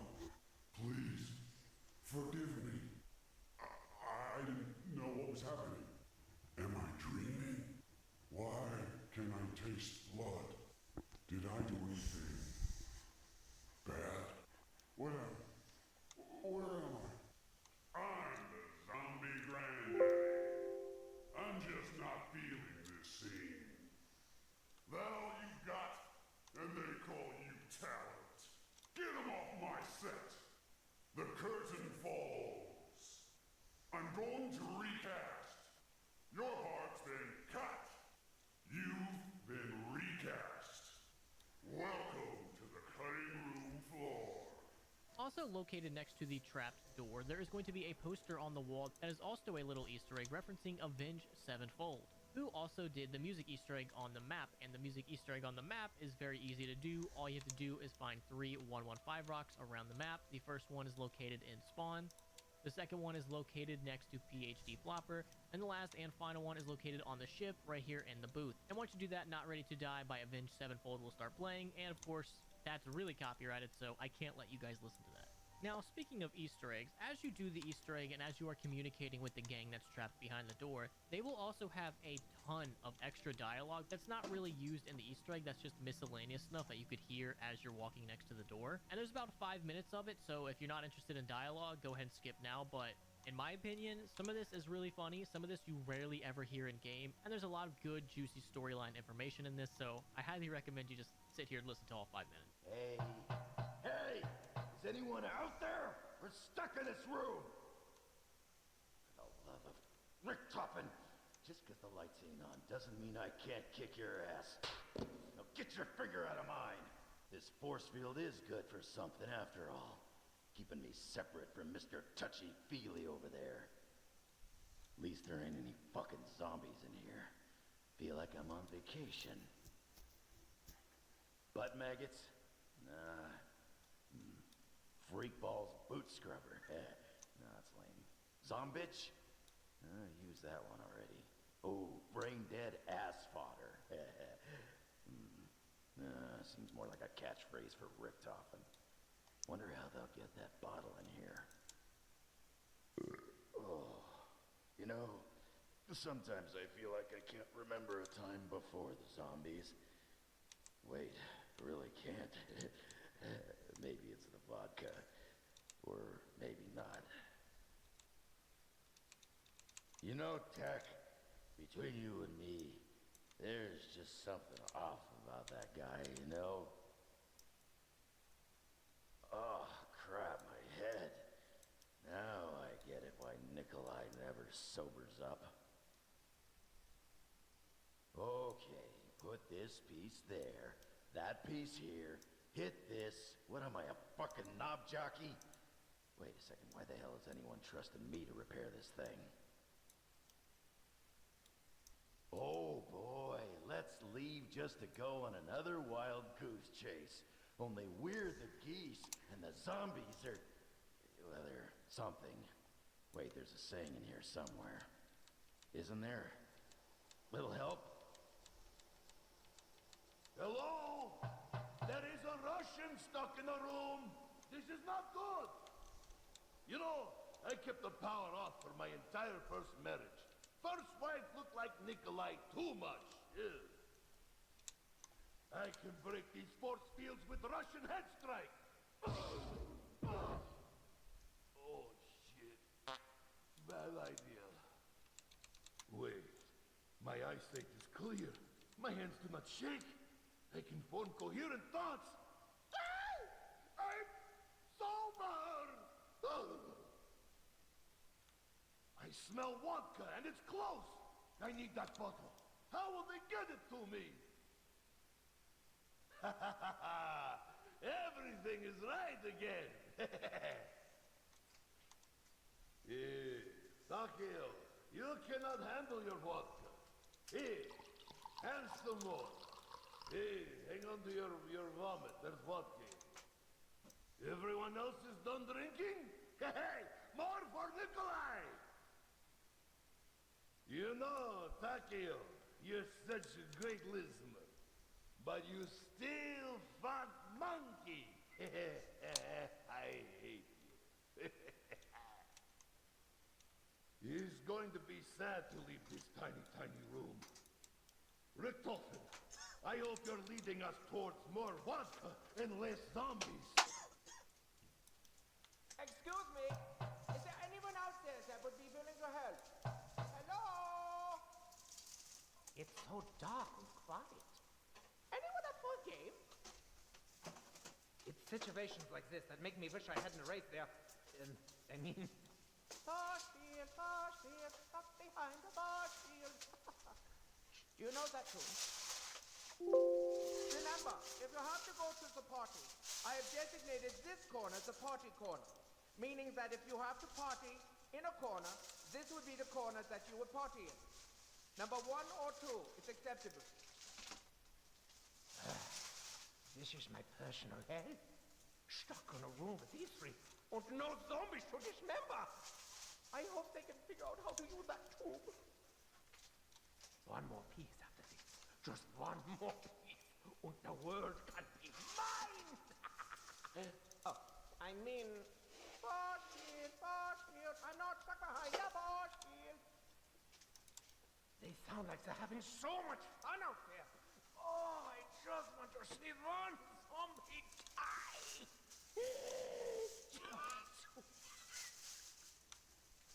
Hi, Takeo. Yeah, how you doing? See all the puke that we're picking up? You're not saying thank you? Nothing? You know why? 'Cause you're a little shit. So close now. So very close. I'm almost glad that we're stuck in here. That way there's nothing to jog their memories. The real generator will be mine. Then there's only one more thing I need. One of the wonder weapons introduced in Call of the Dead was the VR-11, which when used will turn a zombie into a human, and that human kind of acts like a monkey bomb and all the zombies run towards them. But once you upgrade this thing, it goes from being one of like the worst wonder weapons of all time to one of the best, as long as you're not playing solo. Once you upgrade it, it still does the same old thing, where it turns a zombie into a human and the zombies all chase it, and also if you shoot that human 3 times, he'll explode and kind of do some damage to nearby zombies. Both of those two things are absolutely useless. The best part about this wonder weapon is if you have a friend in the match and you shoot your friend, the friend basically gets insta-kill and the zombies will ignore him. So you can kind of imagine just how good this would be if we're going for high rounds. And also this thing can get rid of George or Mare when it's upgraded. All you have to do is shoot George when he's in the water and it'll go away. So co-op wise, this might be one of the greatest wonder weapons of all time, but solo wise, it's useless. And one little quick thing that I did find, like in previous maps, like in Kino and 5, we found those letters that were mailed out, and I also found one on Call of the Dead, but I could not read it at all. I don't think this one was ever meant to actually be read. I got a sniper, couldn't see anything, so if you are able to manage to make out the words on this, please let me know. Now, when you think Call of the Dead, you usually don't think creepy vibes or creepy atmosphere, but that is exactly what some of the ambient sounds try to give you. And in fact, it's so creepy that Warzone actually used this very soundtrack for one of its Halloween events.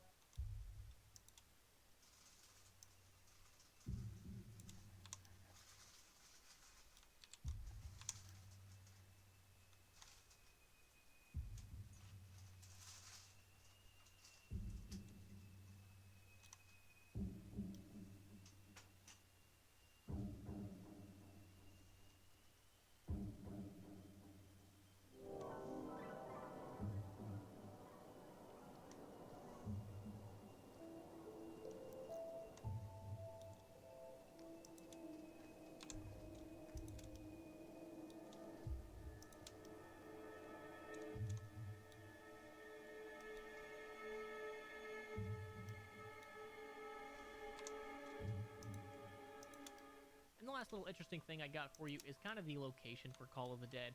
It takes place near the Russian words Tunguska River, which is where the Tunguska event happened in 1908, which was when a giant meteor came down and crashed into the earth. And in the zombie storyline, that meteor contained 115, and back in the day, you would see so much wall writing just saying Tunguska. Shangri-La probably had the least amount of information that I could find about it, but it still has a lot of interesting stuff. Like, did you know that you can actually get a free perk in Shangri-La, but it's very, very difficult? All you have to do is use the monkeys to your advantage. So when you normally get a drop, the monkeys will scramble to take it, grab it, and take it back to Pack-a-Punch. And as they are doing that, they will constantly change the drop. Well, if you let them do that to a max ammo, for like a fraction of a second, they will have a perk drop. And if you can manage to kill them while they have that, you will get a free perk. Now, like I said, it's very difficult. In all my years of playing zombies, I have never once done this legit, and even trying for this video, I was unable to do it, knowing full well that that's exactly what I was trying to do. Maybe it's just a skill issue, I don't know, but I'm going on record saying that this is one of the hardest free perk Easter eggs out there. Now, a lot of people might know about this, mainly because of the recent videos that Glitching Queen has been putting out, but in the files, these mountains over here are referred to as Mars, and I will link Glitching Queen's video down below in the description because I think it's just really interesting and fascinating. But it seems like the zombie storyline back in the day was going to take a much different direction than the one it did. Jimmy Zielinski might have wanted to do a lot more tie-ins with Mars and just take the story in a completely different direction. And if you want more information on that, go check the link in the description. The Shrink Ray is one of my personal favorite wonder weapons. I think it's just fascinating and it's really, really fun to use, but saying that, it's not completely safe. It can still cause you to go down if you're not paying 100% attention. Once you make a baby zombie, the zombie can still kill you. It still does damage to you, although it takes a lot. So a baby zombie will take 15 hits to down you. That's if you don't have Jug. But where the problem comes in is if they can get a couple hits on you and then they grow up and then continue hitting you, they can actually down you very, very fast. And this has happened to me on multiple high round runs, so just throwing it out there, the Shrink Ray is technically one of the best wonder weapons in Black Ops 1, if not the best, but it still can be kind of dangerous if you're not really paying attention. And also, the name itself, 3179JGB215, can actually be translated into coordinates. If we take J, G, and B and use their number in the alphabet, so J is the 10th letter in the alphabet, and we do the same for G and B, we can transfer that into coordinates, and those coordinates will actually take you to the Himalayas. So this gives us a rough idea on where exactly Shangri-La could be taking place. Another little interesting Easter egg in Shangri-La is if you take the minecart, you will hear the lullaby that we have been hearing in zombies for a very, very long time.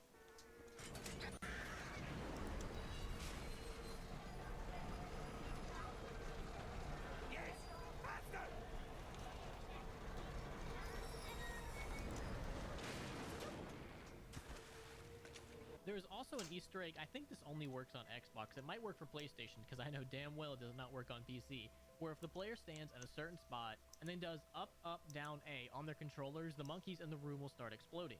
And unfortunately, I don't own a console, so I have never been able to do this Easter egg, but it's one of those Easter eggs that didn't get solved for many, many years after the map's release. This isn't really anything special, but I always love doing it. In the waterfall, there is a brick that hangs out, and if you press F on it, which it tells you do not do it, more water will start coming out and it can sweep zombies down. It really doesn't do much and it's kind of pointless. The only real use of it is in the Easter egg, but I still think it's pretty interesting and I like little things like this in zombies. And lastly, the music Easter egg can also be activated by hitting 3 115 rocks around the map. The first one is located right here in spawn. The next one is located by this perk machine to the right or left of the map, depending on which way you go. It's located right here. And the last and final one is located down in the mines, kind of hidden away and located right here. And once you activate all of them, Paradolia will start playing. They keep hiding these soldiers in sight. Fight!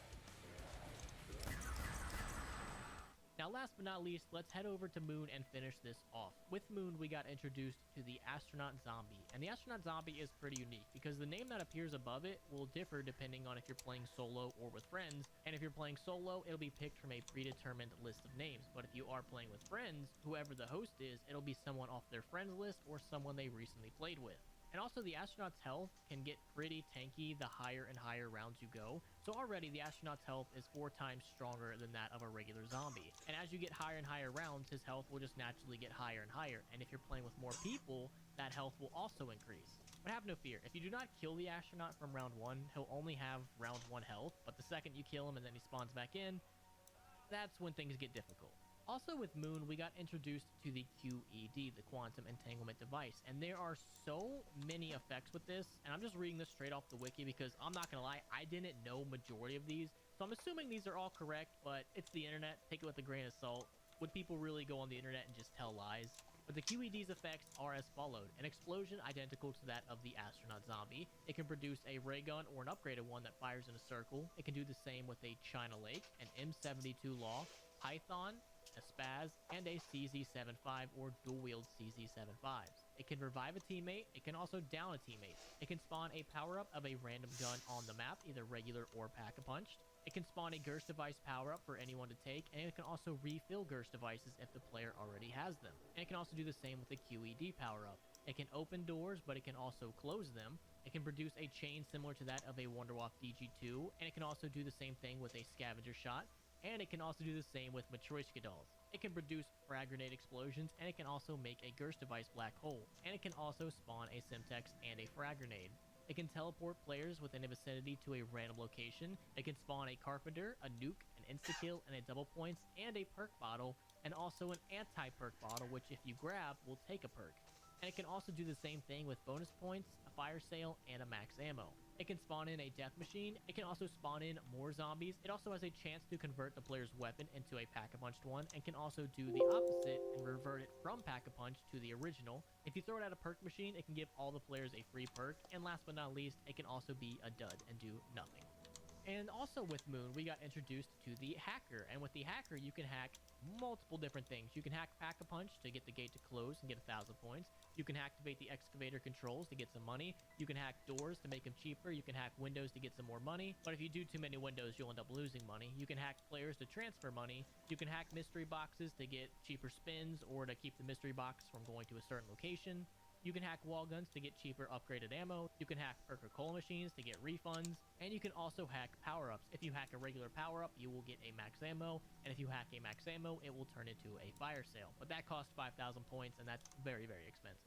Now let's change gears a little bit and go to the loading screen. Now there's tons on here that I could dissect, but honestly I think it's pretty self-explanatory. But the one thing that I feel like a lot of people missed back in the day was right here on the bottom, and this text right here that's pretty illegible. It actually says, "Have fun with Papa in Poland. Mommy will miss you, but she has work to do in Dresden." And if you don't know what this is talking about, this is actually talking about Samantha's mother. I remember back in the day, theories about how she died, and hearing people say that she died in Dresden, but never seeing the proof to back it up. And this right here was how we got that information.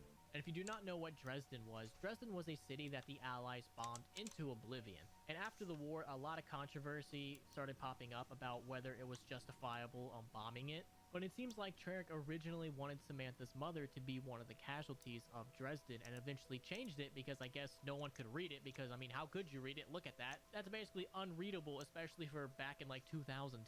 So it seems like they originally wanted Samantha's mom to die in Dresden, but eventually ended up changing it to make her die during childbirth. And speaking of loading screens, when Treyarch uploaded their video Treyarch Zombies A Brief History, they gave us a glimpse at a different Moon loading screen with some minor differences here and there. And maybe one day I'll make a video where I dissect this entire loading screen and go through every image and show you guys what exactly it says, but that would make this video just so much longer, and it's already long enough. Also, probably one of the most known facts about Moon is that it originally was supposed to be Paris. Moon was originally going to be the infamous Paris map, but at the last second they decided to change it up and go bigger with the map instead of just doing it in Paris. But one of the cool things about it is in the game files, Moon is still referred to as Paris. So like I always say, maybe one day we'll get that elusive Paris map. Now one thing I like about Moon is that there's multiple music Easter eggs on this map. One of the more interesting ones is the Avenged Sevenfold one. And to do this, all you have to do is get the achievement One Giant Leap. And to do that, all you have to do is in Moon become trapped in the receiving area and free yourself through resurrection and co-op. So that means you have to get yourself trapped by the excavators and then die and then respawn with your buddies, and then the music Easter egg will start. So it's a little bit of a sacrifice, but I mean, you get a cool music Easter egg. Why wouldn't you do it? And there's also a ton of other 8-bit musical Easter eggs. There is a remake of Damned called Redamned, and this one is activated by going up to the computer in the labs next to the biodome and activating it, and the music will start playing.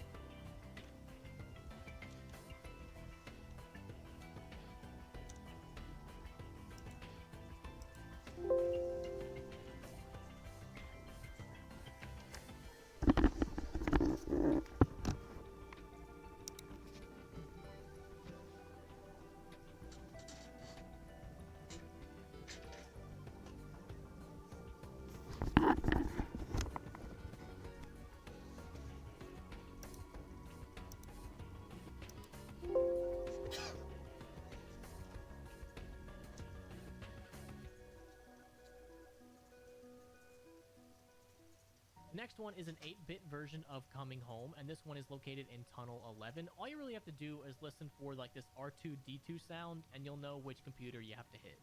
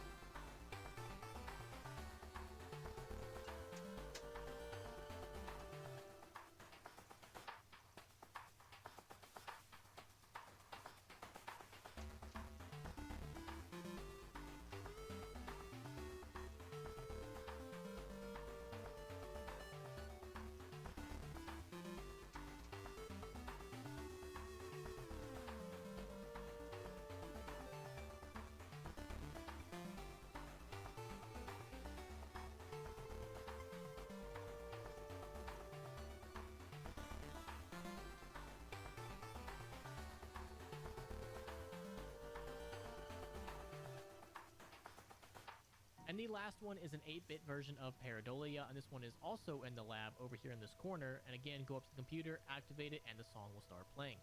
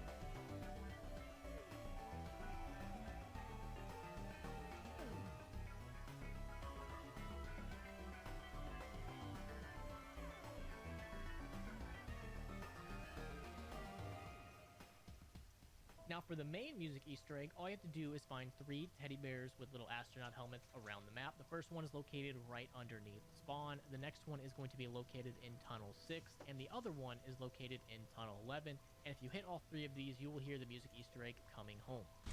Check it out, a new ditty by Elena and Kevin. Thank you, Treyarch.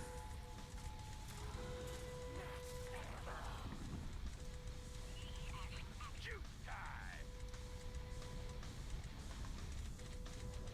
One thing that I think Moon doesn't get enough credit for is the overall atmosphere that it gives you. Just sitting around the map and listening, you can get a good feel for the ambience and the overall mood that it's trying to put you in, and it can be kind of creepy. Once you start listening to this, it really just makes you question your life and the universe as a whole. They did a fantastic job with some of the background noise.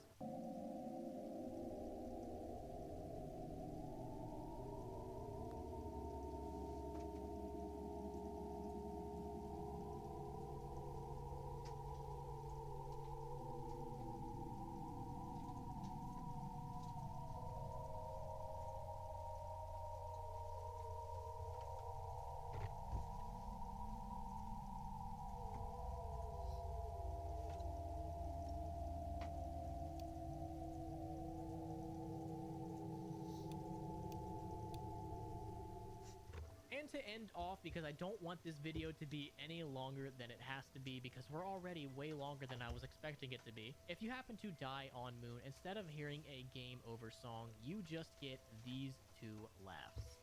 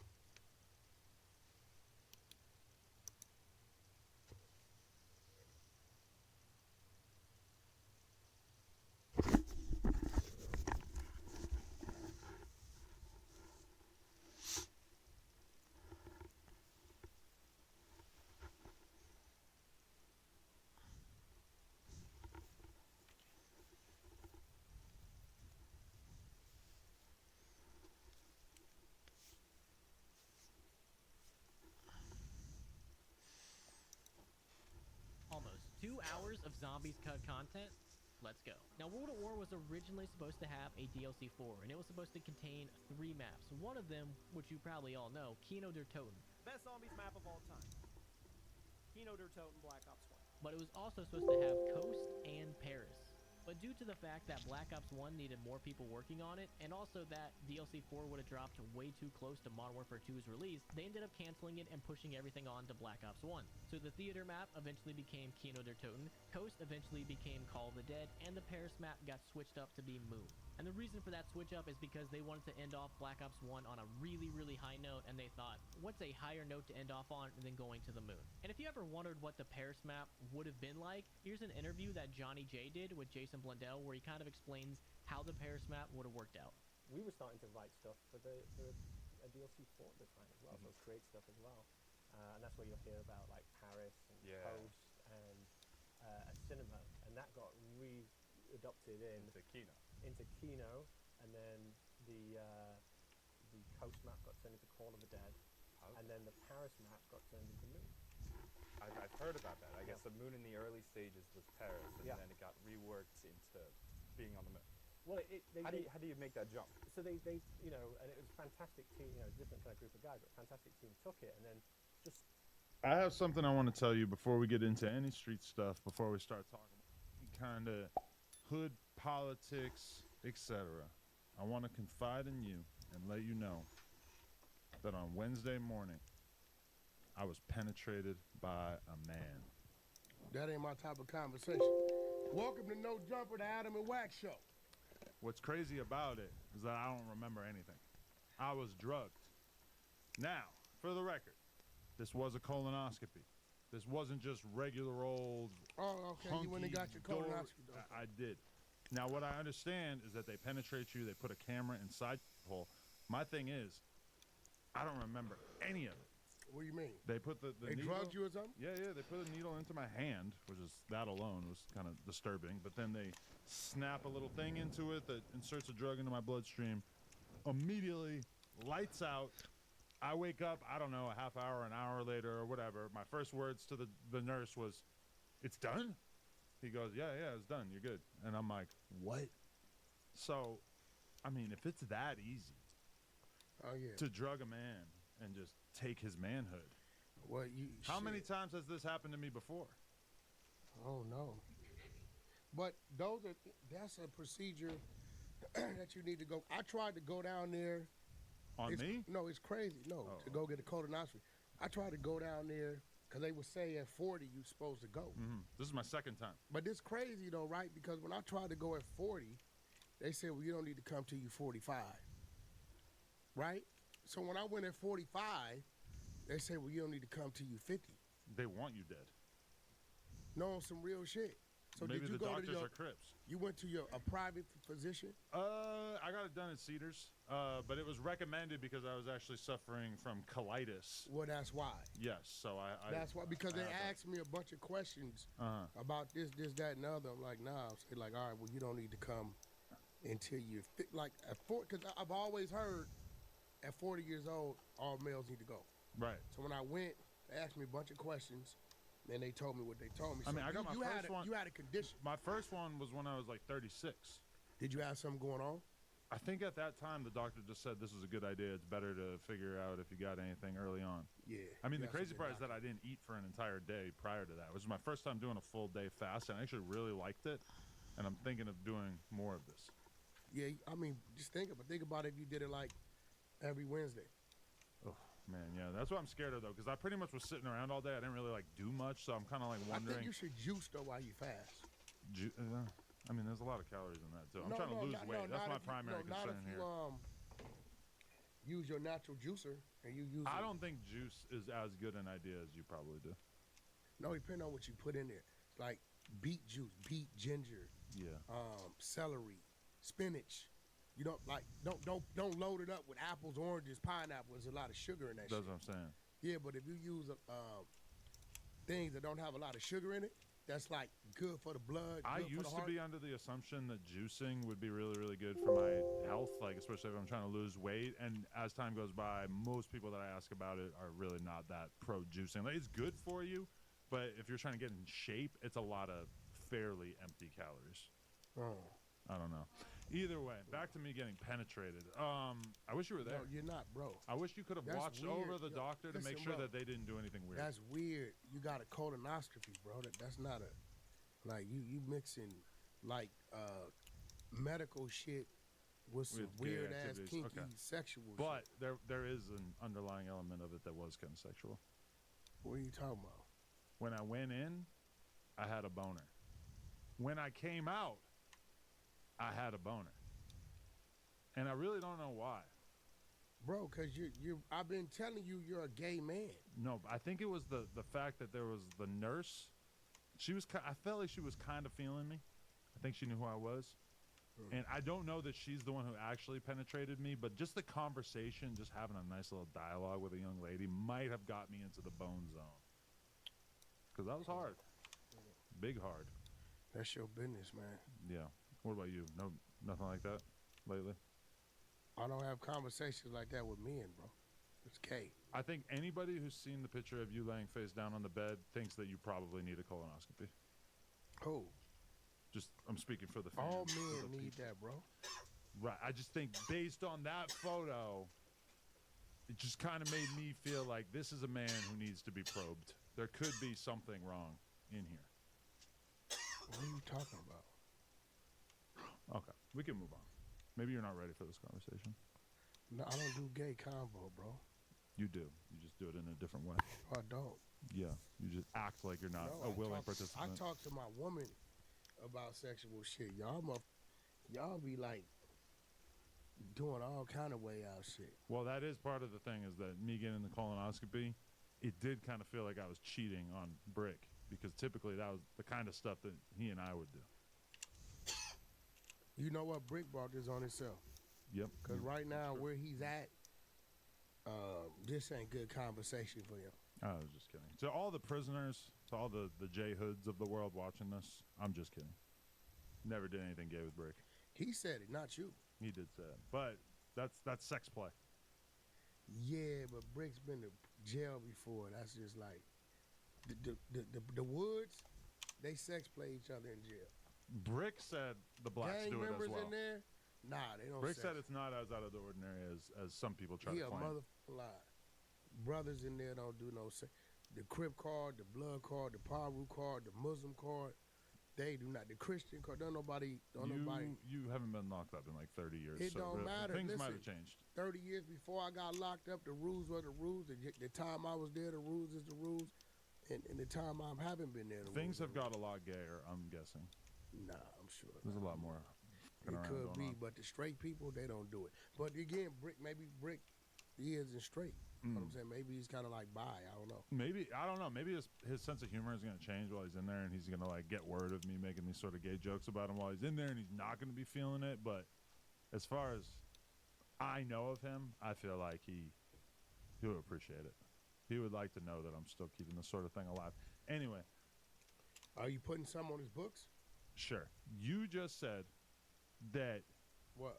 Well, you just ran down on Flacco and gave him a big old bear hug, which is interesting because he's got a variety of conspiracy theories about you. And you should call him in here, bro. he's on the news right now, but he seems as if. What's the conspiracy theory? I don't see. He thinks you're losing your mind, and he thinks that you might snap and do something to him. His words. I'm losing my mind. Why does he think that? He says that you seem angry, irrational, that he just feels like you're kind of on the verge of doing something crazy. And he didn't say it, but it feels like the suggestion is that maybe this is because of the stress that the big Rico is putting on you, since you might feel like, since you were so wrapped up in so much of his dealings, that maybe you're next on the feds platter. What do you mean dealings? Like I'm watching Rich Homie Quan, and he's talking about how when rest in peace, that when he had to come to LA and check in, that it was like you and Big U sort of two men in the situation. We was having a conversation about checking in. No, I was already up there having a conversation. Again, he pulled up. See, y'all got it. This was crazy. When it come to me, you motherfuckers seem to catch amnesia when somebody's telling the story. He said he landed at LAX. Whoever picked him up, whoever he was with, told him we need to go to Crenshaw High. He said, "Oh, okay, that's the blue side." So I don't know Rich Homie Quan. I don't know. I just know him from. I really knew his mama. You were at the football game his talking business with Big No, U. we were in the parking lot Okay. having a conversation. He pulled up. To check in. Yeah, well, you got to remember that ain't my neighborhood. Right. So he ain't pulling up for me. Uh-huh. It wasn't like we were scheduled to meet Rich Homie Quan that day. Okay. You get what I'm saying? So he pulled up, and I seen him, and I never forget it. I'm gonna tell you why I remember it. Because at the time, I used to confuse him and Young Thug. Okay. Right? Typical Unk mistake of that yeah, era. So when he pulled up, they all got out the car. Everybody dapped each other up. You know, I'm kind of like letting them do their thing because whatever he come to do, I don't know what he came to do. And he didn't lie. He wanted him to go out there, I guess, with the kids. You know, on the football field. You know what I'm saying? You know, Sure. the kids in the ghetto, they don't see a lot of that shit. And that was all that was. But I don't. Him saying that. I think he added to the conversation saying, "You flew in here and you staying here and staying there because those elements don't fit what he was there to do." That's kind of like you issuing a threat. You know what I'm saying? When you telling somebody you staying here and your driver is this person and this just that, it's kind of like you issuing like a silent like threat. But I think he added that to it, and that's the conversation we need to have today. That a lot of these podcasts and when people get caught up in conversation, some of it be tainted with some real shit, and then a lot of it be tainted with some bullshit. You're saying people make up stories, inflate stories to make them Think about crazier? it. You land, right? Yeah. Whoever he's with already done had conversations with Big U. Bro, we come in, we gonna pull up on you, right? So, me knowing him, he like, what time y'all get in? Hey, bro, we coming that way. What time y'all get in? Cool, pull up on me. I'll be at practice with the kids. Right. You get what I'm saying? Like, I'm seeing it play out. That'd be cool for the kids. Nephew could come over here and, you know, come out there for the kids, right? This had to been 2015-ish era. Yeah. Something like that. So, if he actually came in, right, and went straight to Crenshaw High, jump out, Big U like, oh, shit, y'all really here. What's up, nephew, whatever. I bagged up, what's up, homie, what's up? Now, he knew who I was. At that time, I remember, I confused him with Young Thug. I ain't gonna even lie to you. Right? So, he said, yeah, man, you cool with going out here, you know, with the kids? You know, they out there, you know, they gonna go crazy. They fans. He like, yeah, sure, cool. So he went out there and walked with the kids and they did their shit. So why in that situation would a person go having a conversation about motherfucker know who you staying at, who your driver is? I think it's at least in part because it don't even make sense. Much like Big U, you've kind of gone into detail about a variety of situations that a lot of people are conflating with extortion at this point. What do you mean by that? What you mean? It's been supposed, and we don't have to get into the details of every single one of these situations, but it's been, well, you basically said in the past that Oscar De La Hoya was paying to not have his nude photos or right zesty photos released. Stop right there. It's been said that that you were right talking to Nipsey's family about the gay tapes of him not coming out. I don't know if there's money involved in that. It's been suggested that maybe Kim Kardashian at one point or Kanye, that they were doing stuff for you so that you didn't release more sex tapes of her. Okay. Now, let's start with the first one. And when academics kind of tried to bring up some of this stuff on the podcast, you got very irate and you were really kind of screaming at it. Because y'all dumb. See, right there. You're a dummy too. I gotta call you a dummy. Okay, but because I'm gonna show you. But starting with the name calling makes you look more guilty. No, I'm gonna show you why. Oscar De La Hoya. If you listen to the conversation, I clearly state this is what the attorneys worked out. See, the minute the attorneys are involved, right, this is not extortion. This is a business deal. Oscar then talked about it openly on Club Shay Shay. Right? So the minute you get attorneys involved, See, if you have something, right? Right. That's yours. It's yours. And you got the consent to have it. Okay. And you like, hey, bro, check this out. This is really pertaining to you. Hey, attorney such and such, contact his attorney. Tell him if he wants to take possession of this shit, right, to where I don't use it, let me know, right? He calls his attorney. They negotiate what they negotiate. They draw up their paperwork, right? He never one time talks to Oscar De La Hoya, right? There's never conversation between the two. The minute you get attorneys involved in these type of situations, that's not an extortion, right? So we're going to Kanye next, right? Sure. This started on Bootleg Cab, did it not? I don't remember. Bootleg Cab said, what's up with these extra tapes I've been hearing about? I said, yeah, it's a couple extra tapes. He like, what you gonna do with them? I said, we would never do anything with them but give them to Kanye. That's what we're saying, right? Okay. You can pull it up, right?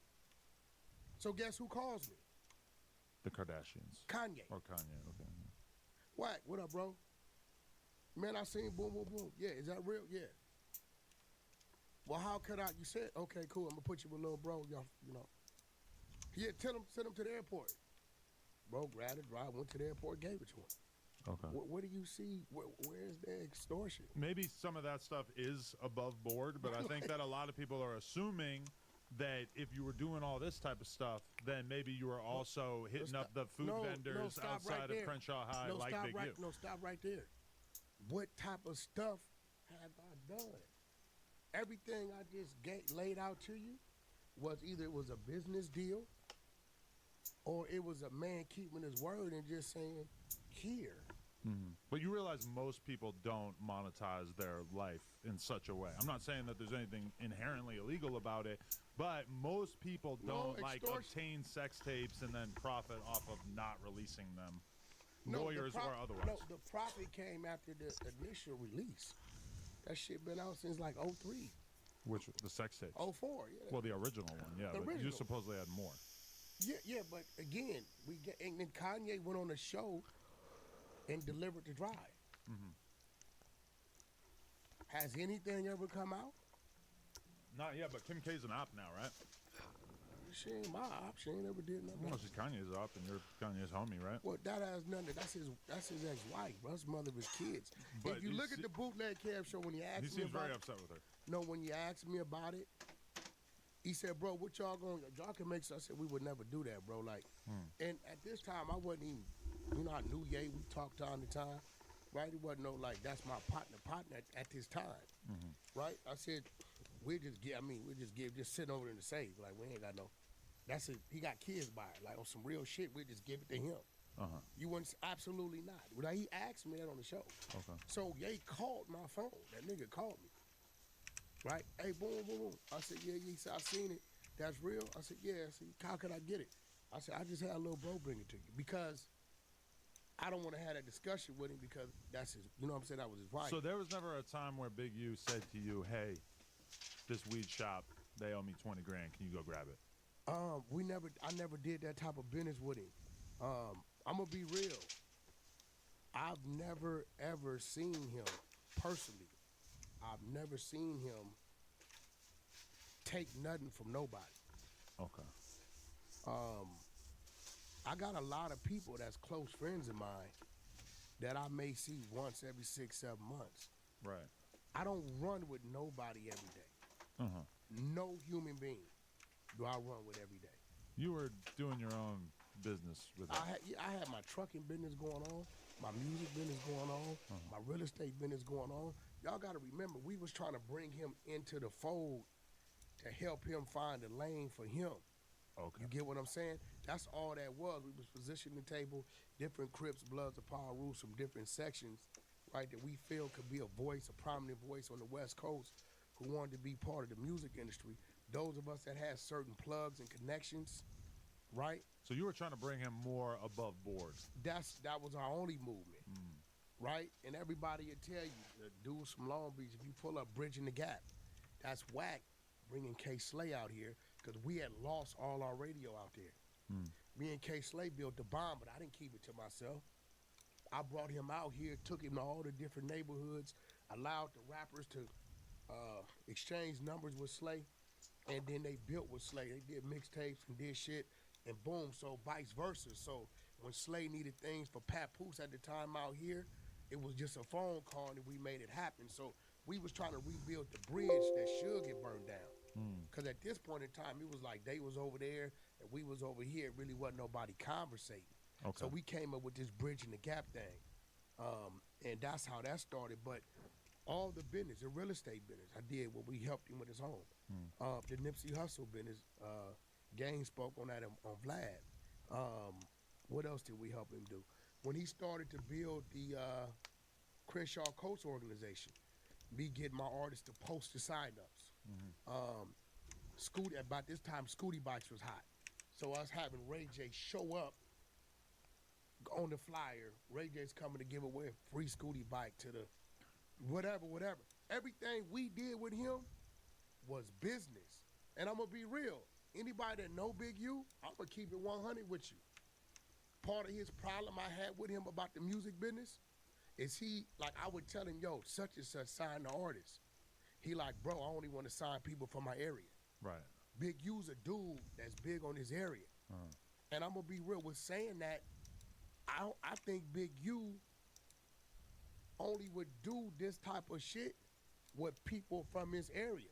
If you look at the indictment, everybody is from his area. Right. I don't think Big U trusts to go outside his bubble to do any type of criminal acts. Because that's why extortion has become so much less popular over the years, is because people are more willing to go to the cops. The cops take it extremely seriously. So the real primary candidates to extort are people who are doing illegal business, like a sort of black market weed shop makes sense, a strip club, who knows what kind of stuff they got going on. You can extort a drug dealer because they can't really go to the cops in the same way. You know, like people always kind of assume that like No Jumper has been extorted, but nobody's going to come to us and try to extort us. Somebody asked me that last night. Because what am I going to do? I'm going to call the cops. Somebody and then asked me that. Quickly, your whole operation's going to fall apart. First of all, let's be real. Unlike a marijuana shop, there's no money on hand here. That too, yeah. Your money comes from cash helps. Yeah, dog. That like so. There's not like so. When it comes to that, like when I was reading it or Prince was reading it, you know what I mean? It was kind of like, see, because I know the time frame, and I know what I'm hearing. It was kind of like when I bagged up from him, right? He went back to his old roots. Because I'm gonna be real, a lot of the people was against me bringing him to the table.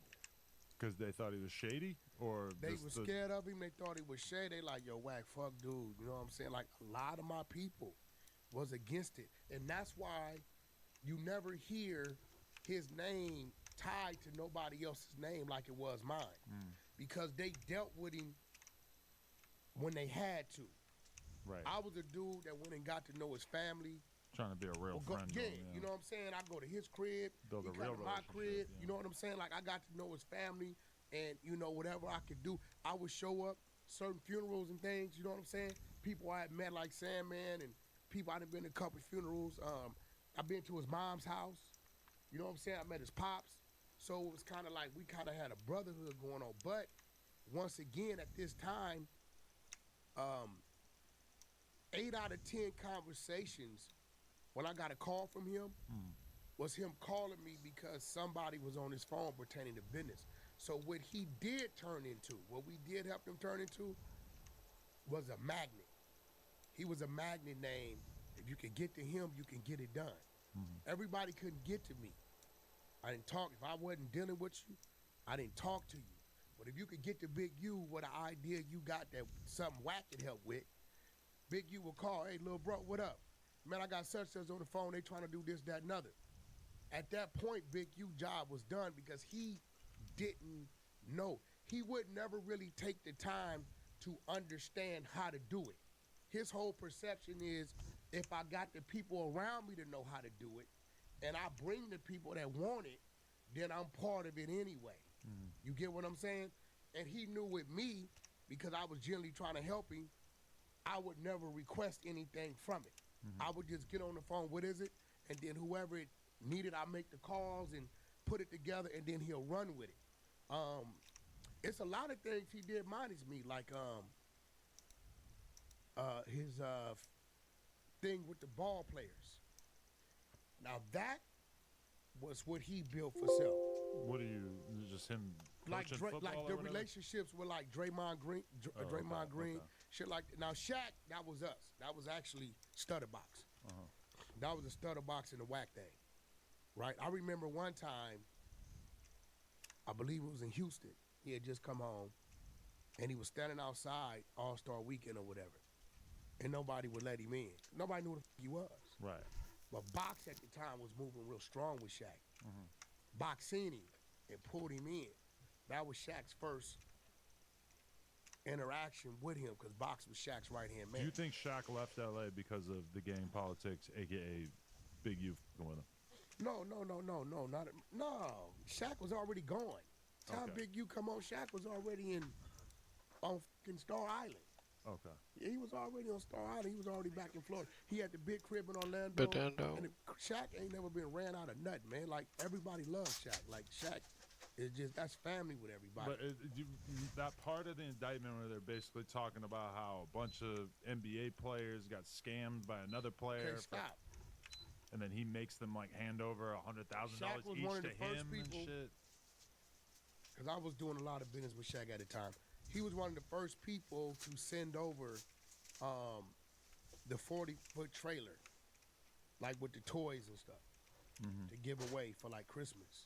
Okay. So you gotta understand, like, when a guy like Shaq looks up, yo, Shaq brought snow to Watts. You know that? Yeah, the snow machine or something. He brought the snow to the projects. He went over there and they was like, yo, we want to see the snow. So he somehow had them go up there to the mountains, get a bunch of snow, and bring it in and just put snow all through the projects. You could pay people to just pull up with like a machine that makes snow. No, he had them go up to like Big Bear or They something. got the real snow. And get the snow. So whenever you come to a lot of these guys and they see like, okay, you doing something for the kids, and you can visually see he's giving this stuff away to the kids, right? They don't mind being a part of that. The dude that spray ground backpacks, that's my guy. He gave you one, I believe, 5 years ago. A backpack? You was hanging with Big U late night somewhere. He gave you a backpack, a white one. A white backpack. You had a red hat. He said you're the only white boy. You saw that? With a red hat. That was at the T.I. and Young Thug video shoot, which now, in retrospect, I'm thinking, what kind of arrangement was struck that would allow these guys to shoot this we video? put him here? with T.I. That was in Hollywood, too, so Yeah, I don't but know. what I'm saying is, like, even that's a plug that come through us. He's Right. a Muslim brother. If you go back, I did an exclusive spray ground run with red spray ground back with game. We did the giveaway at all the shoe palaces. I'm right? surprised that Big U didn't make me pay to wear that red hat. Nah, he was just bullshit. He don't care about no gang banging like You know that. where that was, though? That was at that one studio where everybody makes jokes about it because it was used in one of the Batman movies. It's got all like the The panels lights, with panels. the lights That's on the east ceiling. side. Yeah. On the east side. Yeah, I know exactly. I filmed over there before. So you got to remember, like, I don't read what I'm reading. I've never seen him operate in that capacity. Okay. But that just goes back to the stories you hear. Well, who is he? Oh, he did boom, boom, boom, boom, boom. So it just looked to me like he went into survival mode and, start. I know the dude, the dispensary owner.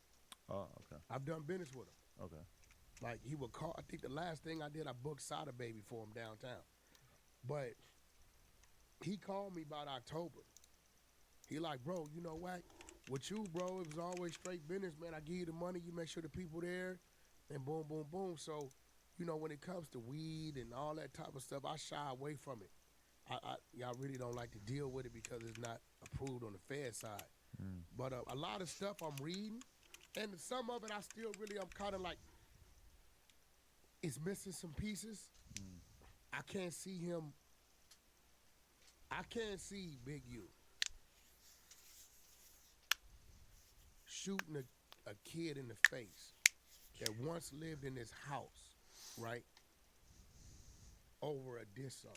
Because there has to have been so many different times over the years, even since he's been Let me free, tell you what he'll do. in which he would have had much better reason Listen. to clap somebody No. than that situation. what I'm like saying that is- just doesn't seem like it would have risen to Listen. the level of being. Let me tell like you if he what- killed that kid, he probably should have killed like 20 other people. No, listen. Let me tell you what he would do. Okay. If the kid had did a diss song, right, and he heard it, at his age, he would have brought one of his little homies Right. over there to fade him. Right. Okay, how do I know this? Nipsey dissed him. Right. What did he do? The song, the first song. He brought one of his homies over there to fade him, right? Or he would have did it, right? But if he little dude, he just gonna bring one of his little homies over there. So this is why. And That guy is not a threat. That kid, rest in peace, Rayshawn. He's not a threat enough I'm to not saying- require listen, killing him. Why don't you just beat his ass, punch him in the head a couple times to get the point across? Because I've right? already disrespected the family. Because I'm gonna be real. I don't know if you listened to the call. When I got the call from these people, Right. right? I'm thinking it's some troll motherfuckers. And I'm gonna tell you why. First thing, whenever I ask you a question, I already know the answer. I just want to see what you're gonna say. Okay. So the first thing I say is, yo, when this happened to your brother? She says 2022. I know it was 2021 because I read the shit. Right. So right then and there, my mind is like, okay, well, let me see where it goes. So then I'm like, oh, what you mean they had to give blood? Like, you know, they swab us before we get out of prison, right? So then she says, they found it under the nails, right? So I'm thinking to myself, motherfucker, if they found some DNA under some nails, and it's this dude, ain't no way they letting him run around for 3-4 years, right? So I let her keep talking. So she says, my mom such and such, right? So she puts the mom on the phone. So when the mom comes on the phone, let me show you this, right? She goes into her thing. The mom immediately says, oh no, it's been 4 years. Okay. This one I thought they was really cap.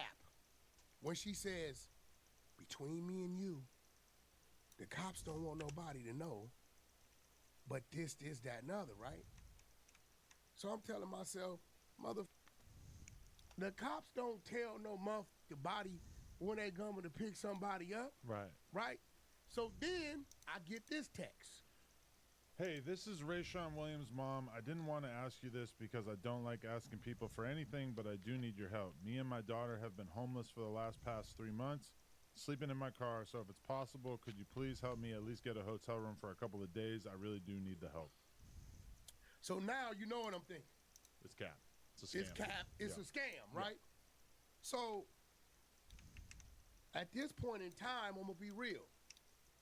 I watched Big U on about 3-4 occasions go side with some motherfuckers that's running the narrative on me that he knows ain't true, right?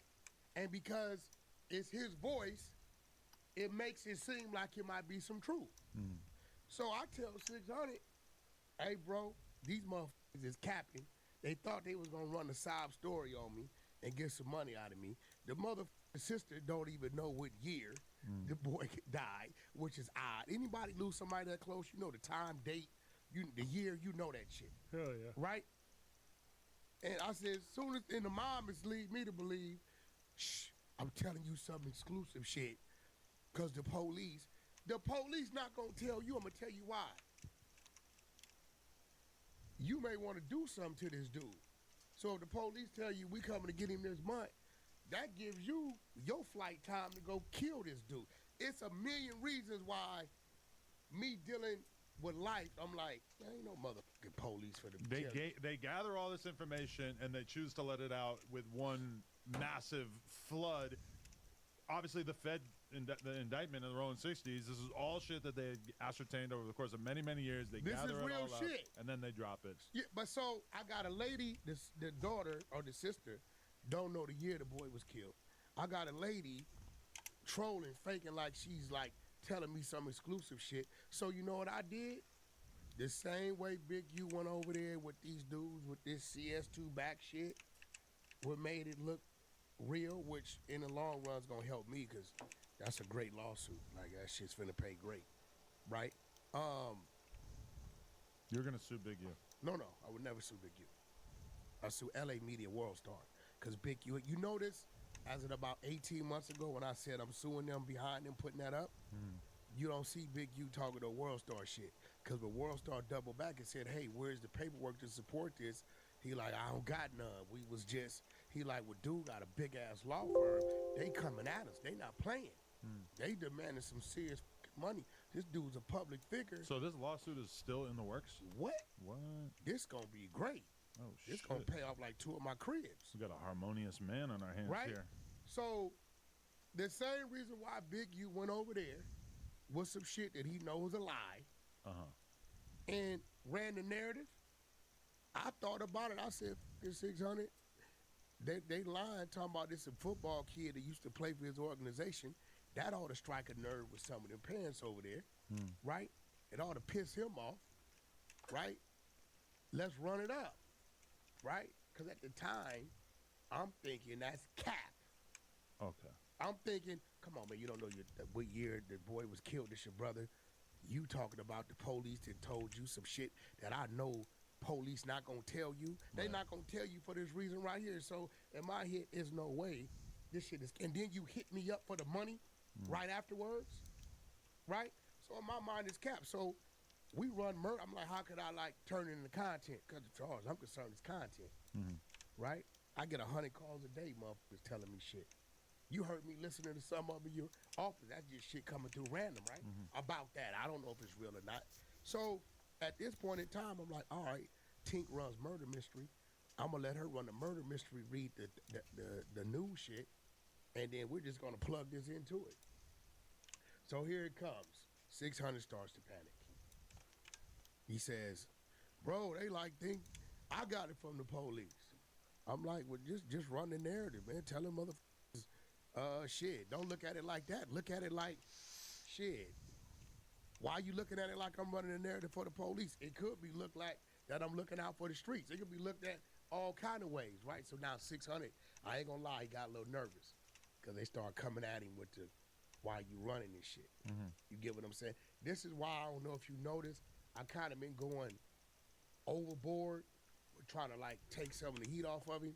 Oh, 600. Yeah, well, he seems like he's leaning into it. He's riding around with a badge on. No, but that's what I told him. I said, at this point, bro, the other shit ain't working, so f it. You know, that call with the police saying come down to the station, that's not real. Oh. That's his homeboy that recorded something. Okay. And he's just playing it. But to the world, it's real, right? So, you know, at the end of the day, it shocked me when they called me that morning talking about the feds and all this shit. I was like, and then when I read what I read, that shit, I don't know that Big U. I can honestly say on some real shit, and I'm treading lightly because now that I know, and the reason why I know the lady's real now, because somebody called me a day ago and said she did a TMZ interview. So I know if Harvey's interviewing somebody, he done did his due diligence on who people are. So I don't know what the lady looks like, but whenever it comes out, we'll be able to see. This Big U that I'm reading about on the indictment, I don't know him. You haven't seen him strong-arming random people and whatnot? I actually seen him break himself. What's that mean? He would spend his last on the kids. Okay. You know how much that dude used to charge the kids? What? $100 For what? to play football. That's That cheap? don't even cover 20% of what that costs. Right, that makes sense, yeah. So what he would do is he would call everybody he knew. Hey, bro, boom, boom. Like, I wrote checks for like, he'd be like, yo, 9U short, 18 shoulder pads and 6 helmets. How much that cost? $2,500. I write the check to Crenshaw Coats, 9U, whatever, right? So the Big U I know when it come to kids has always been like, he was on a mission to get a count to how many kids like he could get going to college and shit like that, right? So if I had asked you a month ago or a couple months ago, what percentage of money that is being donated to Big U and his charity is actually being spent on charitable stuff? I would have thought 100%. You would have thought 100%. Wow. Okay. Because not outside of the football shit, right? Let me tell you what else he does. The kids, you got a kid. I seen this because it's like a continuation school down there or something. I think it's a place where they got the Nipsey basketball court. Okay. I went down there before with him to talk to the kids. There's one kid, he like, yo, man, why you keep fighting? We got you in the continue, why you keep fighting? He like, man, they be talking about my clothes and talking about my shoes, right? And when we left, he said, man, I feel him because, you know, I always had big feet, so I couldn't really get all the different shoes everybody had. So I would see him go in his pocket. Because I remember one day we went to like Men's Land in the Slauson, in the Fox Hills Mall. And we went in there and the shoes, he said, what kind of shoes you want? And the shoes he wanted, they was like $600 shoes. So when we went in there, he told him like, hey bro, these ain't for me. Can you work with me on the price? Because they for a kid, that a distressed kid. So I would see him go in his pocket and do that. I would also see him like go buy people's family groceries and shit. Like if you would have asked me, like just one-on-one, like whack, when I'd have been like, nah, that type of shit he does. So you're saying this shit right here, I'd have brought a bet everything on worth that none of that's So you're saying you considered him a philanthropist and overall like a guy who was giving, but also not a great businessman and definitely not a master criminal. Because when you look at so much of this stuff, it's like if you want to embezzle funds from the government under the guise of COVID relief or whatever, I assume there's a way to do it that would not put such heat on you. Well, this is the thing. I met Big U in 2004. So this is the Big U that went to prison, really embraced Islam, and he had already, from my understanding, created developing options from prison. Okay. You get what I'm saying? His son that played for the Chargers, he was made in prison on a family visit. You get what I'm saying? So the Big U we met, he came trying to understand and figure out some business. Right. We didn't meet a Big U gangbang. You know, and that was one of the first riffs at the table. He went on somebody's platform. Breakfast Club, he went to somebody's platform and said, if he would have been out, Death Row couldn't operate. He said that on Vlad. I was just about to ask you about that. That was one of my phone lit up. Whack, what's up with this? What's he said up with if what? he was free, there wouldn't have been no death row, which is kind of a wild statement. Crazy. Because how would he, no matter how powerful he was, how would he have been able to stop Suge Knight, who operates on completely different politics, from signing artists? Now, he did sign a bunch of Crips and whatnot. You're not hearing me. Listen to me. I told you earlier, I got blowback from how close I was getting to him. First, it was even letting him come to the table of business. Because our whole movement was, can't nobody make no money with war going on. So if I got these artists and I'm beefing with you, and every time we do a concert or a club or a video shoot, y'all showing up, shooting it up. And then when we hear you doing something with yours, we doing the same. Ain't nobody benefiting from that. So it's like, okay, you got what artist? Cool. You got so if it came, let's say Big U had T.I., right? But we put him with T.I. If a problem came up with somebody was like, hey, we want to book T.I., or hey, we got an issue with T.I., instead of that individual approaching T.I., they'll just talk to him, and then we'll let Big U go talk to T.I., and they find resolution. So this is why from like 08 to about 2018, 19, you wasn't hearing video shoots getting shot up, niggas getting robbed at the studio. You saw an increase of Crip and Blood concerts through K-Day. That's where SKG come from. You know, my man AD, to where now we got Crips and Bloods on the roster. Backstage, we got 100 gang members, niggas beefing, but it's all love because everybody there is tied to somebody at the table. let everybody get their money, everybody stay safe. And so now people was running into people, and it was all love. So that's what we was doing. I tried to, every meeting I had, well, my Korean act back down, I was doing business with a dude named Johnny Yee out of South Korea. I took Big U to the meet, not because he was part of it, because I wanted him to hear it. So now you know if something pops up, we have a resource over there. He might be in New York and they like, yeah, Big, we trying to do this in South Korea. Know what he gonna say? I can get it done. He'll just call me on the phone with this dude and we work it out. But this what I'm reading, what I just heard last night, I don't know that guy. Based on what I'm hearing from a lot of people, I haven't personally read through the indictment, but everybody I know who has spent some time reading the indictment has basically texted me and said, Big U is fucked. They had like bugs in places, I guess, where they thought it was safe to talk at. Right. You know what I'm saying? People worry about their phone. They don't worry about there being a bug in the room. Like, this is fucking it's good, a lot fellas. on there. It's a lot on there, and it's a lot of people that gave statements or whatever, right? But yeah, I've never, me and Big U never sat down and said we're gonna go extort this dude or rob this dude. It was always a conversation on how can we fix a problem. This is going on. Hey, bro, don't you know such and such? Yeah, can you give him a call because such and such called, said this is going on. Let's see if we can work it out. That's what we was doing. It was called, the movement was called Bridging the Gap.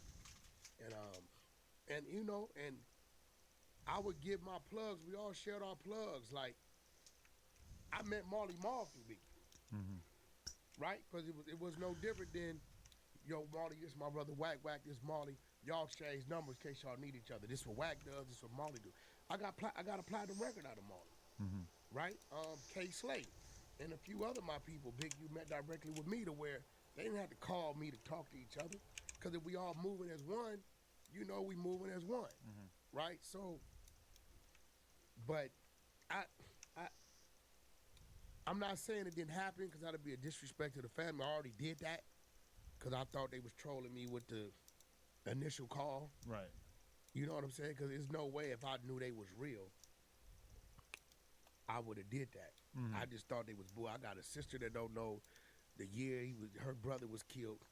I got a lady claiming to be the mama telling me the police told me they gonna do this. And I'm like, lady, ain't no police telling you when they gonna go, because I know it's putting dude in jeopardy. It's putting him in jeopardy. You know what I'm saying? But a sympathetic officer, detective, or whatever could mention casually. It's not practical though. It's not something I would consider normal. But you know, if he felt for the parents, he maybe wanted to kind of tip them off on what was going on. Yeah, but see, this is the reason why they don't do that. Yeah. Because the parent could go tell somebody, and then it comes out. Or they may have the mindset, we want to kill this dude ourselves. But the feds were probably at least a little bit annoyed because the RICO seemed like it was maybe a little bit rushed.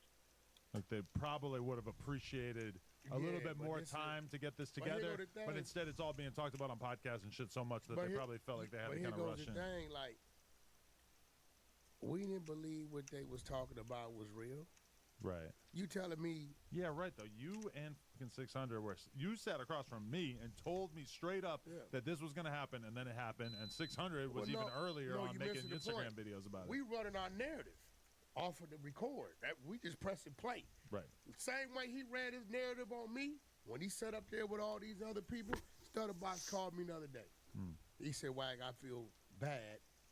Even though we got our issue. The only problem with it was... He said, even though we got our issue, the dude called me and asked me to do that. Because that ain't... Box don't do media.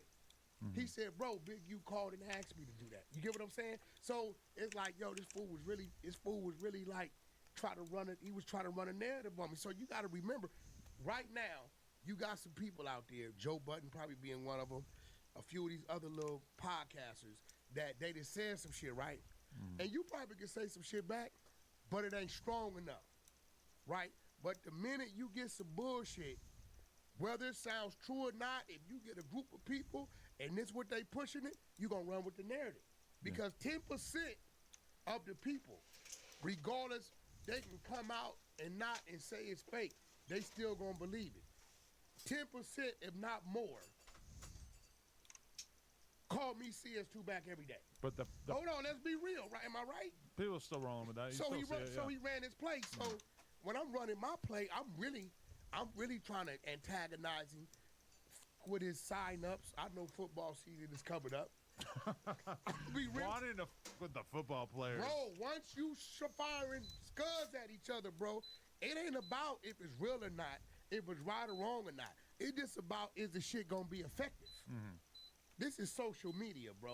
Come on, we sit up here with people to where they be telling their story, and we looking at each other like this motherfucker lying like a motherfucker. But we still ask them questions about their lie that we think, you know why? Because it's interesting to the viewers. But the only problem is that when you and Luce are sitting here telling me that Big U's about to have this murder put on him, this is coming after the initial allegation that Big U had advanced knowledge that Nipsey was going to get killed. And then even beyond that, Luce sat right here and told me that basically that Eric Holder was about to make a statement. He basically insinuated that Eric Holder was going to tell on Big U. Listen. And that Eric Holder was going to get out the next day. Now, That's hold on. insane. No, but hold on. Now, when he says this type of shit, right? Right. Because they got that, the thing where Big U's watching the live, and it says justice for Nip, and he starts laughing. That was right? damning. Okay. When Black Sam did his interview, now I'm going to show you how calculated this is. When Black Sam did his interview and kind of like authenticated the DJ Khaled shit, right? That's when Loose Cannon comes with what? Eric Holder's about to tell on Big U. I think he said that before the Big Sam interview, right? No, that nigga said that shit because he running his narrative. See, it be a lot of shit being said that y'all don't know. So let me tell you what Loose Cannon's nemesis was with Big U. What? You know who it was? Loose Cannon's mind says any and everything Alex Alonso does, anybody gets on his platform to speak against Loose Cannon, comes through Big U. Okay. So when he see Alex interview this person or this person speaking on him in his mind, that's Big U's work. So you think Alex is a Big U agent? No, this is what Loose Cannon thinks. He thinks that. I think Alex with Big U and the Big U sends him something cool. Has Big U sent him something? Yes, but I think Alex is totally capable of doing what you do. You look, you do your research. But Luce hates Alex that much because he interviewed his ex-girlfriend, his ex-wife and everything? Bro, listen what I'm trying to tell you. In Loose Cannon's mind, everything Alex Alonso has done against him, even his brother being up there, was a Big U setup. He did interview his twin brother, huh? You get what I'm telling you? Did you know he was 42? I mean, I never asked him how old he was. I always heard that. I didn't give a fuck how old he was. Twin? He could be 32, 42. He could be however old he want to be. What business up with his mind? Yeah, twin brother explains if he and Loose Cannon grew up in Los Angeles. So this one I've right never here. even thought about watching this, but okay. So this one right here. Yeah. I might have it on my phone because I think he sent me the recording. His twin brother called. He was locked up. Wow, he does look a lot like him. That's crazy. Yeah, he was locked up. And he was like, yo, I know Big U set that up. But like, boom, boom, boom, boom, boom, right? And why did you say this and why did you say that, right? Because he like, don't nobody know you to be pulling you up. So, 600, he hates Big U. Loose, but like everything Alex did was, he felt like Big U was like, Alex, do this. I'm going to send you this. Me, you done ran 2-3 narratives on me. So I'm going to be real, bro. When we playing on social media, bro, if somebody called me and is willing to say it and sit in the box with it, I'm running it on you. I'm sorry. I'm going to let you go out there and explain yourself. I don't get, because they do it to me all day long. I can't sit back. What I'm going to do, sit back and take 3 months to go investigate stuff?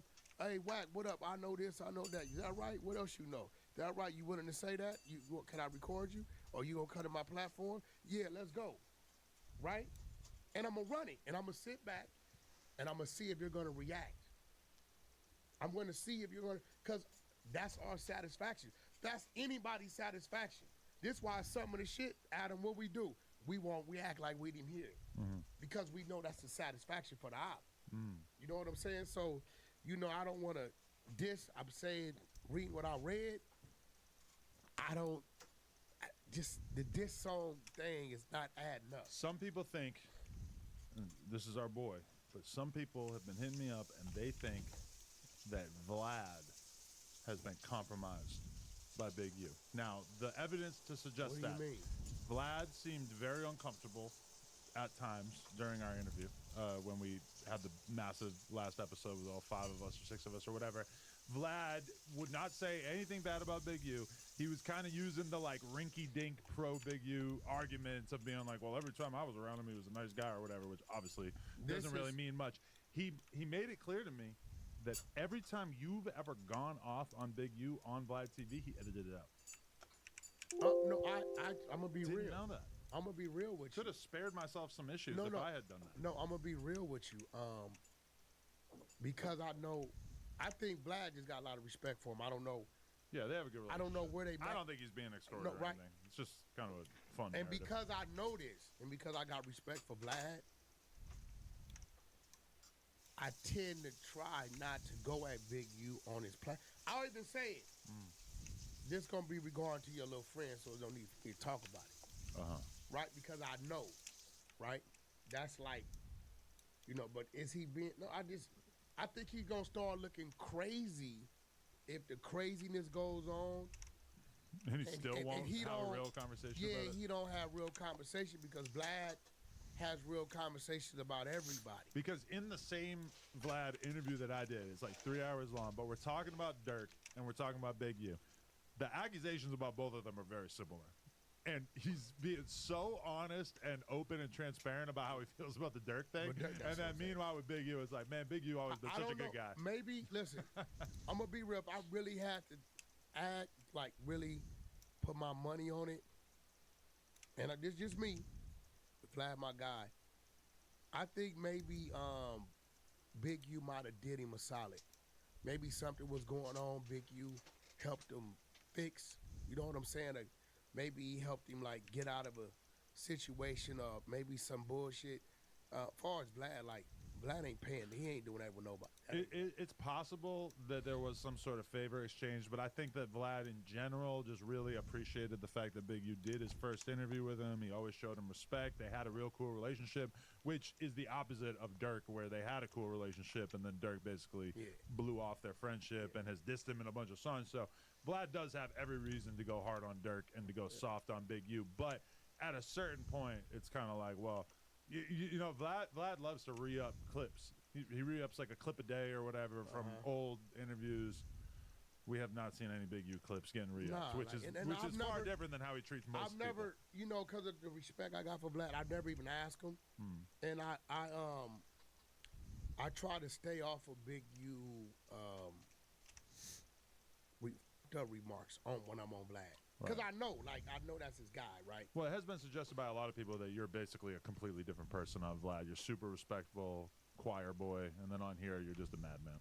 Okay, well, you got to remember, Vlad is a different setup, right? Yeah. Vlad's setup is, and they don't see what we see on Vlad. He already knows what he wants this to be about. True. On here, we got a setup. But sometimes you'll start with that, and because something in that spins off to something else, and the conversations go somewhere else. We've been going for an hour. We haven't even looked at the topic list yet. This is what I'm saying. So this is more of a freestyle on what we do, right? And that's just because we can do it. It's fun. It's unpredictable. Yeah, right. It's loose. No canon. Yeah. So look, my apologies to the family. I'm gonna be real. I didn't think you was real family. I just pointed out why I didn't think you was real family. And to this day, I only believe you're now the real family if you are the people that just interviewed with TMZ, because I know Harvey going to do his due diligence. If you're those people that was on here, then my apologies. If you not, then f*** you. My favorite current new narrative is basically take like me and Big Deal. When me and Big Deal do content together, what am I really doing? I'm paying him to do an interview so that he will essentially smear T-Rel. That's how I was doing battle at that time. You know what he's going to do. A lot of people have suggested that the evil genius mind of Whack 100 said, here's Loose Cannon, he's not necessarily with it enough to realize the play that I'm going to do, but I'm going to befriend this guy who used to be super close to Big U.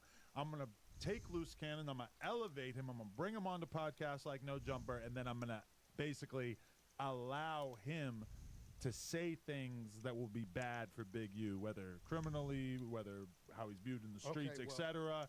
I do believe that you're capable of that sort of espionage. Okay, so there's a little truth in that, and there's a lot of bullshit in that. Okay. Okay, so and intent is different than how it actually played out. So, of course, Loose Cannon's approach was Big U, right? Whack, what up? Whoa, whoa, whoa, man. That nigga Big U. Nigga, whoa, whoa, whoa. Is that right? That's what's going on? All right, so I sit back, I watch him. So he called. He like, hey, bro, and I'm going to make you remember this. I got a TV show coming out. Can you help me promote it? Right? Now, if you think about it, after I brought him up here, I personally sent him to academics. Ack said it. You didn't hear what Ack said it? He said you lied me up. He said you lied me up and said you was coming with him. Nobody even had to tell me. As soon as I saw Loose on Academics, I thought, oh, that's a whack play. That's a whack. That's a whack But play. I told Ack I'm coming. Yeah. Right? I said Loose. He's like, yeah. And then you didn't. Yeah, right? Okay. So I told, now, I think this is what he broke the Meek Mill. I don't know. I'm thinking he going up there to talk about the show. And I believe he talked about the show, but they just spun into some other shit. I mean, right? Ack's going to figure out what the good shit is. And I think when he told me about allegedly extorting Rick Ross and Meek Mill in the club That and shit was everything, cap. I was more just like blown away, just confused. I didn't know. You didn't believe that shit, did you? No, at that time, no, not at all. Ack really seized upon that and like went into way more detail about it and Because kind he of was went with it. beefing with Meek. Yeah. Ack and Meek was at it. So this is how I knew it was cap, right? Cheek Millie called Listen, so it's a dude over there, no matter what has ever happened with me or Meek, whatever. It's a dude over there I always love and respect. A chaser? No, his name is Teefy Bay. Yeah, he's Chaser. Okay. He's a chaser. Teefy Bay. Teefy Bay been home maybe about 6-8 months or whatever. Even when the bullshit going on, when I land in Philly, Teefy Bay see me, he come over there and embrace me as a brother. It be bullshit going, but me and him, we got our brotherhood, right? Teefy Bay with me. Listen, this is a fact. Tell me you robbed Meek and shot Teefy Bay 20 times and he dead, and I might believe it because you got to kill Teefy. You're saying Teefy ain't laying down. Teefy ain't laying down for nobody. He ain't laying down for nobody, right? So now on top of that, it's 10, 15 other Philly dudes with him, right? This is what I believe. I believe Loose might have been at the club because just how he knew who was in the club. Got it. Right? Or somebody told him who was in the club. So what Loose would do, he'll take some shit he may have saw, some stories people may have told him, and then he'll insert himself. And then he'll tell the story.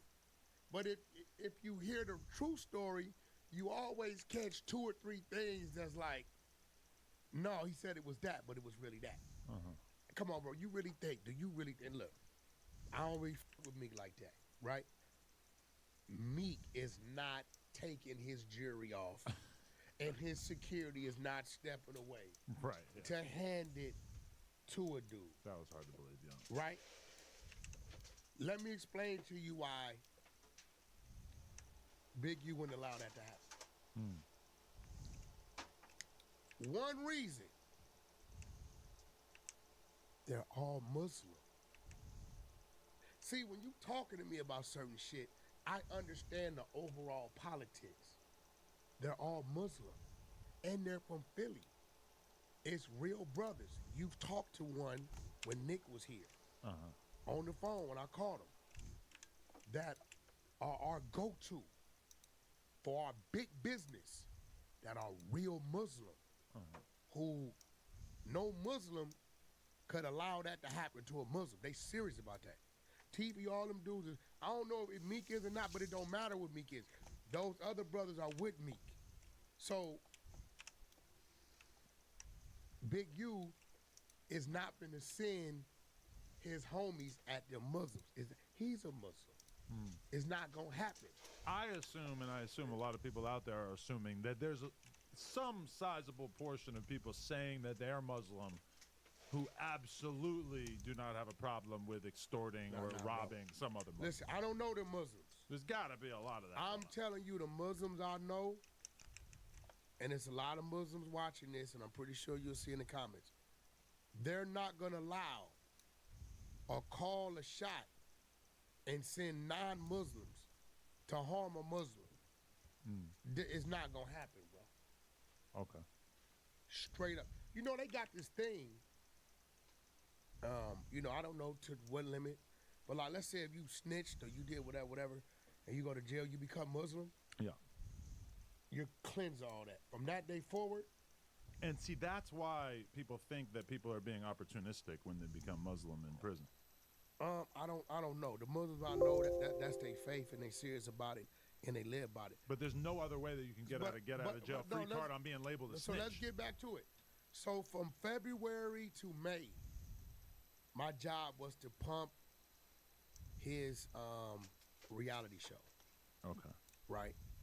And I was pumping it as hard as I was pumping it because at that time the owners was telling me, Wack, if you can make this perform, we're going to give you a contract for 2-3 of your own shows.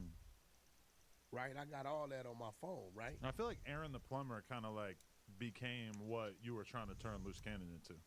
And I also think Aaron the Plumber borrowed some of the 4 Extra persona. No, hold on. No, he watched Because it's basically like these guys are I don't all even know this playing dude. a similar character of like, look how tough I am, I'll fade anybody, and I'm entertaining on camera. And guess what else he does?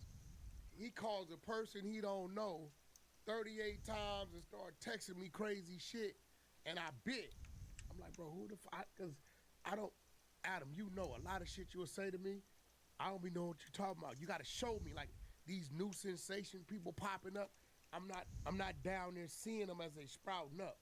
By the time I hear about them, they've been around 9 months or something, right? No. So, and I'm gonna keep it real. I did a great job because I started working on Loose February.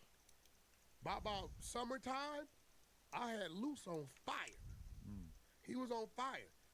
You never known me to go to these little ass podcasts. I did that for him. I didn't do that for me.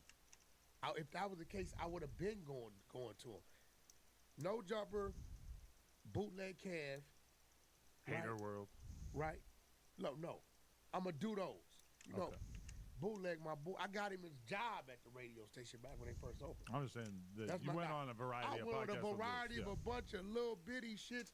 That's because what they'll do, they'll call Loose. And like, yo, man, we want to holler at Wack or whatever. Woo. He like, yeah, I could get Wack to come with me. Right? Luce would call me. I'd be like, who's your people? He like, it'd be a good look for me. So I would go. Because at this time, I'm like, all right, I am pumping him. So I would go and it worked. You know what I'm saying? But a lot of shit he was talking about, I'm not going to sit there at the time he's talking about it and on camera, and this supposed to be my guy, and say, you a motherfucking lie. You get what I'm saying? I'm not going to do it because then it takes away from the persona that we all see is working for him. You get what I'm saying? I'm not going to challenge a dude that I'm pushing in front of the world. I'm just going to lay back. I'll be like, 9 out of 10 times he say, Wack, ain't right there right? Be like, yeah. I don't know. I wasn't even around you back then to know what the was up. But I'm going to rock with you. You know what I mean? So, in hindsight, I'm going to tell you this. What this situation has taught me is it's a very thin line on what people perceive as real, that's bullshit, that they will still tell you is real. We knew that even if we throw a fake narrative out there, and I told Six, we gonna push it out there. It's their voice. We don't give a they lied. Ain't no police told them. This lady don't even know what year brother, the alleged brother got killed. She capped. It's gonna piss him off. The same way he irritated me with the shit he did. You know what I'm saying? When I start getting calls from people like, yo, Wack, my bad, bro. The nigga asked me to do it. I think people are super hyper aware of the fact that a ton of stuff online is fake. So then as soon as the federal indictment comes down, in their mind, they're like, here's something that is 100% not fake. let's get into this. And That will capture some people. But like, listen, how often do we see that? Yeah, almost never. Yeah. You get what I'm saying? Well, so in hip hop, kind of a lot over the past couple of years. But not coming off like, bro. Listen, I'm gonna be real. I have a zillion prison stories. Right. A zillion jail stories. But as soon as you have one video, we're viral. A zillion stories from shit that has happened in the streets. You don't hear me. The closest you're going to hear me say is, I saw such and such get kicked in the ass. Suge slapped such and such. I saw it. Right? And then that's if we going at that individual. But I'm not going to sit here and talk about, unless I've done the time for it or it's already, they done did the time, it's public record. Nigga ain't finna talk about some shit that don't nobody know about. So when Loose Cannon is sitting next to you, going into great detail about robbing weed shops with Big U and Big U not properly splitting up the proceeds afterwards and scamming people and all this kind of stuff, is there any part of you that in your head was like, this was only a couple years ago, you could easily still get in trouble for this? Because honestly, that did not cross my mind. I'm gonna tell you why. He told a story, bro. I just want you to walk with me. Whenever you tell Superman stories with me, because being from the streets, even if you pull up on your ops, we always talk about, oh, we shot 2 of you niggas. We don't never talk about 3 of ours got shot too. Right? We don't talk about that, right? So when I hear him say, we went in the spot and took everything, and then 30 minutes later, the dude from the spot is walking in the house. Hey, bro, don't nothing about that shit sound real. Like, come on, bro. Right. What the fuck are we talking about? Motherfucker come in no jumper and rob you. Right. 30 minutes later, you're walking through the house of the people that robbed you. How can so at this point in time, I'm a rock and roll with him. Oh yeah? And what else happened? Oh man, he told us to give him this. I'm like, oh, so now the troll is on. I'm gonna paint the narrative. Right. Oh, you know why he told me he beat all y'all. He took half of that and still made y'all to cut up with that. Right? So I'm just gonna pump it. I'm gonna troll it and rock with it. But bro, nobody believes that a motherfucker just went and robbed somebody. And then the person that y'all robbed comes to the safe house where you guys are counting up what you just took from him. Yeah. Strange. Nobody brings the victim back to the spot where he can call the police. Right. Or some other dudes. Hey, bro, the dudes that robbed me is over here. They just brought me to the spot. You rob them and then say, pull up over here. Who calls the victim of who you robbed and tells them to come to where you at? Right. So when you telling these stories, I'm in my mind, I'm like, this nigga crazy. But are you thinking like this is kind of get my credibility up if he's lying about all this stuff? No, because it's him. Right. The only thing I did tell him, I said, hey bro, this FaceTime shit, I told him this. If you don't have it, you better put in some work doing some other shit to try to get people's mind, because remember he told us February 14th, 2 weeks. Yeah. 2 weeks come, I'm like, bro, where it's at? Say you got it. Where it's at? But you're saying the reality show is holding on to it now. Well, no, that's what he's saying. Yeah, okay. He's saying this is what he started telling me. The reality show has to drive. Right?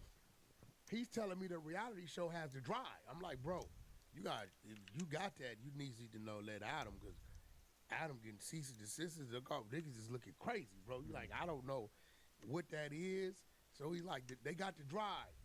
So first it went, they was gonna give it up in May. Then it went to, they not gonna give it up till February.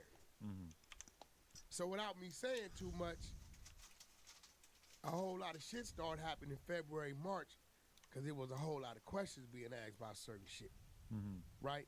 So I told him, I said, bro, if you ain't got that shit, you might have went too far with that, because I don't know how you gonna make up for that one. You said it, and people that waited 2 weeks, and it wasn't here, then a month, and 2 months, and now we into the next year, right?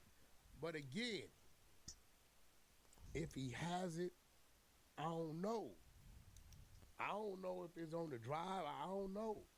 Well, you know who apparently is suspicious of this are the feds, because as discussed, they showed up at my house and they wanted a copy of the cease and desist. Now, before we even talk about that, you went on No Jumper News and spread a narrative that I had been arrested, which it's all fun and games until my wife gets a text from her OBGYN saying, thank God Adam isn't arrested. Now stop. I didn't even know this chick knew who I was. So this is what happens, right? I call you. Okay. Right? I said, yo, bro, what the hell you talking about? The feds really come in your spot? Yeah. You tell me the story. I said, what they want? You said, I ain't telling you because you going to go to Clubhouse and say it. I said, bro, you know I wouldn't do you like that. So you told me, right? You said, I'm going to go on 4 o'clock news. I said, where Remo and them at? He said, they on right now. So I call, this how whack thinking. I call the news. And we did end up having the most live viewers that we've ever had. At least in part because of that. Okay, now before you get there, this is how whack's thinking. This is the business whack. I call the news, right? I go on Clubhouse, make the announcement, Adam in jail, sending my attorney down there with him to get it. Right? That goes out. I call the news. Hey, look, bro. Now, the only one, Almighty then was rolling with it, because you notice he said, why 2:30, why not 2 o'clock? I said, look, they got Adam in jail. He said, you talked to him? I said, yeah. Remo's texting me. Yo, whack, you know. I said, bro, I already know, motherfucker. Just roll with the play. Remo is compromised. Yeah, just roll with the play, right? DJ Remo Demix. I said, look, my attorney assured me by 2:30 he gonna be out. Why did I say 2:30? I said, give me much time to get from downtown to get here, right? And at 4 o'clock, stop at Burger King. He's going live. I'm saying it because everybody that's listening to the No Jumper live, for sure, they're coming back. I done said it on Clubhouse. I done said it everywhere. That was a He's good, going live. good campaign. Boom, boom, boom, boom, boom. But watch, what did I just say? When we say something, even today, people are asking, oh, you see the feds picked Adam up and booked up. I'm like, you dummy, he was never picked up and booked. Yeah. But because we say it, it's like, it's that thin line to where they're calling it real. Not only are the fans calling it real, the law is starting to call our shit real. So it's kind of like, we got to watch what we trolling with, bro. And we look like we are either agents ourselves or we are such Teflon Dons that somehow we've been able to dance in the water and not get wet. We are surrounded by criminality, perhaps involved, but somehow Bro, we have not been picked you can't up. tell people you didn't go down there and tell on Brick Baby. This is what they think. The comment section on that big pod that we did with academics and shit is like 100% of the comments are like, y'all are feds. Look at the CIA meeting up, blah, blah, blah. Like, everybody is stuck on exactly one joke. Nobody seems concerned with the fact that this is incredibly played out, that there's no evidence for it. Everybody thinks that they're Kevin Hart out here making the same stupid-ass joke. Y'all. Smash the like button also. And listen, let me give it to you, right? I'm going to keep it real. Sure. Because I ran my narrative. Brick Baby, when I sit back and I say, how can I shoot back at Brick Baby? Get him picked up by the feds. No. No. Brick will sit up here and say, Whack ain't no blood. Whack ain't from here. He would run his narrative, right? So guess what? My homeboy f***ing your wife. So that was made up? No, that wasn't made up. That was made up. No, that wasn't made up. Ain't nobody hitting Kirsten. Listen, that wasn't made up. Just the break. No, that wasn't made up. To a certain extent. I do have a homeboy f***ing his girl. It's just not that girl. Oh. Right? Listen. No, but look, bro, I'm just being real, like, bro, like, because these people, I'm like, people are trying to make us like we're not the pastors. The pastors make up shit more than anybody, and y'all don't say nothing to them. But you run the risk of your credibility being permanently torched. Remember when you were saying that blue-faced axe girl? Well, no, okay, watch this. Which, by the way, we need to mention that we were in the presence of the one and only Shay Glizzy. I didn't know who she was. And we did not discuss any of the weird stuff that has gone on in the past. I didn't know who she was, right? Oh, okay, yeah. I forgot I met her in Miami. Ah, okay. That's she like, Whack, you don't remember you? I'm like, who are you? She like, Shay Glizzy, right?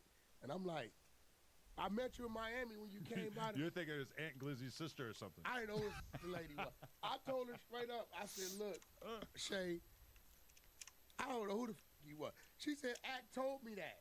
She said, but can you tell me the truth?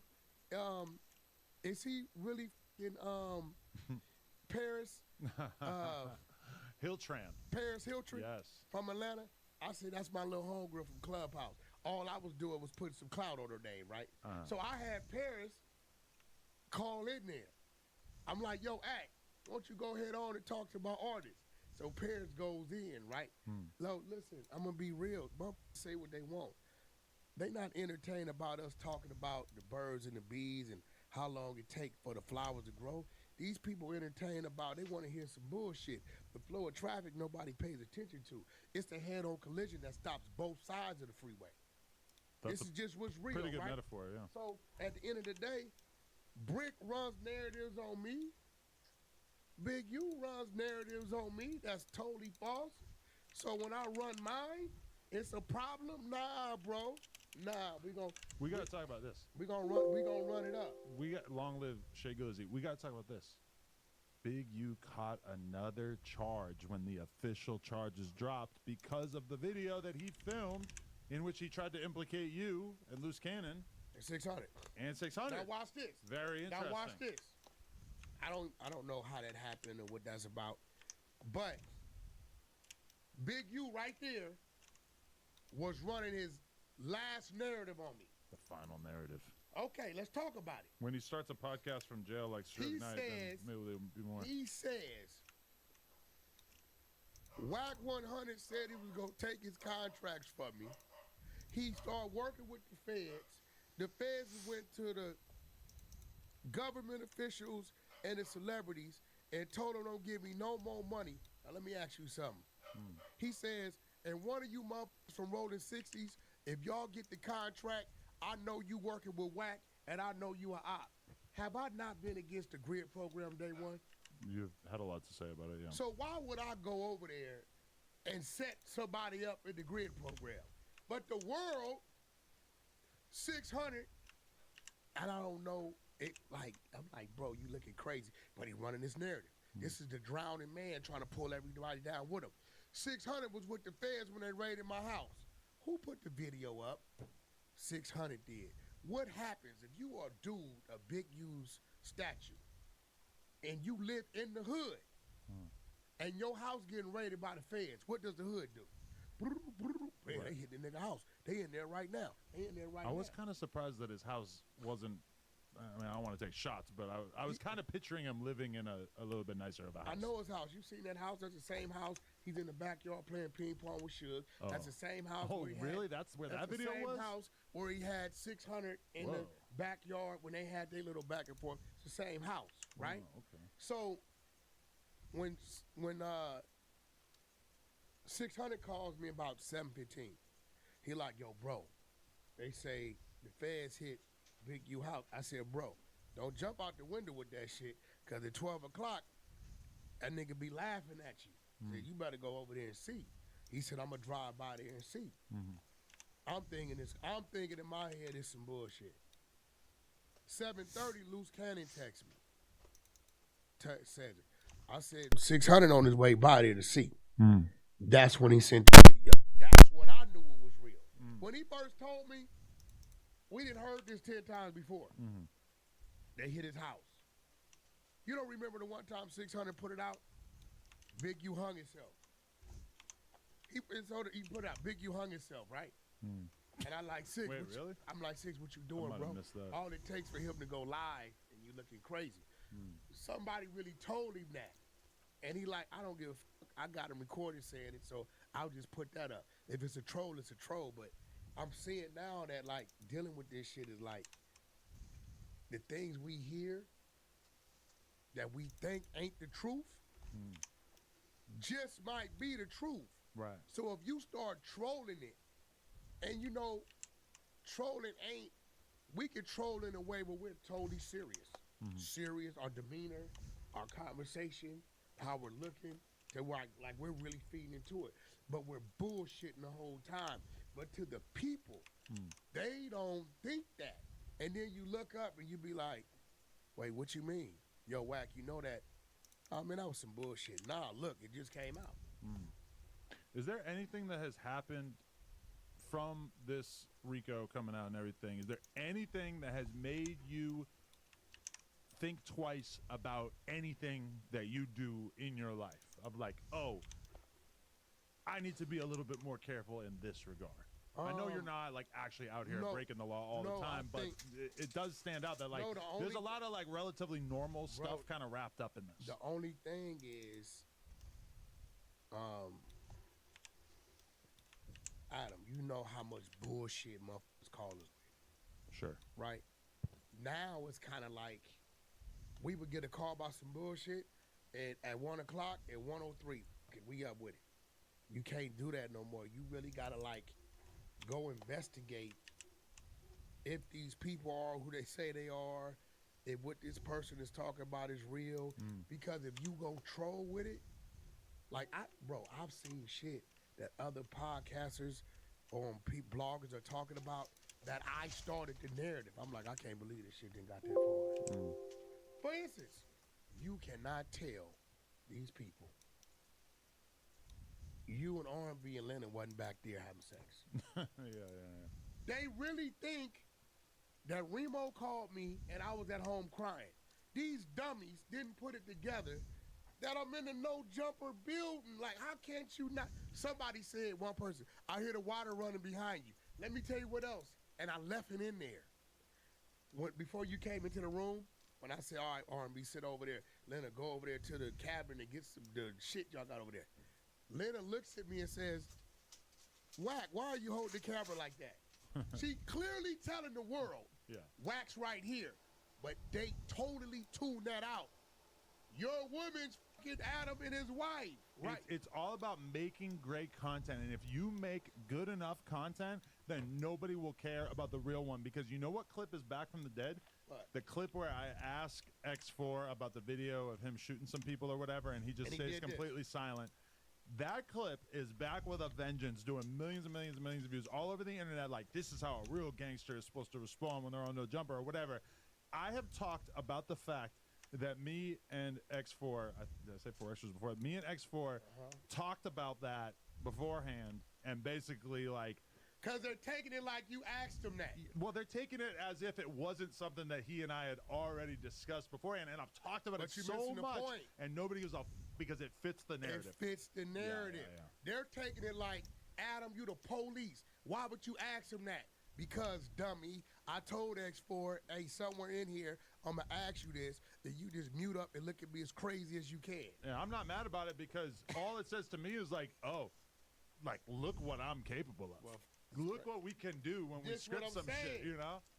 But the people believe the shit. Yeah, I love it. Yeah, it's crazy. Like, listen, think about it, right? Think about it. On some real shit. Our thing is to troll Big U. Right. I never, Let's not say R. That was really no, not my our thing, the exposers. Okay. Yeah, right, the exposers. What's the troll Big U, right? Got it. We're not thinking about how he gonna feel about it. We don't give a because he doesn't care. Big U went on there, bro. 600 being a cop started because Big U said it. This is where they beef started. 600 went and got his gun license. Big U went on some shit and said if 600 got his gun license, he a cop because he got a felony. Which Big U was totally wrong about. You can still get it even as a felon? No, he had a felony. Okay. Right? He was totally wrong about it. So from that, 600 like, man, people really believe it. I said, bro, you can't get mad about it. You get mad about it, he wins, right? You get to going on there mad and you pouting and complaining, he wins. Troll with it. All I told him was to troll with it. So what does he do? He get his white partner, gives him a script, records it, plays it while he's driving. He's right there. He walks in the fucking City Hall building. You never see a cop in none of the video. But they hear a white voice tell him to come pick up. He got a little fucking thing he bought from Walmart. You know, you go to Walmart and buy anything. 4PF chains. You buy all kind of shit. At Walmart? Yeah, At 4 Walmart. PF chains. They sell all Wait, are you these talking type about of- online? No, you can go to Walmart and they got all kind of shit, bro. Really? He goes by a police trinket with a fake diamond in it, and as if the police is giving it to him. I said, bro, embrace the troll. Only way to beat him at it, just embrace it. Fucking start, roll with it. If you don't care. And to this day, I get people right now, yo, Wax, so you don't think he's going too far? Let motherfuckers know that he worked with the police. Dude, he don't work with the police. I know the dude that left the voice record for him. Right. Just like you did that with X4. Okay, X4, a lot of these I ain't gonna call them dummies. People don't know X4 was trolling 4 extras on the Cam Capone. I know, right? They think that he was really saying, nigga, I squabbled 20 of them. I don't need no break. Nah, bring you. He was mimicking 4 extras. But to them, they like, oh, this little dude was doing that, right? And everybody's watching and talking about it. X4, no shots. Kind of hard to imagine you doing 20 back to back. No. 4 extra, also hard to imagine, but with him, I don't know, 20, maybe 6, 7, I don't know, but 20, that's a little hard to believe. The gift that X4 has, he can do that shit with a straight face. Yeah, he's good. I was sitting there, I'm like, he gonna crack any minute. He's gonna crack any minute. I'm thinking he gonna crack a smile. Dude got this straight face look down packed. His girl is never gonna be able to get it out of him. Right. No, he ain't. You not gonna be able to catch him. He like, and I'm watching him like, yo, this fool seems so realistic. I hear the troll because he's simply mimicking the things that 4 extras have said. Yeah. And him being such a little dude, right? A little dude. I don't even think Cam Capone got it. No, he didn't. But that's what I'm saying. Now Yeah, it's yeah, like, they like, yo, I'm like, yo, bro, we trolling. Like, yo, like, we trolling, bro. Like, when we start trolling, we gonna build on the troll. The object is to make the troll believable. Right. That's what we're trying to do. But now it's getting to a point to where maybe we done got so good at it, or these people are so absent-minded to where we gotta control the trolling, bro. That's what I'm like, bro. We gotta control the trolling because when this family called me, I didn't believe nothing they said because you got the death year wrong. You telling me it's our little secret. The police they told us. Ain't no motherfucking police go tell you when they finna go arrest no fucking body for no fucking murder. Get the fuck out of it. And then you text me asking me for money and shit like this right after. I like, bro, we gonna take this clip and we gonna troll it. Loose Cannon was against it day one. He like, nah, Wack, that's too much trolling. I'm like, man, fuck this dude, right? I mean, he ultimately kind of took offense to the idea of you guys airing out all this stuff about Big U, which to me is logically incoherent because he was the same person who was out here spreading the idea that, you know, Big U is basically responsible for Nipsey's death. But that is what led to you guys falling out. And it is so strange to imagine what it would be like if you and Loose Cannon were still cool right now because you did fall out like 4 days before he was arrested. No, he fell out. He did fall out. He fell out. And you feel like he showed his true colors. He fell out. Well, I know why he did what he did. He wanted to make a run for it. No. Get up out from It was under something totally different. I know why he did what he did. I know why he did. It's a backstory to that, right? Really? But what's funny is I knew he was going to do that. Like, I told my girl, okay, this is supposed to be this. It's not going to be that. He's going to find a reason to do something. What? I don't know. Right? Because remember what Flacco told him when he called in? Where did Wack go at you at? If Wack 100 would have went at Loose Cannon, that shit would have been everywhere. If you had actually attacked him. Yeah. So when he called in saying Wack ran content on me, they like, what the fuck are you talking about? Where? They're asking him. Right. So he got to a point to where he's like, the shit he said wasn't making sense. In the full spectrum of Wack running content on you, what you actually did was really almost nothing. Yeah, so he took something and tried to make it something. And you know, nephew running this shit, whatever. I just put some money on his books the other day, right? He calls me every fucking day, right? So, okay, three different media strategies that we've seen throughout this. Big U, yes, he did make the stupid video before he got locked up, which got him an additional charge. But since he's been locked up, haven't heard anything from him. Brick Baby, called into the news. I had a brief conversation with him off air, stuff like that, but hasn't really volunteered any information that seems like it would be of use. Let's talk about some more bullshit. But Loose Cannon is seemingly appearing on any podcast that will have him and is really saying at least some stuff that seems like it is ill-advised. Yeah, whatever he's doing. What's your attitude on that? Like, are you concerned about how much he is talking, given that he's in a situation where he should be more concerned with fighting for his freedom? I've told him to focus on what's in front of me. Like I didn't, but Loose knows what Loose is doing. It's a method to his madness, regardless of how you see it or how I see it. Mm-hmm. It's a reason why he's doing whatever he's doing. Why? I don't know why. But he's already. First thing I told him, I'm like, yo, bro, they will send your ass to the hole. My people from the Fed is saying, whack. Tell dude they'll send him to the hole behind the three-way calling to these podcasts. Right? I take a screenshot of it. I send it to his wife. Right? I don't want him to think it's coming from me. This is coming from cats that did time in the Feds. Mm-hmm. So Luce calls me. What? You know I'm not stupid, right? What? Sharice told me what you sent her. Yeah. Them dudes that been to the Feds telling me that. Right? Mm-hmm. Okay, hold on. Officer, can you come here? What? Before I call into the podcast, what have I established with y'all? You come and get permission for us. We know you doing it. I swear to God. Wow. Right? So how do you take that? That's just Loose being loose. Like he getting in the whatever environment and he, he sets up a way to operate. Do you think that he's just kind of addicted to the clout that he's experiencing? Because it's probably kind of overwhelming because he's probably never been this viral before. No, I definitely do. This is what he's been fighting for in a lot of ways, right? I definitely do. I don't know to what extent, but I'm going to show you. Like, I swear to God, look, I sent it, my homeboy, Lavish, wanted to expose it. Look, I'm sending this to Luce's wife. Tell Luke right here, the black one. Tell them to stop letting Luce call into No Jumper. The Feds obviously watching it. Them three-way calls will get a disciplinary action. Feds don't play that, especially with witnesses out in the public. He will line himself up. So I sent it to her because I don't want to text it like it's coming from me. Okay. So when he calls me and lets me know, hey, not only do they know what I'm doing, I got them to let us watch the No Jumper on the TV in here. What? Really? I swear to God. Shout out to all my convicts. That's Loose. Convict music. That's Loose. He just told me Casanova just pulled up. Really?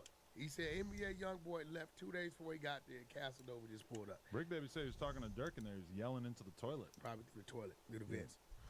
Dirk, how you doing? But right as I was coming in here, YBG told me that there are Brick Baby disses on the new Lil Durk album. Might be. Okay, look, Brick Baby. I ain't seen that. I still didn't figure this out. Who put out, this wasn't me, who put out the narrative he got stabbed? I think just a random YouTuber. We kind of ran with it. We put it in the title, question mark, Rick Baby stabbed, but I think it was just a random YouTuber. So now, see what I'm saying? Like, so think about it. People are that thirsty for content that they don't even but you require can't say it that to be coming. You reposted it. Yeah, we kind of leaned into it, but we didn't start it. Brick. Just because Brick Baby stabbed, question mark is like, our audience has got to tune into that. And they expect y'all to talk about it. Well, right? it was out there enough that it felt like we had to kind of address it. It's getting to a point to where, like, and then other podcasters or bloggers who don't know what the fuck is going on. Have you ever seen a clip about you where it's this dude from in Maine somewhere, and he just looked at about 50 different clips, and he just took all the weird shit that different people said, and then he pieces it together like it's him. And you can tell, yeah, kinda, yeah. I'm like, bro, you didn't watch YouTube for 3 days and took a bunch of shit you didn't heard. Yeah. But at the end of the day, you got to take the good with the bad. The crazy shit, honestly, is that, like, I used to pay AD and T-Rail to do podcasts on No Jumper and then go home and react to No Jumper at home from their homes. Now, they're not getting paid. their streams are 100%. Like, we might have to start sending copyright violations because T-Rel literally is just sitting on stream watching No Jumper content like every night. It is bananas. Wait, you saying all that content is No Jumper content? They literally like left thinking that they were going to be able to create the next big West Coast platform, and instead, I mean, they're reacting. T-Rel is like by far the worst one because I see Pun and AD reacting to stuff, but T-Rel is the worst one. T-Rel is just literally hours every night talking about us and watching clips of us. Now I will say the other one. What's the dude that talk like this? That dude. What's the dude name? Duno? No, Smack. Smack.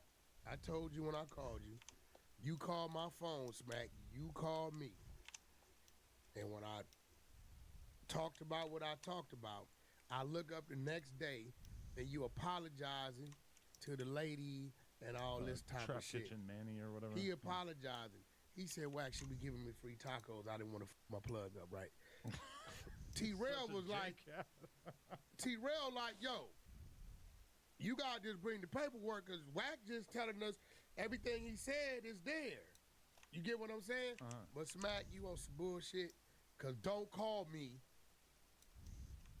Want me to run your shit up. Smack for sure would tell for a taco. They ever get him in that interrogation room? They put a couple of carne asada tacos in front of him. He's talking about everything that ever happened in the hood.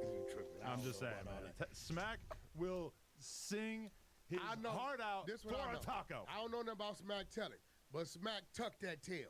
Bro, you tucked that damn tail. I saw you over there. I didn't be done by it. I was, come on, bro. You wanted me to run it up. People call Wack to run it up. And at that point, I was just reading what was on the document. I haven't even tapped into this 75 pages. Are you familiar with the whole Trap Kitchen thing? Like, why did they let her go from the job? They just don't want to be associated with criminality in any way, or is it because they think that she might be telling? No, I'm not gonna say they let her go because she was telling, because that would be unethical for them to do that. She got like a new name, Egg Roll Babe or something. On Instagram. I think that because she started going on the internet and fighting back for whatever reason, they just didn't want that type of stigma on their brand. You get what I'm saying? Trap Kitchen is not it's a real business. It's a real organization. It's not a gang or clique. It's a real business, as is Maestro's is a restaurant, or any other place you may go is a restaurant. It's a real business. And I think when she came home and she attacked me, Bosco, T-Rail, Smack, they whole thing is like, yo, come home and get back to the business. You doing that is every time somebody tags you, they're tagging your name, such and such, Trap Kitchen Money, right? And that's not, because you got a PyroWorld and a Crip came together to do that, right? So there's like, this is a real business. Like, it's like you putting a dark light on the brand. So if that's what you want to do, then we gonna get away from you, because we can't tell you when and when not to talk. Imagine I told Break Baby, like, oh, you're fired. Sorry. You got indicted. You're done. I mean, you know. It's very much the opposite. Here, an indictment could get you on the staff. Huh? At No Jumper, I mean, you know. Oh, yeah, because it's conversation. I mean, it's something to talk about, for sure. You know, it's conversation, but it's just like I talked about this in Clubhouse on the morning show over there. I'm like, bro, sitting back when SKG hit me and told me, yo, the family interview with TMZ. I'm like, what family? Because I'm still at the time, I'm like, you know. And she told me, I'm like, so they like a real thing? It's like, it's the real people? And she like, yeah. I'm like, damn. Because my whole troll was, it really wasn't at them, because I'm figuring they trolling me with the bullshit. It was the troll Big U. You know what I'm saying? We trying to troll him, antagonize him, get his blood going. I mean, shit, he got my blood going a time or two. Right. So shit, you know, it's fair and love, you know, it's in love and war, right? To hear her tell me that, I'm like, damn, that shit was really a thing. Right.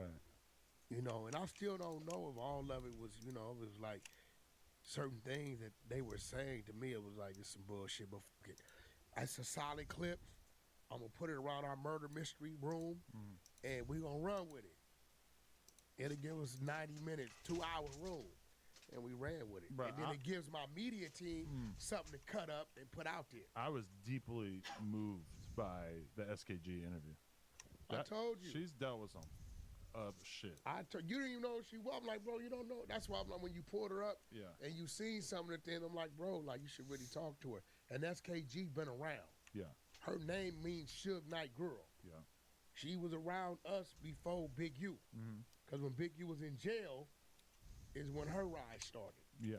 You get what I'm saying? And I mean, her story of how Big U just consistently tormented her over the years and fucked up multiple different business situations she had going, like, especially from the perspective of a young black chick from the hood, for her to have to face all of these challenges and all these obstacles that, you know, somebody not from that environment wouldn't have had to deal with. Did she tell you about the 250? She paints a picture of him as a fucking monster, way worse than even that indictment. What are you saying? Did she tell you about the 250? 250,000? She didn't tell you about it? No. That's what got her DP. And then another thing she told me. The DP where Nipsey set her up at the Marathon store or whatever? No, she was saying that she was trying to align the radio station with Big U to basically, like, you know, run shit through his nonprofit, and then she realized it was shady, so she decided to cut it off, and then he kept showing up at the business. So $250,000. I don't think she mentioned that dollar. Okay, so what it was she went up there. SKG's a hustler. This is at an era where we created Crush Groove, How the West Was Won, Whack 100, and a little light-skinned guy named AD, who was the program director of K-Day, created these things. Right. SKG is in there doing her own thing, but she was so good at marketing, right? We kept her on the team. Now, I'm going to be real. The reason why I say she a solid chick, she said, Whack, I never told you back then because I had an obligation to where I was from. She said, you remember the day you walked in there and Big U was in the back with me? I'm like, yeah. He thinking, I got you there. I'm telling him, no. He here with my boss. Whack been doing business. Not only doing business with the boss, he doing business with one of the chairmen at Live Nation, Nick Masters, right? She said, this when I knew you was a real dude and genuine, and he was fake. I said, what? She said, I saw all you used to do for him, all the doors you opened. That dude looked at me and said, and dissed, don't get that S word, no plugs in here. And when you came out and seen him, you're like, bro, what's up? What you got going on? I don't put something together. Bro, pull up on me later. I saw how we handled you, and I'm like, damn, Whack be really like helping positioning dude. And the dude thought I was in there for some SKG shit. No, I'm in there doing business with your boss. Nigga, I been at my run. Whatever y'all doing, y'all doing. We putting together this amphitheater motherfucking show that where we got control of the budget, right? So, but she didn't tell me back then. Although she said, because I felt about it, told you, even after she got her ass whooped, she still didn't tell me because she was obligated to the flag she was under. So Dad allocated $250,000 for some program she had created for the kids, inner city kids, right? For people with nonprofit. Although SKG was out of the 60s, she said, I'm going to get a Hoover's 50,000, the Black Peace Stones of Blood 50,000, the Harlem's 50,000, the 60s 50,000, and I believe the Swans 50,000. Right. Big U find out about it. He tell her, nah, you sending all that to the 60s. You giving the whole 250 to our nonprofit. She like, nah, this is for the kids. I want all the kids in the different sections. And when she didn't do that, that's when she got a DP. Wow. That's where the DP come from. But, I didn't, I dealt with SKG as we needed her on me and AD shows. You know what I'm saying? I didn't even really know what he was doing. It wasn't my business. Spoiler, because the whole thing isn't out yet, but she does verify that she believes that you're a very good person in the interview. Bro, I should look out, bro. I opened the door like I don't even gotta know you. Like, yo, Whack out here, whoop de whoop. I opened the door. I didn't care where you was from. And this is why, bro, I got so much blowback from bringing dude to the table. And they telling me, Whack, man, listen, man, think you making a mistake. but I thought we had a brotherhood. So one of the same people who used to tell me, hey, homie, don't forget where you from. I think you're a little too far out there in the water. You're getting a little too close. Was with me when I got the call that him and Suge Knight tried to backdoor me at my label. And he looked at me and said, I told you so, this on you.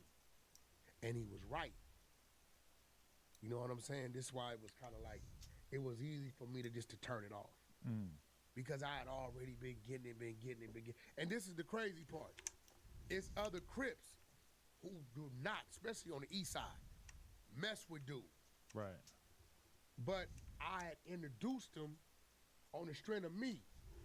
So when me and him kind of started getting into it, he's making his rounds on the phone, I guess call himself, I don't know what he calls himself doing. He calling people, yo, you know, I don't whack no more, so you know, on the Crippin' leaves it alone. You know what they telling him? Hey, bro, we only with you cause of whack. You met us cause of whack. How you gonna call us talking about no with whack when we only fucking with you because of whack? Now, the crazy part about it, Big U, whatever y'all got going on, we hearing about it, but Wack ain't called over here and said nothing to us. And he got some leeway, too. So why is you calling us when we only know you and dealt with you is because of Wack? So I was getting all these calls, and I'm like, damn, bro. Because even at that, I felt like I just wasn't with it. Whatever plugs and resources I gave you, I wasn't going to try to turn them off and take them from you. Feed your family. But on the flip side, everything my people was telling me it was, I seen him attempt to do. He just couldn't do it because he had started lying to himself that he was me and the situations was his, and they really might. You can't turn my situation off when it's my situation. You just, it's not going to work. Right? So, but again, these 75 pages I read, I've never seen that guy. I'm not, this shit ain't trolling no more because I'm reading some, if all these facts is on there, I've never seen that Big U. I don't know who that is. Definitely. Did you know about Loose Cannon allegedly stealing $40,000 from Black China's mom or whatever? When I looked into it, she didn't say well, I guess you can say it is. When you get into it, it's a little bit more complicated. I'm going to tell you why. Her framing is a little opportunistic. And Black China don't get mad at me because I knew you before Loose. Oh, my God. Black China appearing on an episode of this show would be amazing. I mean, we always been cool. She walked out on me like 5 years ago. I feel like it's probably water under the bridge. Black China, come on. We'll talk about it. She still got my number, ain't changed. We'll have a respectable conversation. This is why when I looked at it, I didn't know how to read it. I've been knowing Black China a long time. I knew her before Loose. I've seen her and Loose together. They come to my studio, all that, right? Okay. But, and this is way before Black China made her turnaround. Okay. And got off drugs and stopped drinking and all this, right? Okay. It would be times where I would book Black China to do a date or a gig, and it'd be all love. Okay, Wack, as long as you're going to be there, I'll meet you in the parking lot, have your money. Cool. She'd get to the parking lot, and she a total different person. Really? She tripping, going crazy. I'm trying to give her, one time I had to follow her home to give her money. She would not take the money because she was a little high. The drugs had her going. Drugs and liquor, right? And again, this is not as a recent. This is before she got her shit together. Okay. So I can see Luce being with her, this woman, and he like, where the 40,000 at? I don't know. I gave it to my mom. And Luce going in there, knowing that you're gonna wake up in the morning and talking about where my 40,000 at.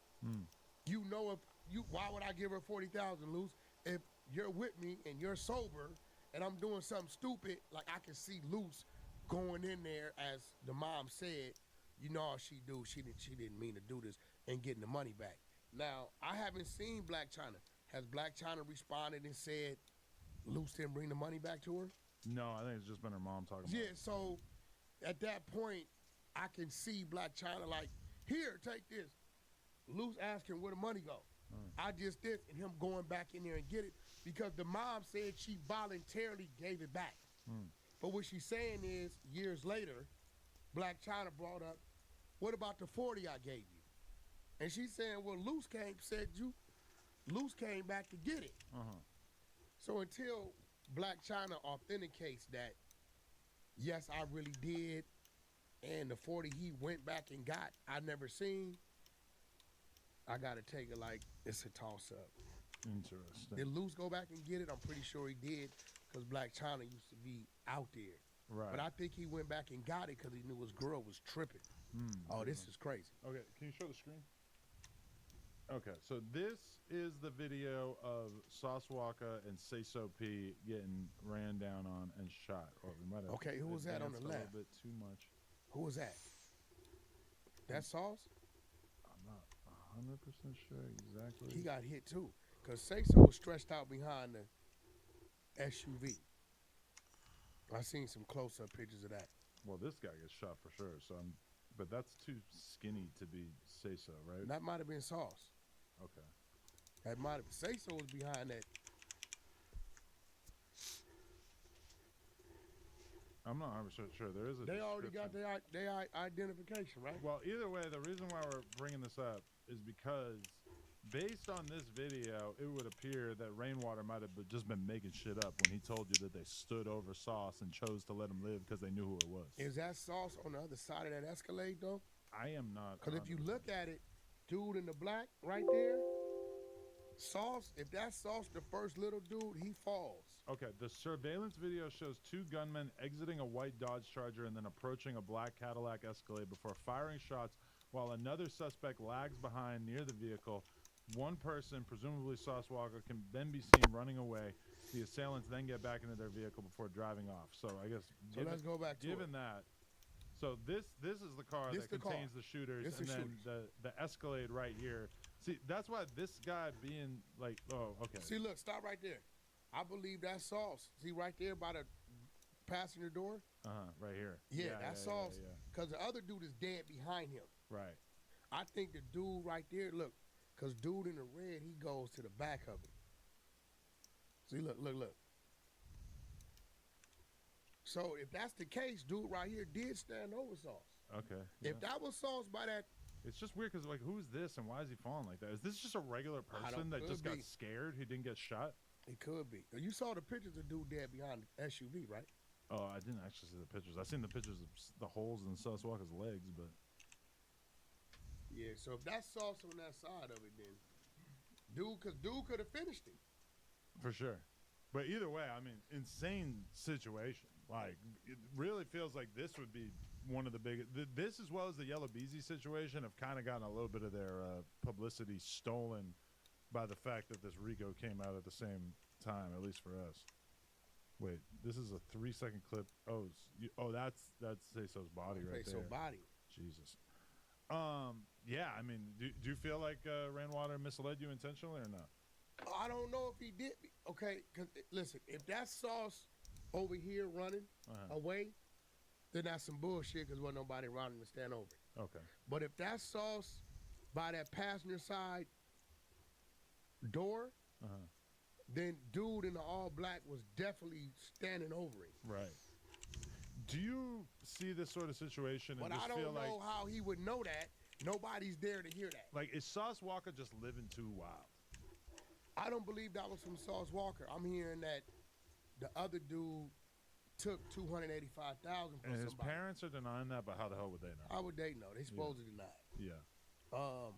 I don't believe that was for Sauce. He just happened to, be there and he was with him. And I think him flashing the money and how he been flashing it, it's already a disrespect that you took something from somebody. Yeah. So now you flashing money, saying what you got, and you're not making no attempt to communicate or pay your debt. Led to this. But it looked to me like a day or so ago, and I told somebody this. I said, look, bro, that shit is right there. That's their money maker section, right? Is that? It looks like a nice area. No, of town, that's yeah. right in the center of it. I literally was just there, me and R&B. When you're there, that camera system is gonna follow you everywhere you go, unless you get out into the sticks, and even then, it's gonna say, "This where we lost them at." This is why they was able to track them. Right. You see, they got them getting out the car, mask off. Yeah. Because from there, just like the dude that killed, rest in peace, Dollar, in the Beverly Hills Ballet.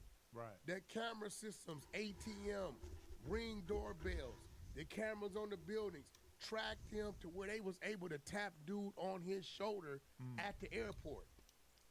So as they getting away, it's just tracking them block by block by block. Yeah. No, when they really want to put that shit together, it's surprisingly easy. Yeah, you seen see the that clip all the where time. they had him. I mean, when Duck got killed, they had video footage of the guys running through the stairwells in O Block, and then they had like 150 or whatever different camera angles that captured their license plates as they drove to kill him.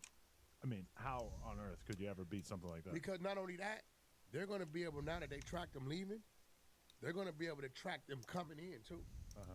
They're going to find that car on the come in. Yeah, and they already found at least one of the guys. Or they identified him. I don't know if they actually have. Yeah, I seen they had a clear picture of him. Like, damn, it ain't even been 2-3 days. Definitely. I just want to say, I'm going to end the podcast with this. Show the screen. The goat. He lost a little weight. Maybe a little bit. You think you should stick with the long hair? I like it. It's like a new, softer era for him. I mean, you like it because you like men. I do. I like Crib Mac a lot.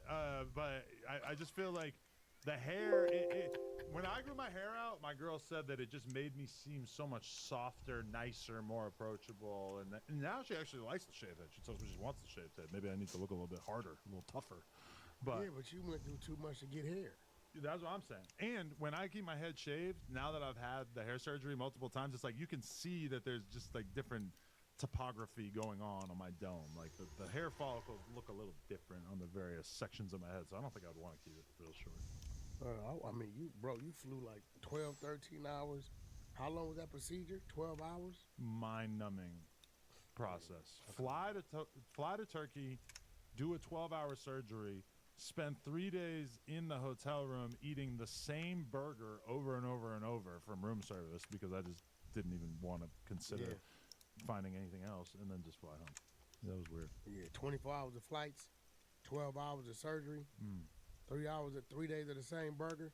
Nah, Leonard, you got to deal with the hair. No, it was weak. Anyway, what do you got going on? What do we need to know about? I think we can wrap this up, right? This was a good conversation.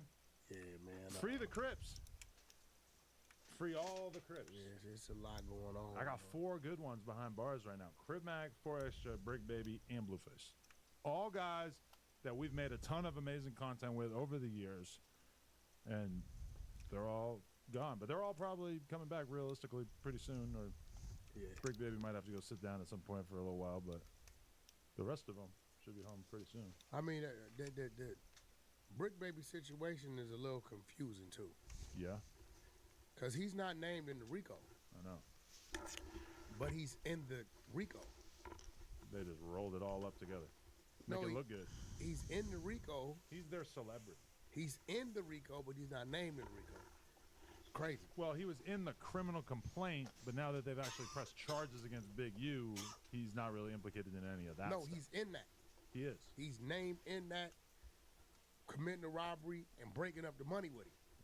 So that's why I'm like, yo, he's not named in the RICO, but he's in the RICO. So Brick is he's skating through there. It's going to be so funny having him presumably back on the podcast at some point, hopefully within the next couple weeks or whatever, because the reason why I hired him was because he had no filter.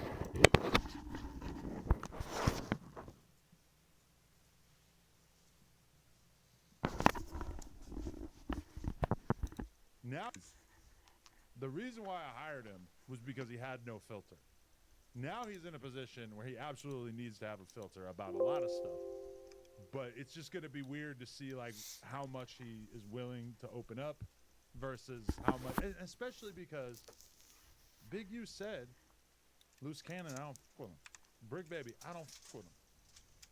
Well, with Brick Baby, that's cap. Yeah, he's just saying that, I guess, for He don't whatever. But either way, that was just kind of like, oh, you don't f with him. Do you want him to act like he doesn't f with you? Because that will probably look quite a bit different than how he's been acting for the last few years. Yeah, if he act like he didn't f with him, boy, it'd been an open field. Because he was the blocker up here. If Brick Baby wanted to go loose cannon, bro, who knows what he knows? Probably got a story or two. Story time videos. Oh, shit. It's possible to imagine. But, yeah, okay. Shout out WAG100, Adam22. If you enjoyed this episode, please smash the like button, drop a comment down below. We would really appreciate it. Make sure you subscribe. Go to the YouTube homepage, become a member for only $5 a month. We would really appreciate that. And, yeah, shout out to everybody who watched this. Free all the Crips. I'm going to say it once again. I might even just throw it up one time. Listening to the family, once again, hey, I get 1,000 phone calls a day, text messages from all kind of crazy, deranged people running their narratives. You just happen to call with the right narrative for us to antagonize this dude. We didn't know that you... If you are the family that did the TMZ shit, our apologies. We had no idea the shit you was telling us was really real. If it was, we would have handled it totally different. If you're not the family, then shit, fuck you anyway. You just content. But if you are, my apologies. Next Adam and Wax show featuring the family of Rayshawn Williams. We'll know where they at. Pull up. We'll know who they are. TMZ, I hear, did it, so we should be seeing it soon. Okay. At least we'll be able to get a visual on who's who. Let's get into it. Free the Crips. No John Burr. Adam and Whack. We out. We out.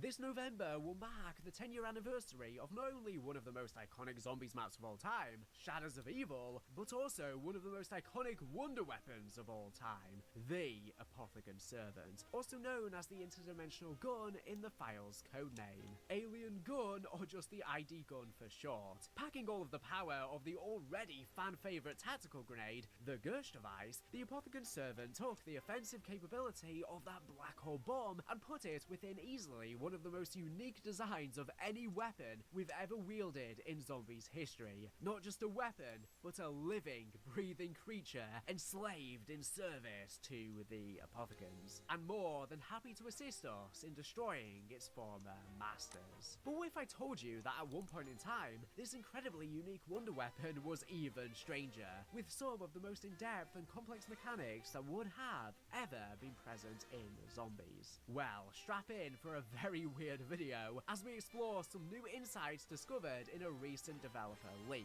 and of course, finally reveal the truth behind the infamous cut Apothecon Servant upgrade. This is going to be the true cut Apothecon Servant upgrade, as I've made prior videos in the past with many different leaks surfacing. But of course, with the development process, there were many different stages that came and went. However, this is the most in-depth look at what would have been this upgrade process, and it's way more complicated than it ever seemed before. First off, for a bit of background, for those of you who didn't play Black Ops 3 or have long since forgotten, as it is almost 10 years ago now, the Apothecon Servant is the living creature that we construct in Shadows of Evil. As the name implies, it is a servant to the Apothecons, though perhaps not an Apothecon itself originally, which is totally in keeping with how the Apothecons treat the races of the worlds they conquer, assimilating them. This is not too dissimilar to what happened to the Shadow Man himself, whose identity I discussed in a recent video about Monty and the Impossible Easter egg, which is one of the best videos I've ever made, which you can check out on screen or in the description after you are done with this video. The Apothecon Servant serves as a powerful black hole gun, a bit like the Gersh device, and is one of the most useful crowd control weapons ever.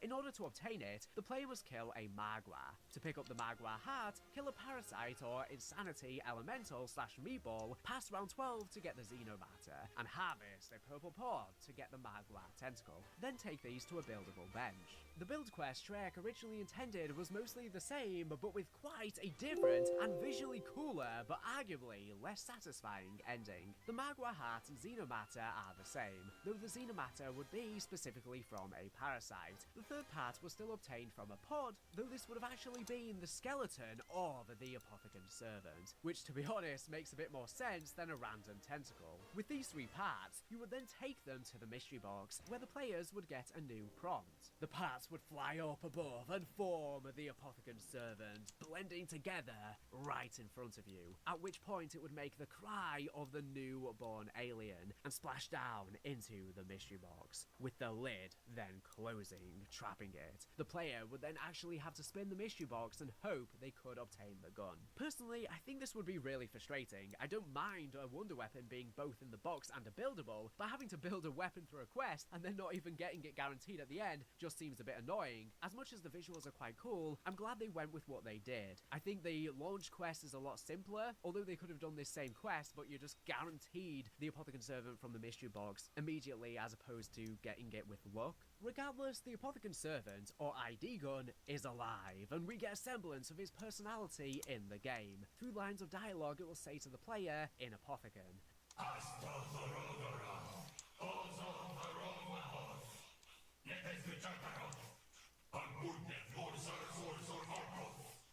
the most commonly heard ones are upon the first raise of the weapon, where the ID gun will actually introduce itself in the Apothecon language, saying, Abergnath. The gun's name, since there were multiple you could get, and then Zorakov,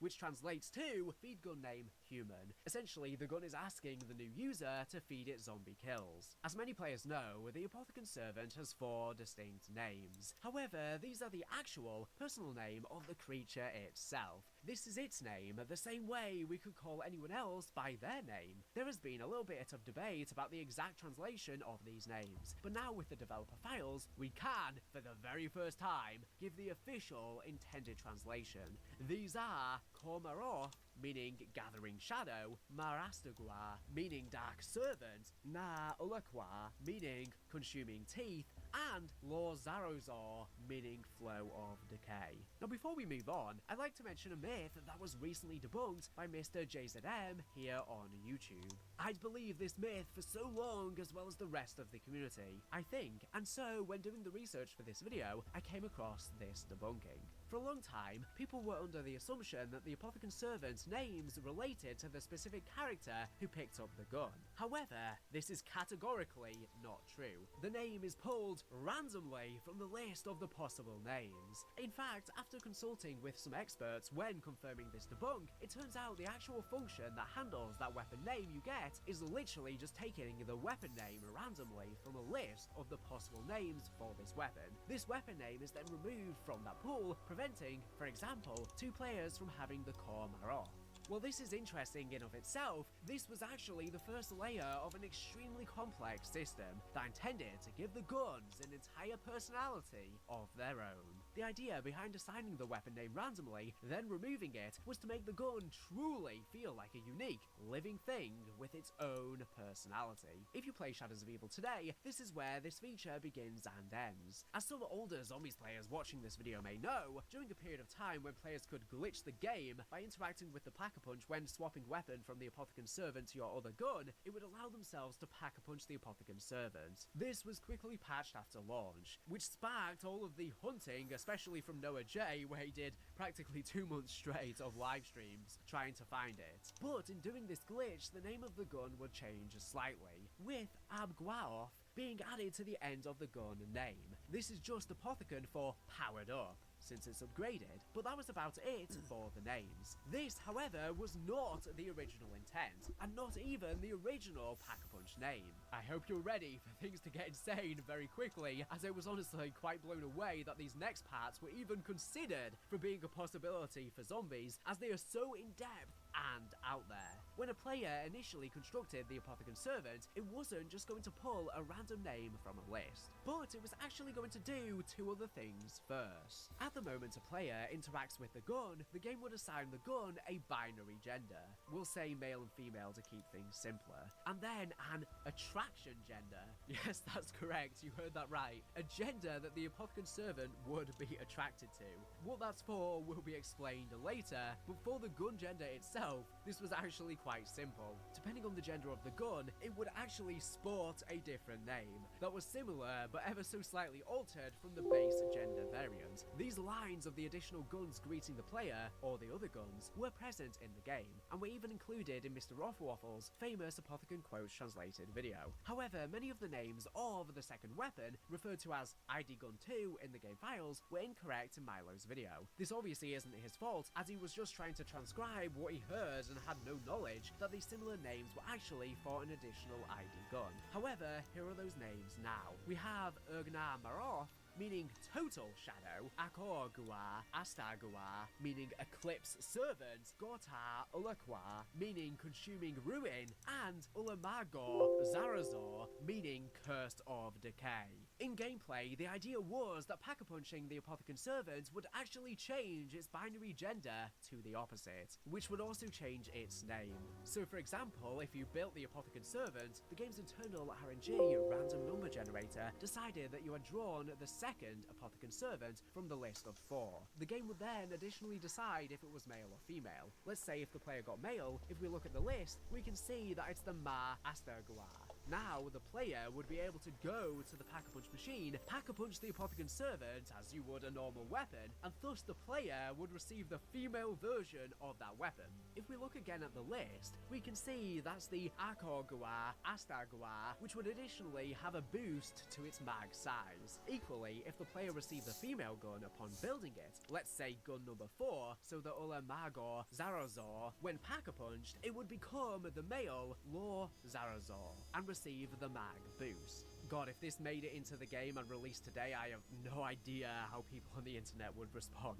but in the release version of Shadows of Evil, you could pack-a-punch the Apothicon Servant, albeit through a bug, and you would receive the gun with the mag boost, though not with the opposite gendered name. Instead, if we use the Ma Astagua example again, the players would pack-a-punch it and receive the Ma Astagua Abgua, as I mentioned previously in the video. Like I said before, with the extra word adjust meaning powered up.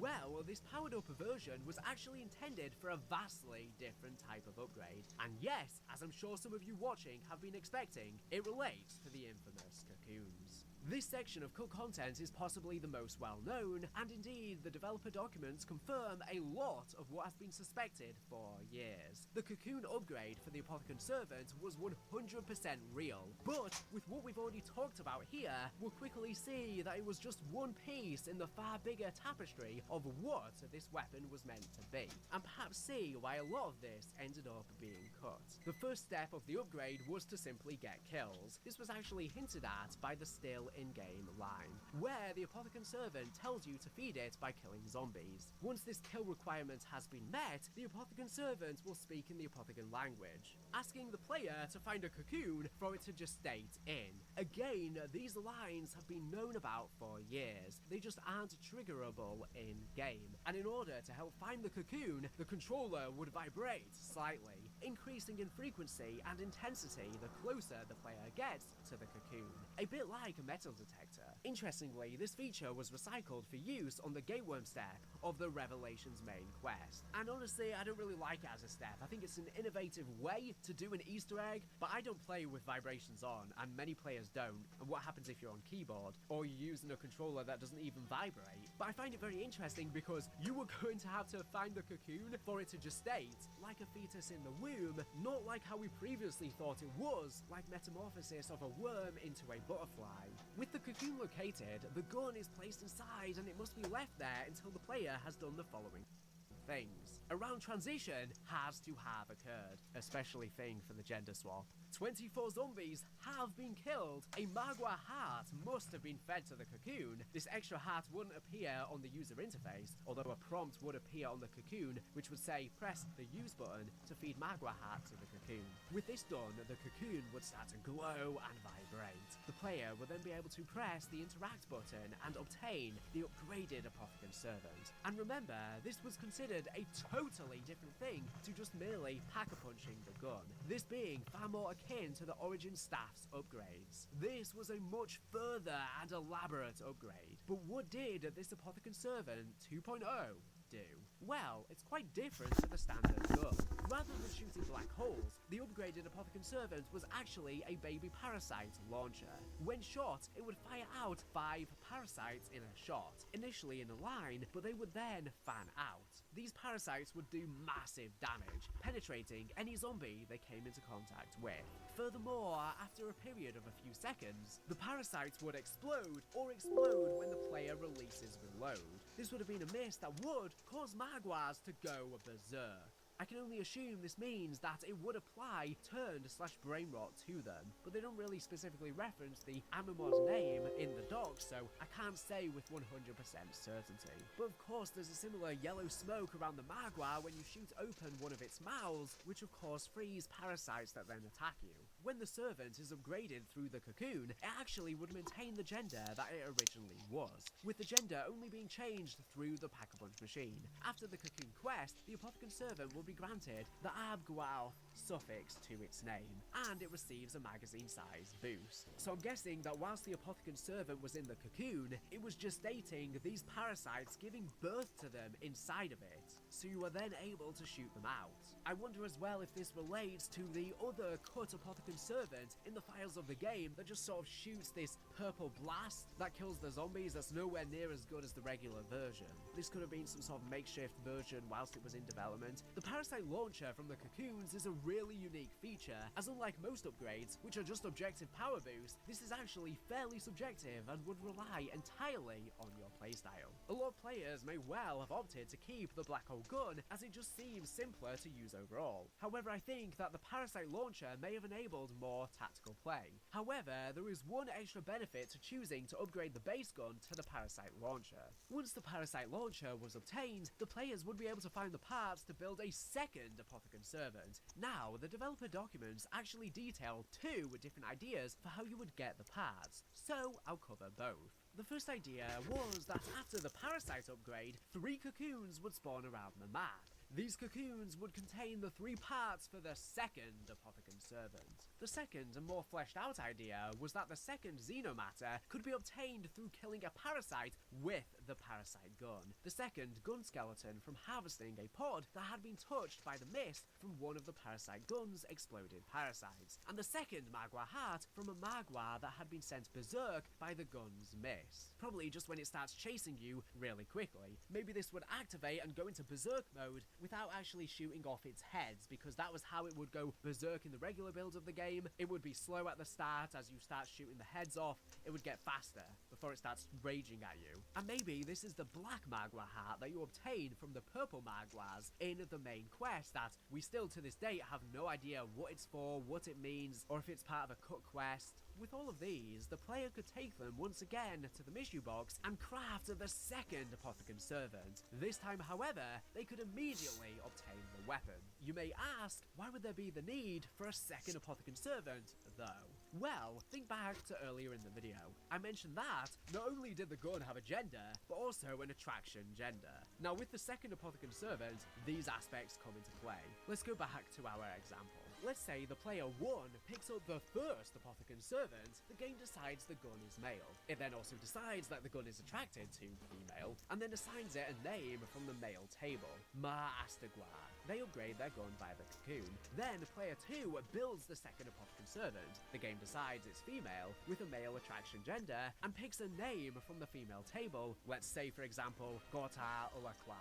These guns are now attracted to one another and will begin to let out a mating song when nearby each other. This lets the player know that the guns are compatible. Now, when nearby, the guns are considered as having affinity with one another, and this enables them to do special combination attacks. In our example, the players have 1 parasite launcher and 1 black hole launcher. This means that, when fired together, the 5 parasites from a shot would fly into the black hole, then 10 fly out 360 degrees around the circle, dealing damage to all the zombies not already caught in the black hole radius, then exploding into the deadly mist that will turn Maguas to rampage. This is obviously exceptionally powerful, but what about the other 2 combinations? Well, a parasite launcher plus parasite launcher would cause the parasites to begin spiraling together, doing even more penetration damage to zombies in this large spiral radius, before exploding into the deadly mist. Finally, a black hole launcher plus black hole launcher would cause the 2 black holes to merge into 1, doing even more damage to Maguas, possibly killing them outright.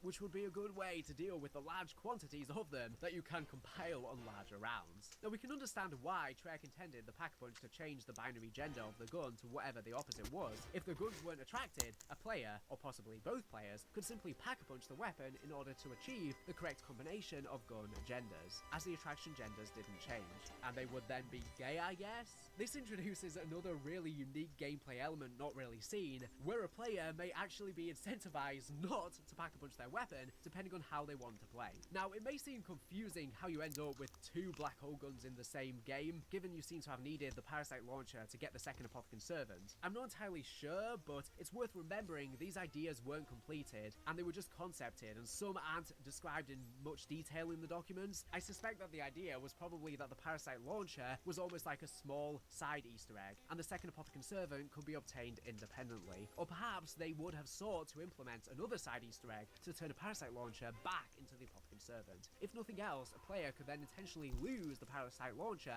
and obtain a new Apothicon Servant from the box. With that being said, it's worth bringing up the final feature that factors into this system. In the developer document detailing this, it appears they had already decided to cut this feature, which makes sense given the fact it's actually quite sad. If you had 2 Apothicon Servants that were bonded, and one player bled out and lost their Apothicon Servant, the one remaining weapon would go into a period of mourning. This would last for half of the number of rounds the guns were bonded. For example, if they were bonded for 14 rounds, the one remaining gun would be mourning for 7.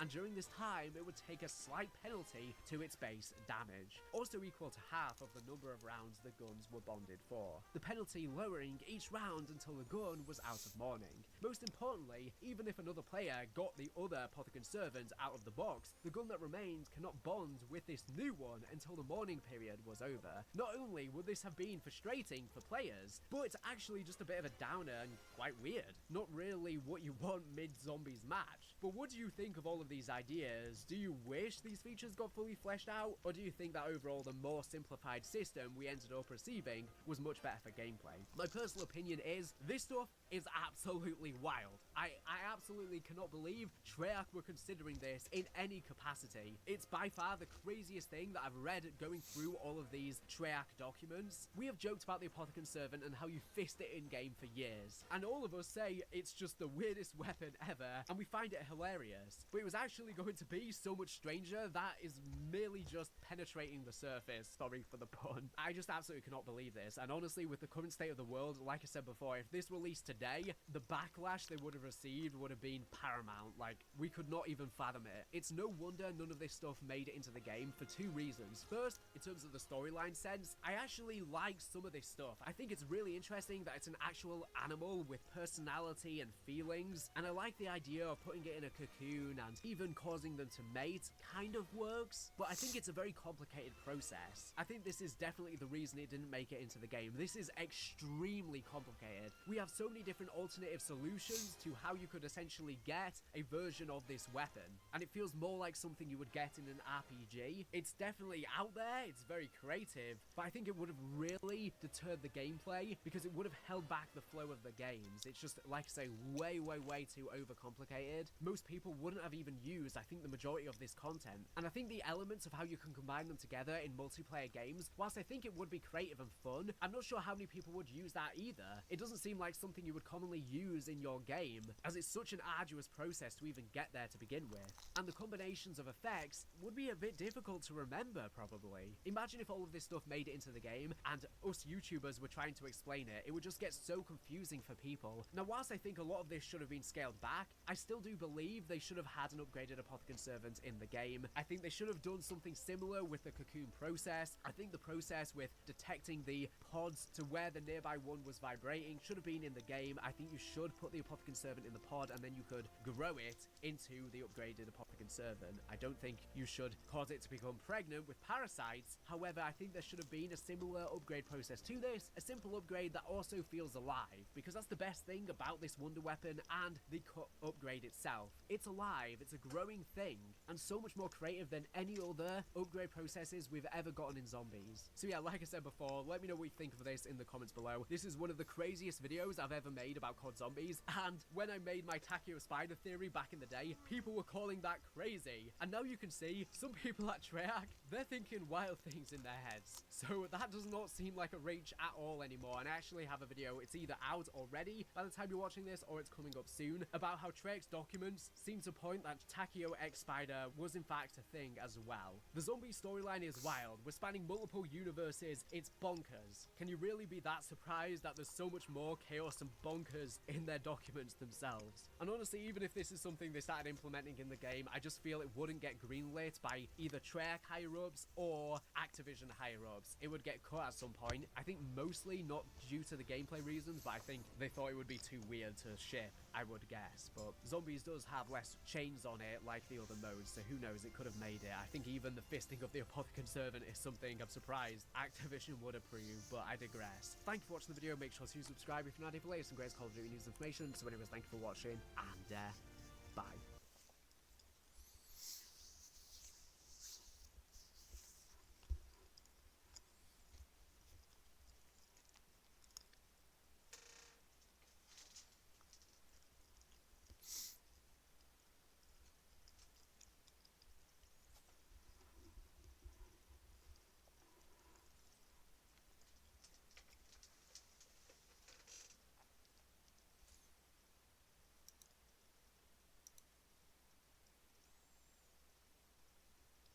If you want uncut and extended versions of my videos, go to patreon.com/traplawross. Also, you can now watch my new drops on Spotify, so go search me there. Here's the video.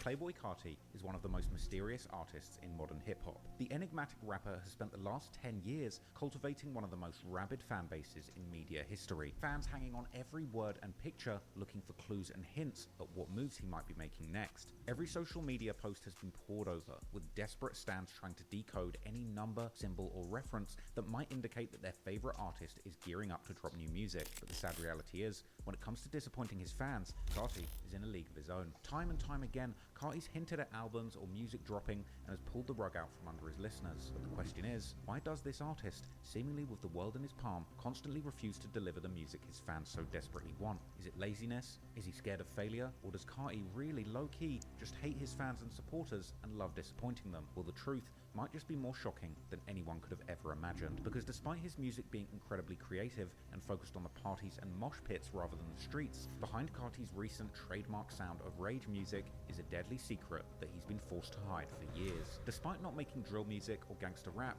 the party music of Playboi Carti holds hidden clues about a violent gang war that he's been a part of in Atlanta, a relentless street conflict that's caused the deaths of numerous friends and enemies of Carti, a war so bad that at times Carti has been apprehensive about recording music in his own city, even being driven to hide out in a literal cave in Paris for months to avoid being caught by his ops in Atlanta. As Carti became more and more successful in music, he was able to get further away from his ops in Atlanta, but behind the scenes, the war continued. And in 2020, on his groundbreaking album Whole Lotta Red, he for the very first time would open up about the role that he had personally played and continues to play in his fearsome Atlanta blood gang, admitting to his losses in the streets, his desires to see his enemies killed, and even arranging his enemies to be stabbed in prison. This was a game-changing moment, not just because Carti had shocked the world by revealing that despite his fashionable and creative persona, he was indeed calling shots for a dangerous gang, but even more so, he rewrote the rules in hip-hop using a punk rock rage rap style song to diss his ops and make a drill song that could still be played in a mosh pit. And while the subtle coded lyrics talking about the vicious streets that he ran in Atlanta went over many people's heads, he would continue to lean for real into his gangbanging persona, dropping more songs, lyrics, and visual clues that hint towards his undercover ties to Atlanta's blood gangs. So, in today's video, we're going to be going deep, breaking down Carti's whole life story, from his rough upbringing in the streets of Atlanta, his meteoric rise to fame, his lyrics that reveal to the world that he's not as soft as his music would have you think, and the details of that deadly gang conflict that still threatens his life even after he became a chart-topping millionaire. This is the story of the deadly gang war behind Playboi Carti. Now, people all around the world are sitting by their phones waiting for that call telling them Playboi Carti's new album just dropped. But imagine being in a country where you can't get data and missing out on the biggest drop in rap history. Well, today's sponsor, one of my favorite eSIM companies, Saley, has got you covered. Hate when I go abroad and I can't use my SIM card. I need a Saley eSIM to get my data going hard. Forget a physical SIM, and eSIM is all you need to get back to connections and just scrolling on your feed. If you travel around the world and don't wanna miss a drop, Saley has eSIMs in every country that you want. Over 190 countries that span 8 regions to keep you locked in with that connection that you needed. It's affordable and saves a lot of cash on roaming fees. You need internet connection when you travel globally or regionally. And what I love most about Saley is that the eSIM can be installed very easily. Just go to settings and cellular and activate the new eSIM. After a few seconds, the plan is active and you're in. You just need stable internet to install the SIM with ease, so you don't get interrupted, then use it immediately. And as a special gift, Saley are giving my viewers an exclusive 15% off their data plan. Go to saley.com/traplaw, download the app, or use the discount code TRAPLAW at checkout. Thanks, Saley. Now back to the video. Now, this is some real shit I'm about to say right here. Okay. When I first came out, the East Coast was running the rap game. Now, Atlanta runs the rap game. It's your boy Carti. I'm out here. I ain't gonna be the one to be like, oh, he wasn't hood or nothing like that. But all I'm saying is, he wasn't doing bad. You know what I'm saying? Like, he was fresh as hell. It's your boy Cash Carti of Off the Records. And we live in New York, man. It's pop. Rap, you know, I really freestyle my shit. They would just be playing beats and shit. And I just come off top, you know what I'm saying? They was just like, yo, gotta f with us, bro. They want me to stay out of trouble. just get to this money. I mean, that's what this shit is. So, you know. I left Atlanta when I was 18, you know what I'm saying? Moved to the Bronx, the Boogie, and I met ASAP Mob. The ASAP member and them being new members of ASAP, you know, it's just our own little family. What you call a mumble rap? Just yeah. So you say yeah after everything and make it rhyme.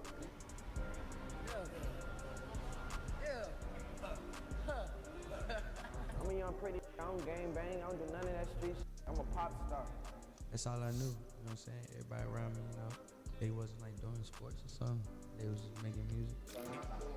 2900, know how I'm coming. I don't like to fight. I'm a pretty boy. I don't like to fight. At this point, I shouldn't be fighting, so better bring a fight. Right now is a very specific time in music, right? And you are like one of the artists who's sort of embodying what this new sound and this new wave of hip hop is. Right. What's the next phase for Playboy Carti?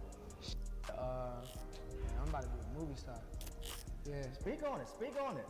I just want to be everything I can be.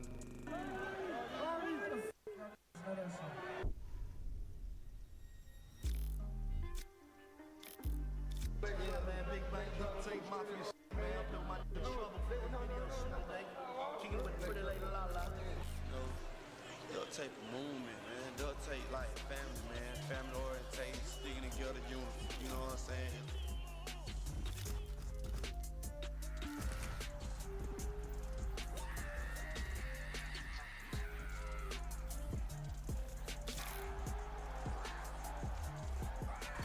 We in the studio real late. I might clock in like at 1 a.m. You know what I'm saying? Like vampire hour. You go ahead. What you gonna shoot me? Pull out the phone for? But I ain't gonna lie. Playboy Carti had his hand like, yo, what's up? What we doing? Y'all think Carti hold it like that? Money to not when they made them DHS. Hey, I'm built like that. I'm pistol with your hands like. Hey, and probably child, your daddy named Big O. Big O is a preacher. Y'all heard Big O is a preacher, man. Big O is a preacher and he's a chef. He cooked food, no dope. Y'all heard me. My father cooked dope. Y'all heard me. Your father cooked food. You talking about? Fashion blood, it can be fashion banging, man. A lot of you fashion blood, they want to dye their hair. They want to, you know what I'm saying? They want to dye their hair or do shit like that, man. Hitman! On my phone, I ain't never seen so many people running at the film. Watching Ola get shot at, bro. I swear to God. Ola done went to the right. Left, I was to the left. I tell hell now. 4 years ago when I came and took this seat, we were really frustrated because we were telling people there was a gang problem. We said there was a gang problem in Chicago. There was a gang problem in LA. Might have been a gang problem in DC, but there was not a gang problem in Atlanta. And we were saying, no, there is. And if you don't deal with reality, reality will deal with you. Man, I had Big Bang is police too, man. Make sure you told that, man. Tell these folks Big Bang a rap, man. All these niggas got tenant on me, man. Only are fat. I got 2 different lives. And when I'm not being king, gamble, and all this other shit, I'm in the streets for real. So let's do it.